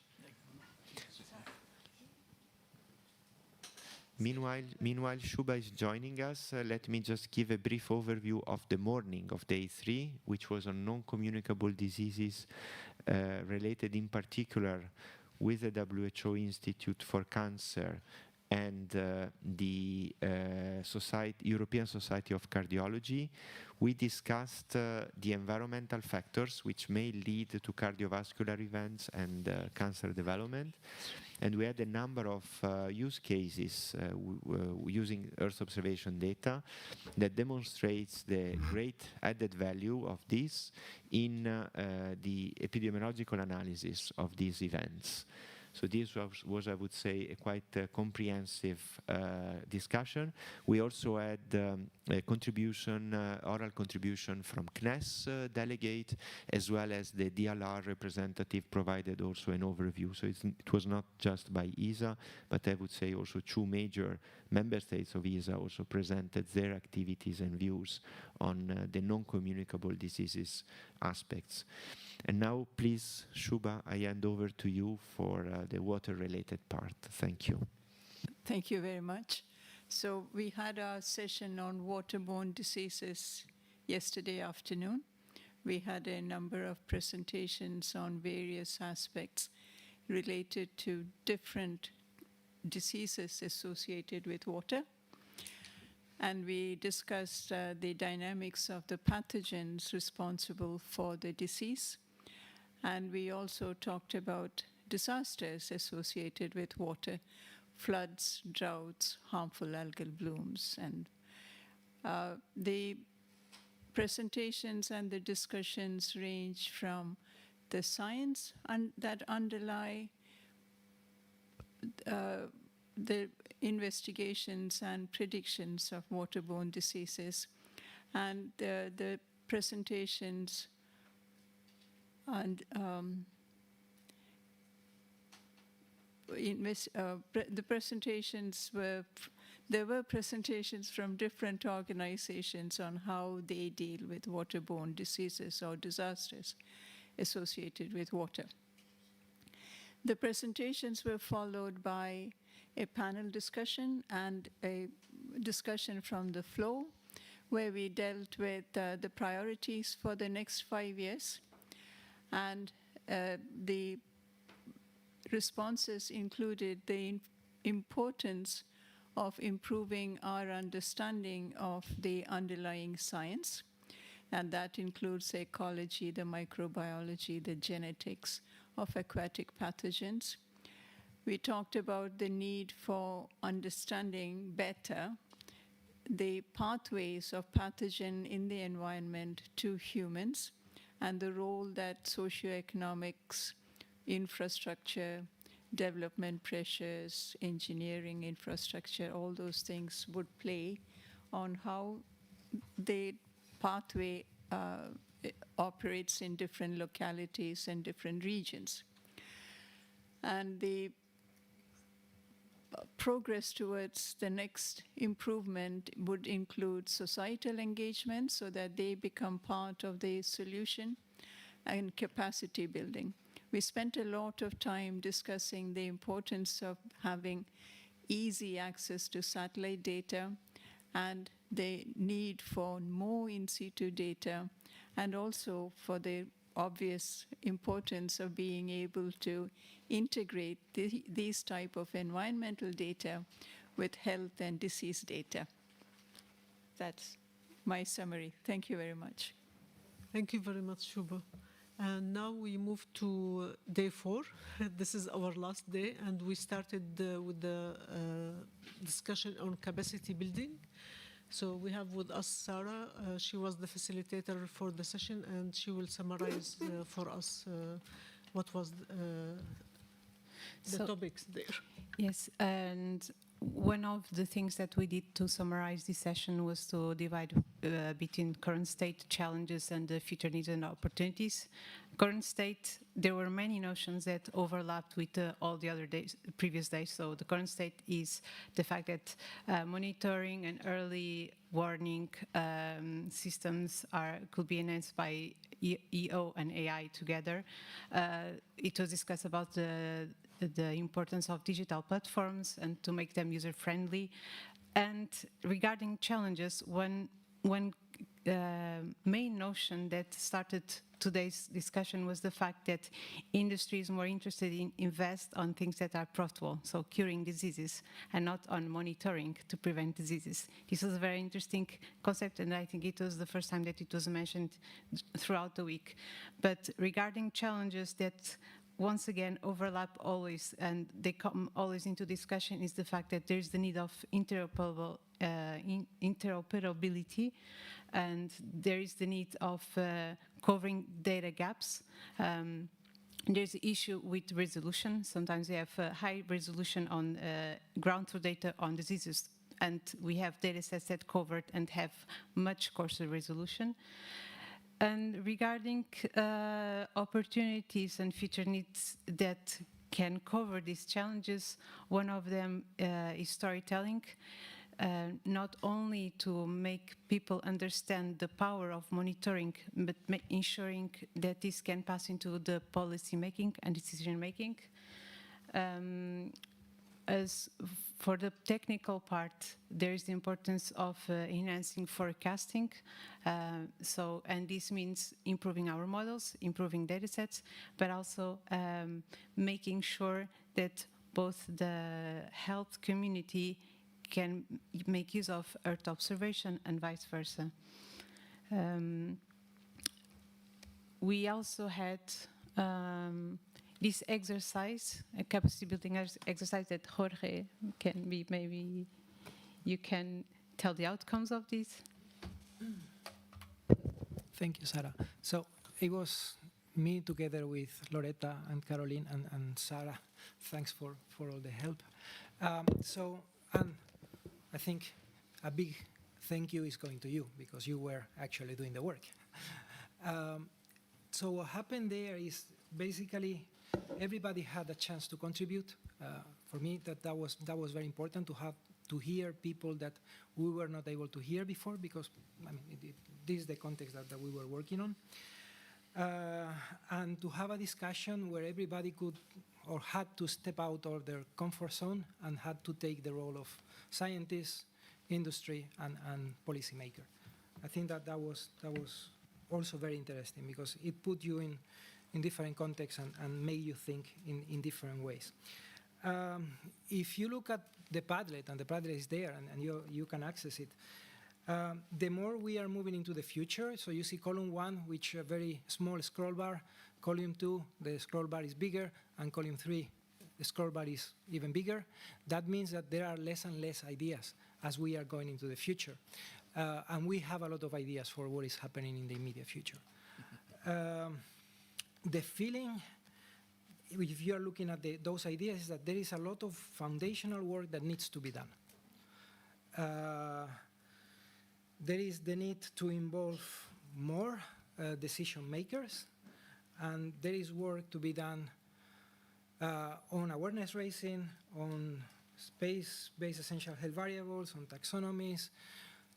All that work still needs to be done, and I don't think we have yet come to a conclusion on how to do it. When we are moving forward to the next stage by 2028, there is a pattern that is emerging that is, okay, we are moving into policy, into the policy action area. It's setting up funding lines. It's mentioned quite several times. Start international programs on EO4Health, masters or PhDs, and starting setting up collections and interoperability. I mean, we have been discussing about interoperability a lot, but that doesn't seem to be now. It came out in the discussion in that roadmap on the second column, which is medium term. And when we are moving to long term, the things that are mentioned are dedicated research centers, citizen science collection, and there was a very good point, if you are looking at the Padlet, that it was mentioned citizen science collection, anonymized. So we are all very much aware of the constraints that we have to face. And it's clear that from the AO domain, we can get the data. From the health domain, there are some constraints there. And I was surprised to see a portal in the last column. And we had a session, the last session was on portals. And I'm wondering, and this is not to answer or to discuss, is to all those colleagues that are working on portals, maybe thinking to the future, is there a way to harmonize somewhere that there is maybe different backbones, but the portal is the same so users don't get confused? And even further, is there a need for a portal?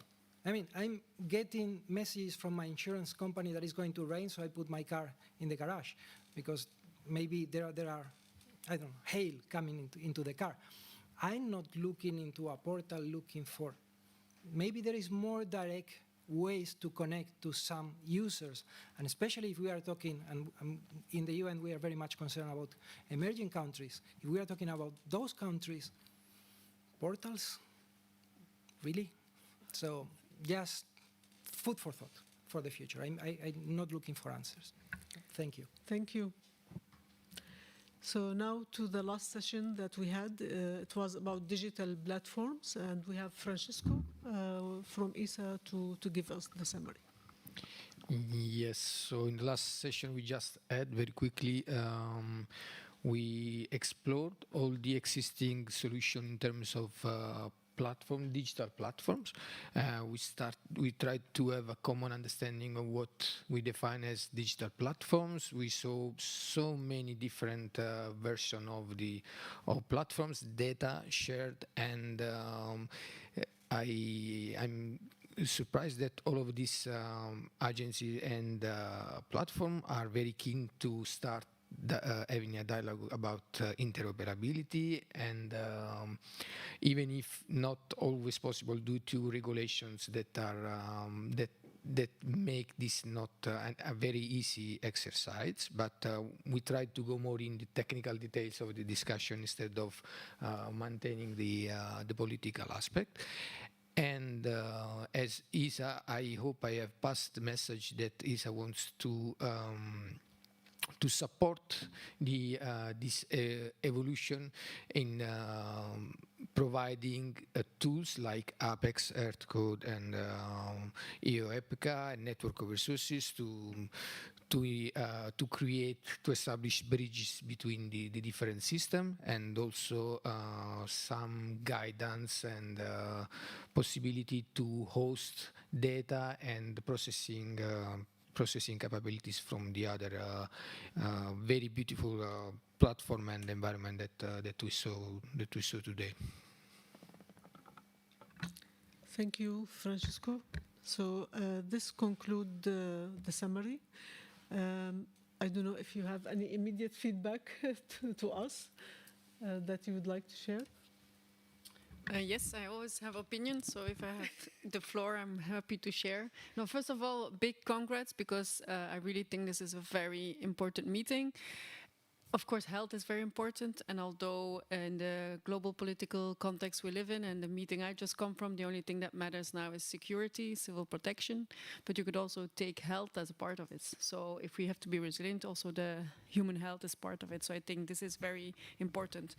Now, the other reason why I really think this is so crucial, and a big thanks to Stefan and the whole team to do that, is to really bridge the gap with the policies, because I really see, and I think everybody here in the room knows, we speak different languages. A policymaker speaks another language than a technical person, and it's very hard to bridge that gap, because it's always who's going to do the first pass and how we're going to bridge this. So I think these meetings are crucial to integrate. And this is also a bit the first slide I showed.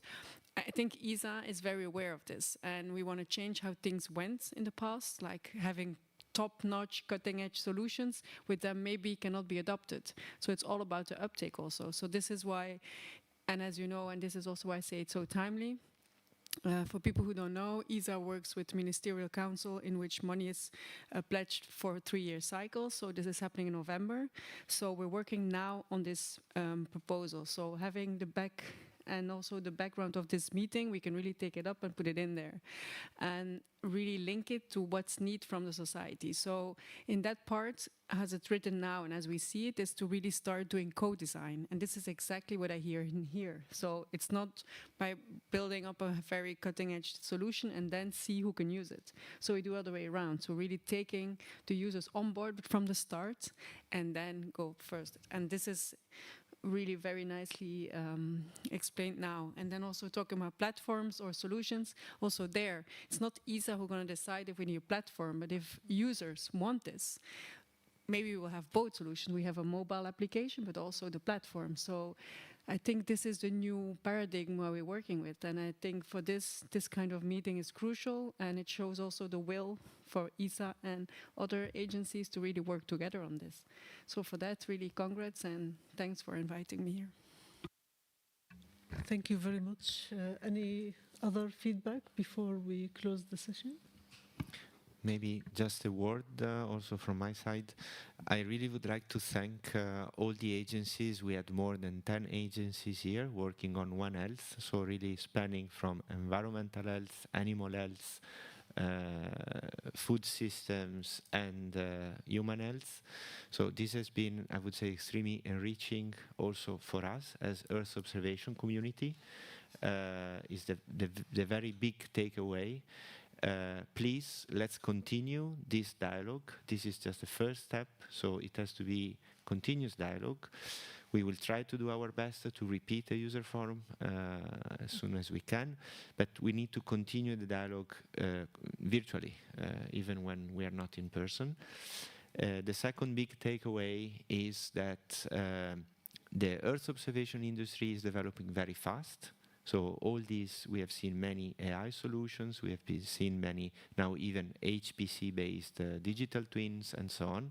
So there is also a technology revolution, so we all need to keep up with that.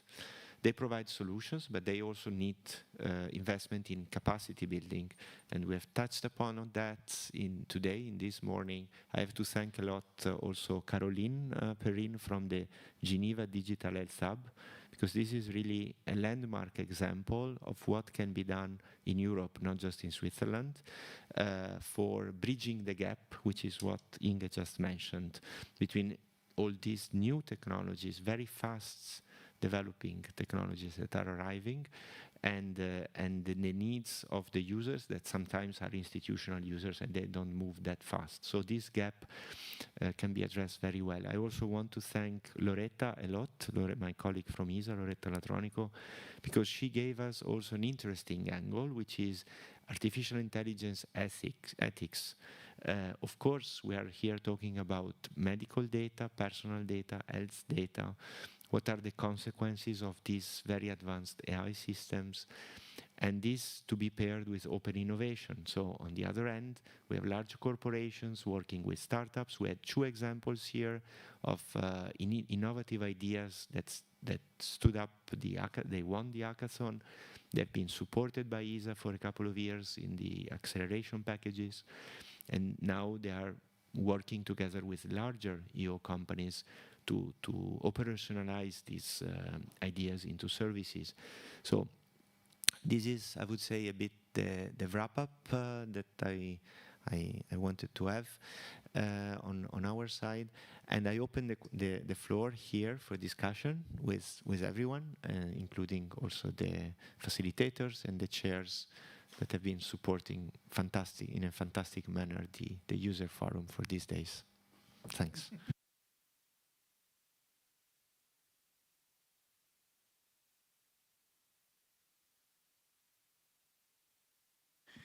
Yeah, thank you very much. I really appreciated the overall summaries because they were so dense that we started mixing everything. I'd like to come back on the session that we chaired with Shuba on water. I think water is the most important thing we have in the universe. And we saw that the flood was the biggest impactor on detrimental health and so on. And I'd like to make a recommendation to ESA that there should be some effort done on floods. So we had some time ago the capability to unite the hydrologists and the oceanographers in the coastal zone where they meet. And more people live in the coastal zone, and the coastal zone is the place which is extremely impacted by storm surge and flood. So let's say it's called like compound events. When you have a storm, you have problems coming from the sea to the land and problems coming from the land to the sea, including river plumes and all the debris and so on. And I think this is important. Then we had a contract called EO at Sea, which is now finished. And we just launched a contract called EO4Floods. But the EO4Floods needs the follow-on of EO at Sea. So again, the people working in the coastal zone, they do land to sea, sea to land, exactly what we do in the CEOS coast virtual constellation. And I think ESA should continue the follow-on of hydrocoastal and the follow-on of EO at sea to support and provide the right data, especially for the forecast, which is what EO4Flood is doing now, is developing a like 1, 2, 3 day forecast of floods. And one more pitch, we had a very nice session on capacity building this morning. And I'd just like to remind you that coming from COSPAR, I would like to advertise that we are absolutely ready to co-organize capacity building in the Global South. And we have a method to do that, and we talked earlier, and ready to collaborate with many institutions, many agencies together, like the one we're doing in Cameroon in hydrology with ESA, with NASA, CNES, UMEDSAT, and COSPAR. And I think this is the way to do it, because it's, again, putting all the agencies together, going in the same direction, pushing in the right direction. Thank you. Give the mic to Gemma, please.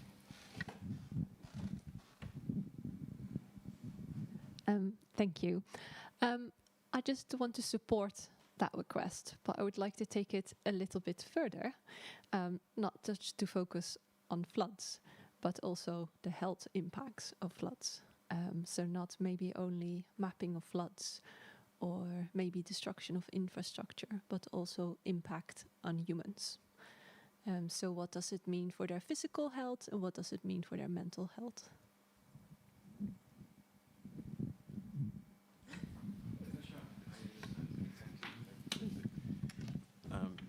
With EO4Floods, we're not talking about extent, we're talking about predicting the floods and the level, because we saw the level is the problem. Whatever the extent, when the water rises above the infrastructure and the sewer water goes into the rivers, and then it's pumped again. And so with the altimeter, we look at the level, and also the mix of altimeter and optical data. We predict river discharge, which is the proxy for, tipping point, and then inundation. Then the insurance, after the battle, they would like to know which houses were destroyed by the flood.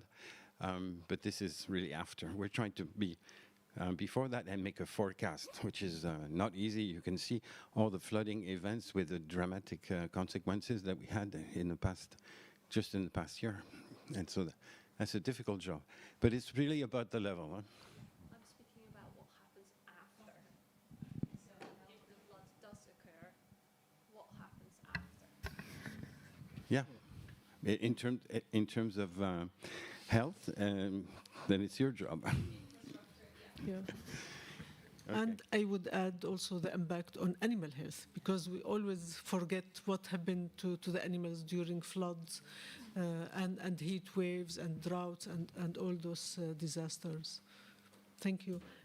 Would you like to add something, Shuba, about the water issues? Yes, thank you. You're absolutely right. I come from that same mentality, shall we say, where we have this point of view where everything revolves around water.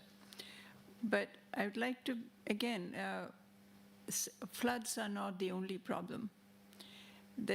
We need to maintain water quality during floods, before floods, after floods. So a critical point from the health perspective is we have to maintain water quality, decrease and eliminate ideally the pollution that we bring to the ocean, to the coast, to the lakes. And pollution can take many forms, and that our interests should take in the problems from pathogens, from chemical pollution, from plastic pollution, anything that harms the water quality. That would be what I would like to add. Just because you gave me the floor, and before I give it up, may I just thank you and Stefano and all the organizers for this wonderful job. Thank you very much. And I hope that this will continue. It's just a beginning, and that we will continue to build bridges and do things together. Thank you.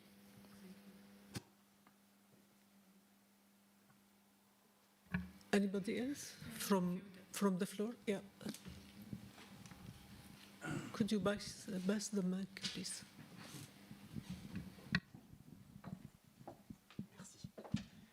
So I have two hats. I have a hat for the health program in CNES, but I also have a hat of a disaster risk manager. Broadly speaking, it's the translation. And I can't help myself but make a quick comment about what you were talking about, the aftermath of a disaster, health quality, sanitation, etc., etc. We mentioned SEOS a second ago with the COS virtual constellation, but we also have a working group on disasters where we have a CNES-led observatory called the Recovery Observatory, which is a perfect fit, for example, for water sanitation or water quality after the to observe the aftermath of a disaster and the impact on local population, for infrastructure, for health, etc., etc.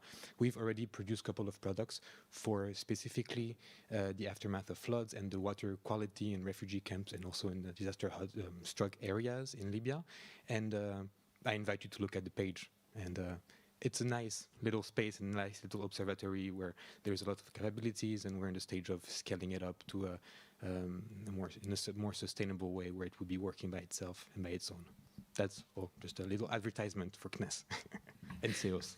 No, thank you. You brought also important issue about the impact on vulnerable populations, like in a humanitarian setting, conflict or war, and then on top of this you have disasters, and this cascading effects and compounding disaster. We have to address those needs too.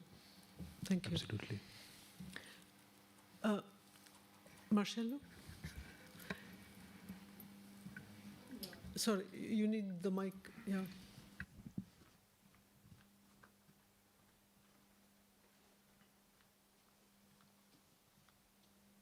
It's a marathon. Sorry for this long walk. First of all, I would like to say that I'm here representing ERSC, the European Association of Remote Sensing Companies, which has been, and which is working closely with ESA in understanding new thematic areas of interest for the user community and for the industry. And from our point of view, the industrial sector in the application domain is getting more and more interested, because we have seen in this forum and the previous one organized in Frascati that there is a big demand in terms of value to be created from Earth observation technologies and derived services. So we are going to get more and more involved. I've seen also in this forum that there is an increasing interest in responding to ITTs from the European Commission, from ESA, from the national authorities. So from our side, I would expect that we will have a more proactive role, not just following the developments, but having understood, like in this workshop, the directions that the scientific communities and the national authorities and international bodies are taking. We are becoming more able to try to anticipate certain developments and get in line with the user requirements. So we welcome very much this type of events, and we look forward to the next one organized by ESA and the other partners. Thank you.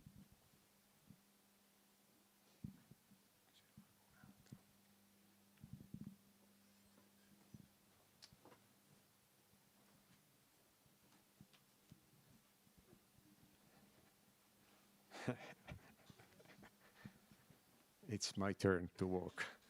Thank you, Marcello. Just to save time, I sit here and comment directly. Just a quick reflection. We have been discussing a lot about trying to use Earth observation data in an operational setup for the health domain. I think maybe there is room to leverage good examples and success stories like the Copernicus Emergency Management Services and Security Services, where we, and I know this because GMV is involved in both components, maybe there is room to make like a spin-off and leverage some natural disasters. Obviously, no one wants them, but we have been talking a lot about this disaster management and what consequences can come from that. And if we are talking about health, maybe it's a good leverage point to try to develop something in the health domain, because we are already working on it, and maybe there is room to further explore these two components. Yeah, thank you. Shuba, and maybe also Carolina and our colleagues, if you would like to add something. Shuba first. Thank you.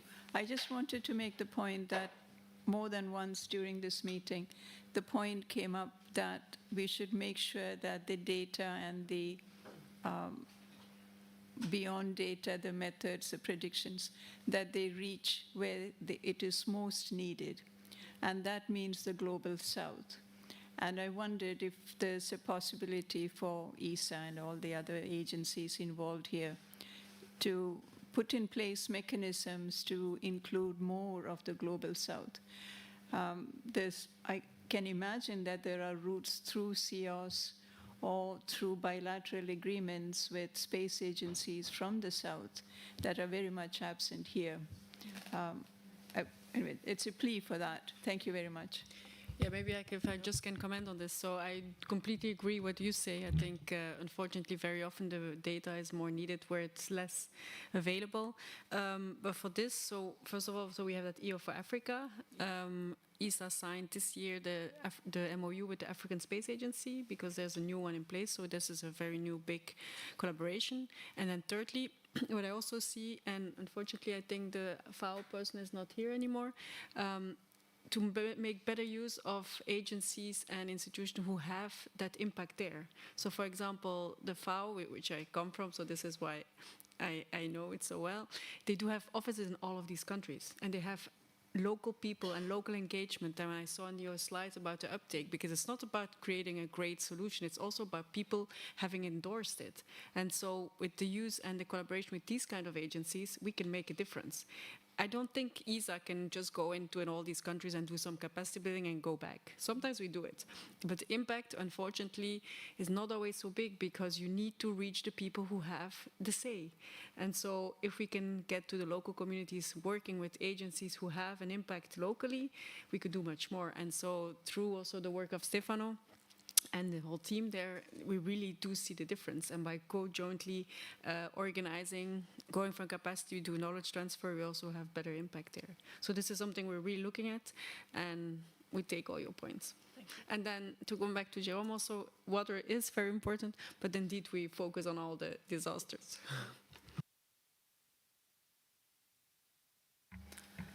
Thank you. I think a lot of things have been said already, but I can only agree that, you know, capacity building is really about empowerment, but it's also multidimensional. So we need to strengthen skills, systems, and partnerships. We also need to collaborate across different levels and different regions, and that's why platforms like the ESA User Forum are so important, or the Space and Global Health Network, that really give us the space to come together, to collaborate, to exchange, and to build the foundations of this emerging domain. Because I originally come from digital health, which is a little bit similar. You put two domains together, and it took quite some time to really get to these foundational steps of building taxonomies, building capacity for different kind of stakeholders, for policymakers, but also for implementers. So I think this is a really good development, but we still have quite a bit of work to do. We have done the first steps, and I just want to repeat my call of action to the audience to reach out to us, the Space and Global Health Network, come together, contribute, and help building and structuring this domain.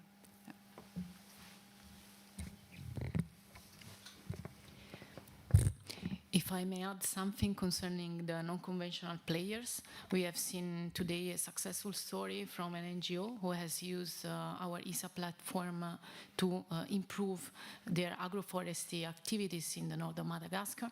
So I think we should really continue in this direction, because the non-conventional players, they can really bring a model of collaboration, co-creation that could really reach the users, the locals, and people that are also living in remote areas. Thank you. Thank you very much. I see also our FAO colleagues online. Claudia? Hi. Hi. Thank you. Thank you very much. And again, I would like to thank you all for this opportunity to participate. And it's very unfortunate that I could not come to be in person. But I want to highlight the importance, as also strengthen the presentation that I gave in session 1 and 9. The importance of the multi-hazard monitoring as a foundation of resilient agri-food systems and livelihoods.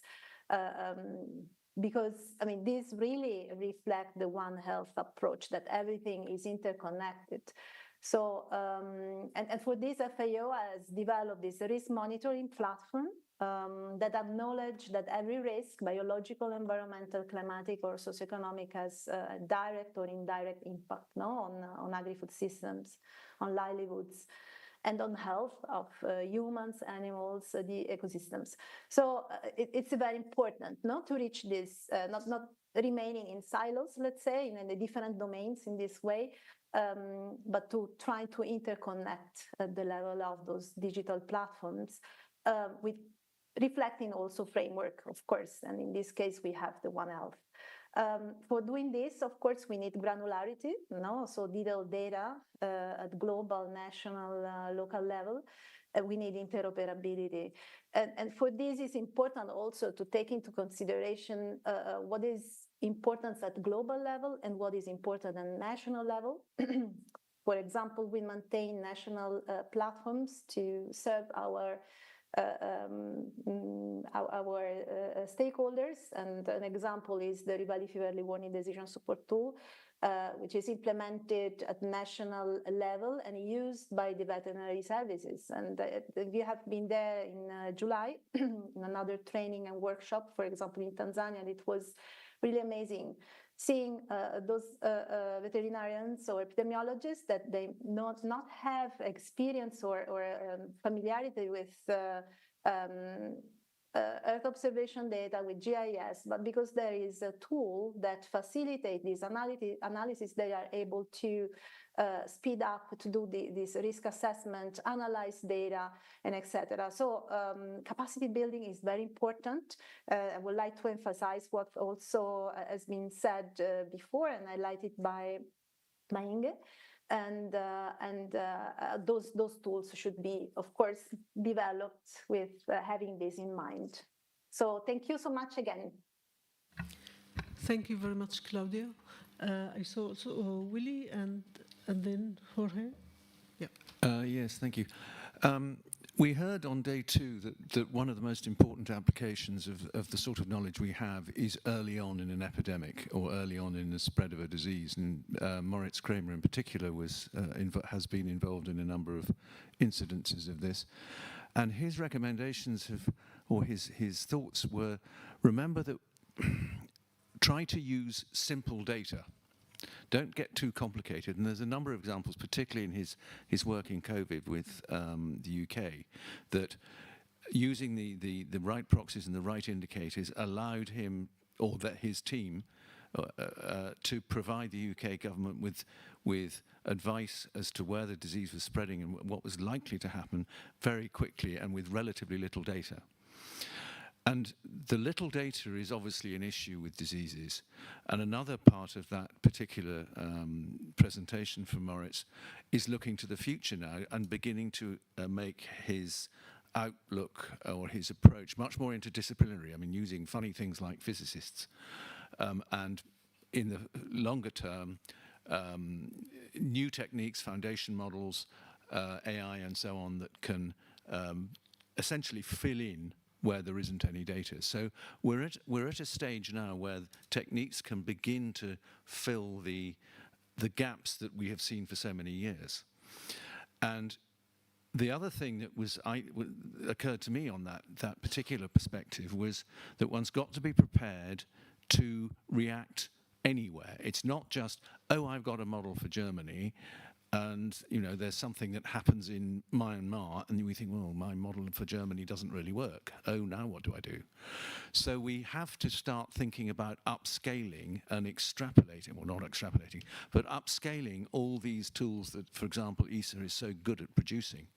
It's not enough just to say we know what we've got a proof of concept that works in Luxembourg. If that proof of concept is worth doing, then it's got to be upscaled and expanded so that it can be applied in all the possible places where it might be applicable. Then whose responsibility is it to do that? I mean, if someone came to me as a small SME and said, right, upscale that model to make something global, I don't have the resources, nor do I have the resources necessarily to spend trying to find the funding to do that. I'm too busy trying to find funding for something else. So there is an aspect of this is a public good. It's not just a commercial operation. And that's one issue I do have with ESA's approach, is this need for making it financially sustainable for uptake. I think there is an equally strong case for saying this is something that is a public good. It is to an extent the responsibility of the authorities to help upscale these things, having funded their start, yes, but to, in particularly important cases, to enable them to be used in a much wider perspective, rather than relying on economic forces, because there are many other economic forces going on that tend to put these at a rather low priority. Just to comment on this, I think there's a misconception, because that's not at all the whole idea of ESA. We do have the commercial part, which is one flow, but that's for the industrial competitiveness, but we have equally the whole part for the public goods. So, of course, again, the mandate of ESA stops on the prototyping and making of it, but then the uptake, of course, that's beyond also what member states ask us to do. So that's why we have to partner up, and this is why these meetings are so important. And then the economical value is not at all the main partner. As also you were saying with these platforms, now we have even a whole structure set up in which all the project results are openly available, and of course it's paid by public money, so it's public available, and so it's not the economical driver after this. Yeah, I wasn't saying you didn't do it, I'm just saying you should do more of it. Thank you. We have a comment behind you. Yes. Thank you. Well, I collected in the meantime several points. Is it on? Yeah. So the one is importance of platforms. I may agree that we don't need ever more platforms, but I think data availability and interoperability are key here, because we still face this issue that data is not available when you need it most. And the good example, because we are situated in Germany, you may argue a relatively well-developed country, but when there was this harmful algae bloom in the River Oder a couple of years ago, there was nothing, and we did this on our own behalf because we just wanted to know what happened. So we partnered with some institutions with in situ data. They even went out with boats on their own behalf, and we just looked into the EO data, but there was no service, no monitoring, nothing, and there still is not. That's why, if you make data openly available, freely available, that helps the global south as much as everyone else, and even in Germany. So that's the basic start. And platforms, for me, have at least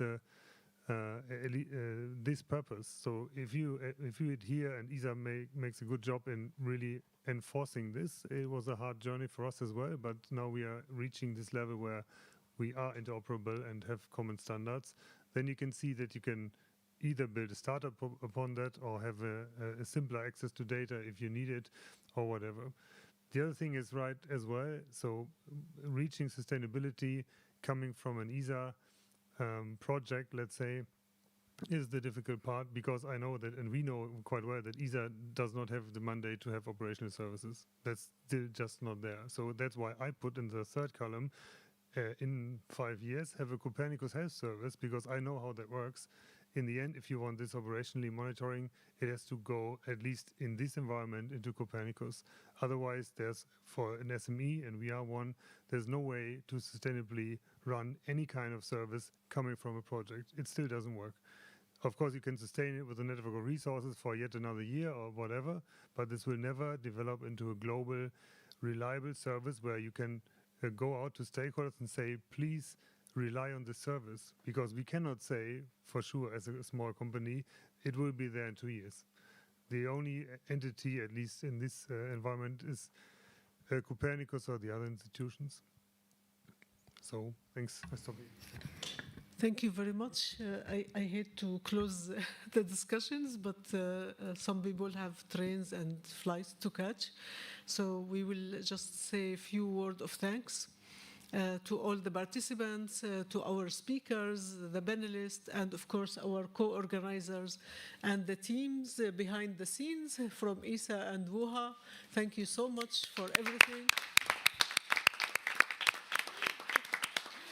So everybody brought his expertise or her expertise, the passion, the commitment. It was really wonderful to see the exchanges and truly inspiring. So looking forward, I hope this discussion that we had here throughout the conference will not only drive future research or innovations and applications, but also foster new partnerships among the different organizations here and to have solutions that we can provide to our member countries. So I hope you felt at home in WUHA and you enjoyed our premises, and we can have more interactions like this and host more conferences for Earth observations. But also to have partnerships with you and to have more projects working on animal health and welfare and on One Health in general. So thank you so much, and we look forward to see you again very soon. Thank you.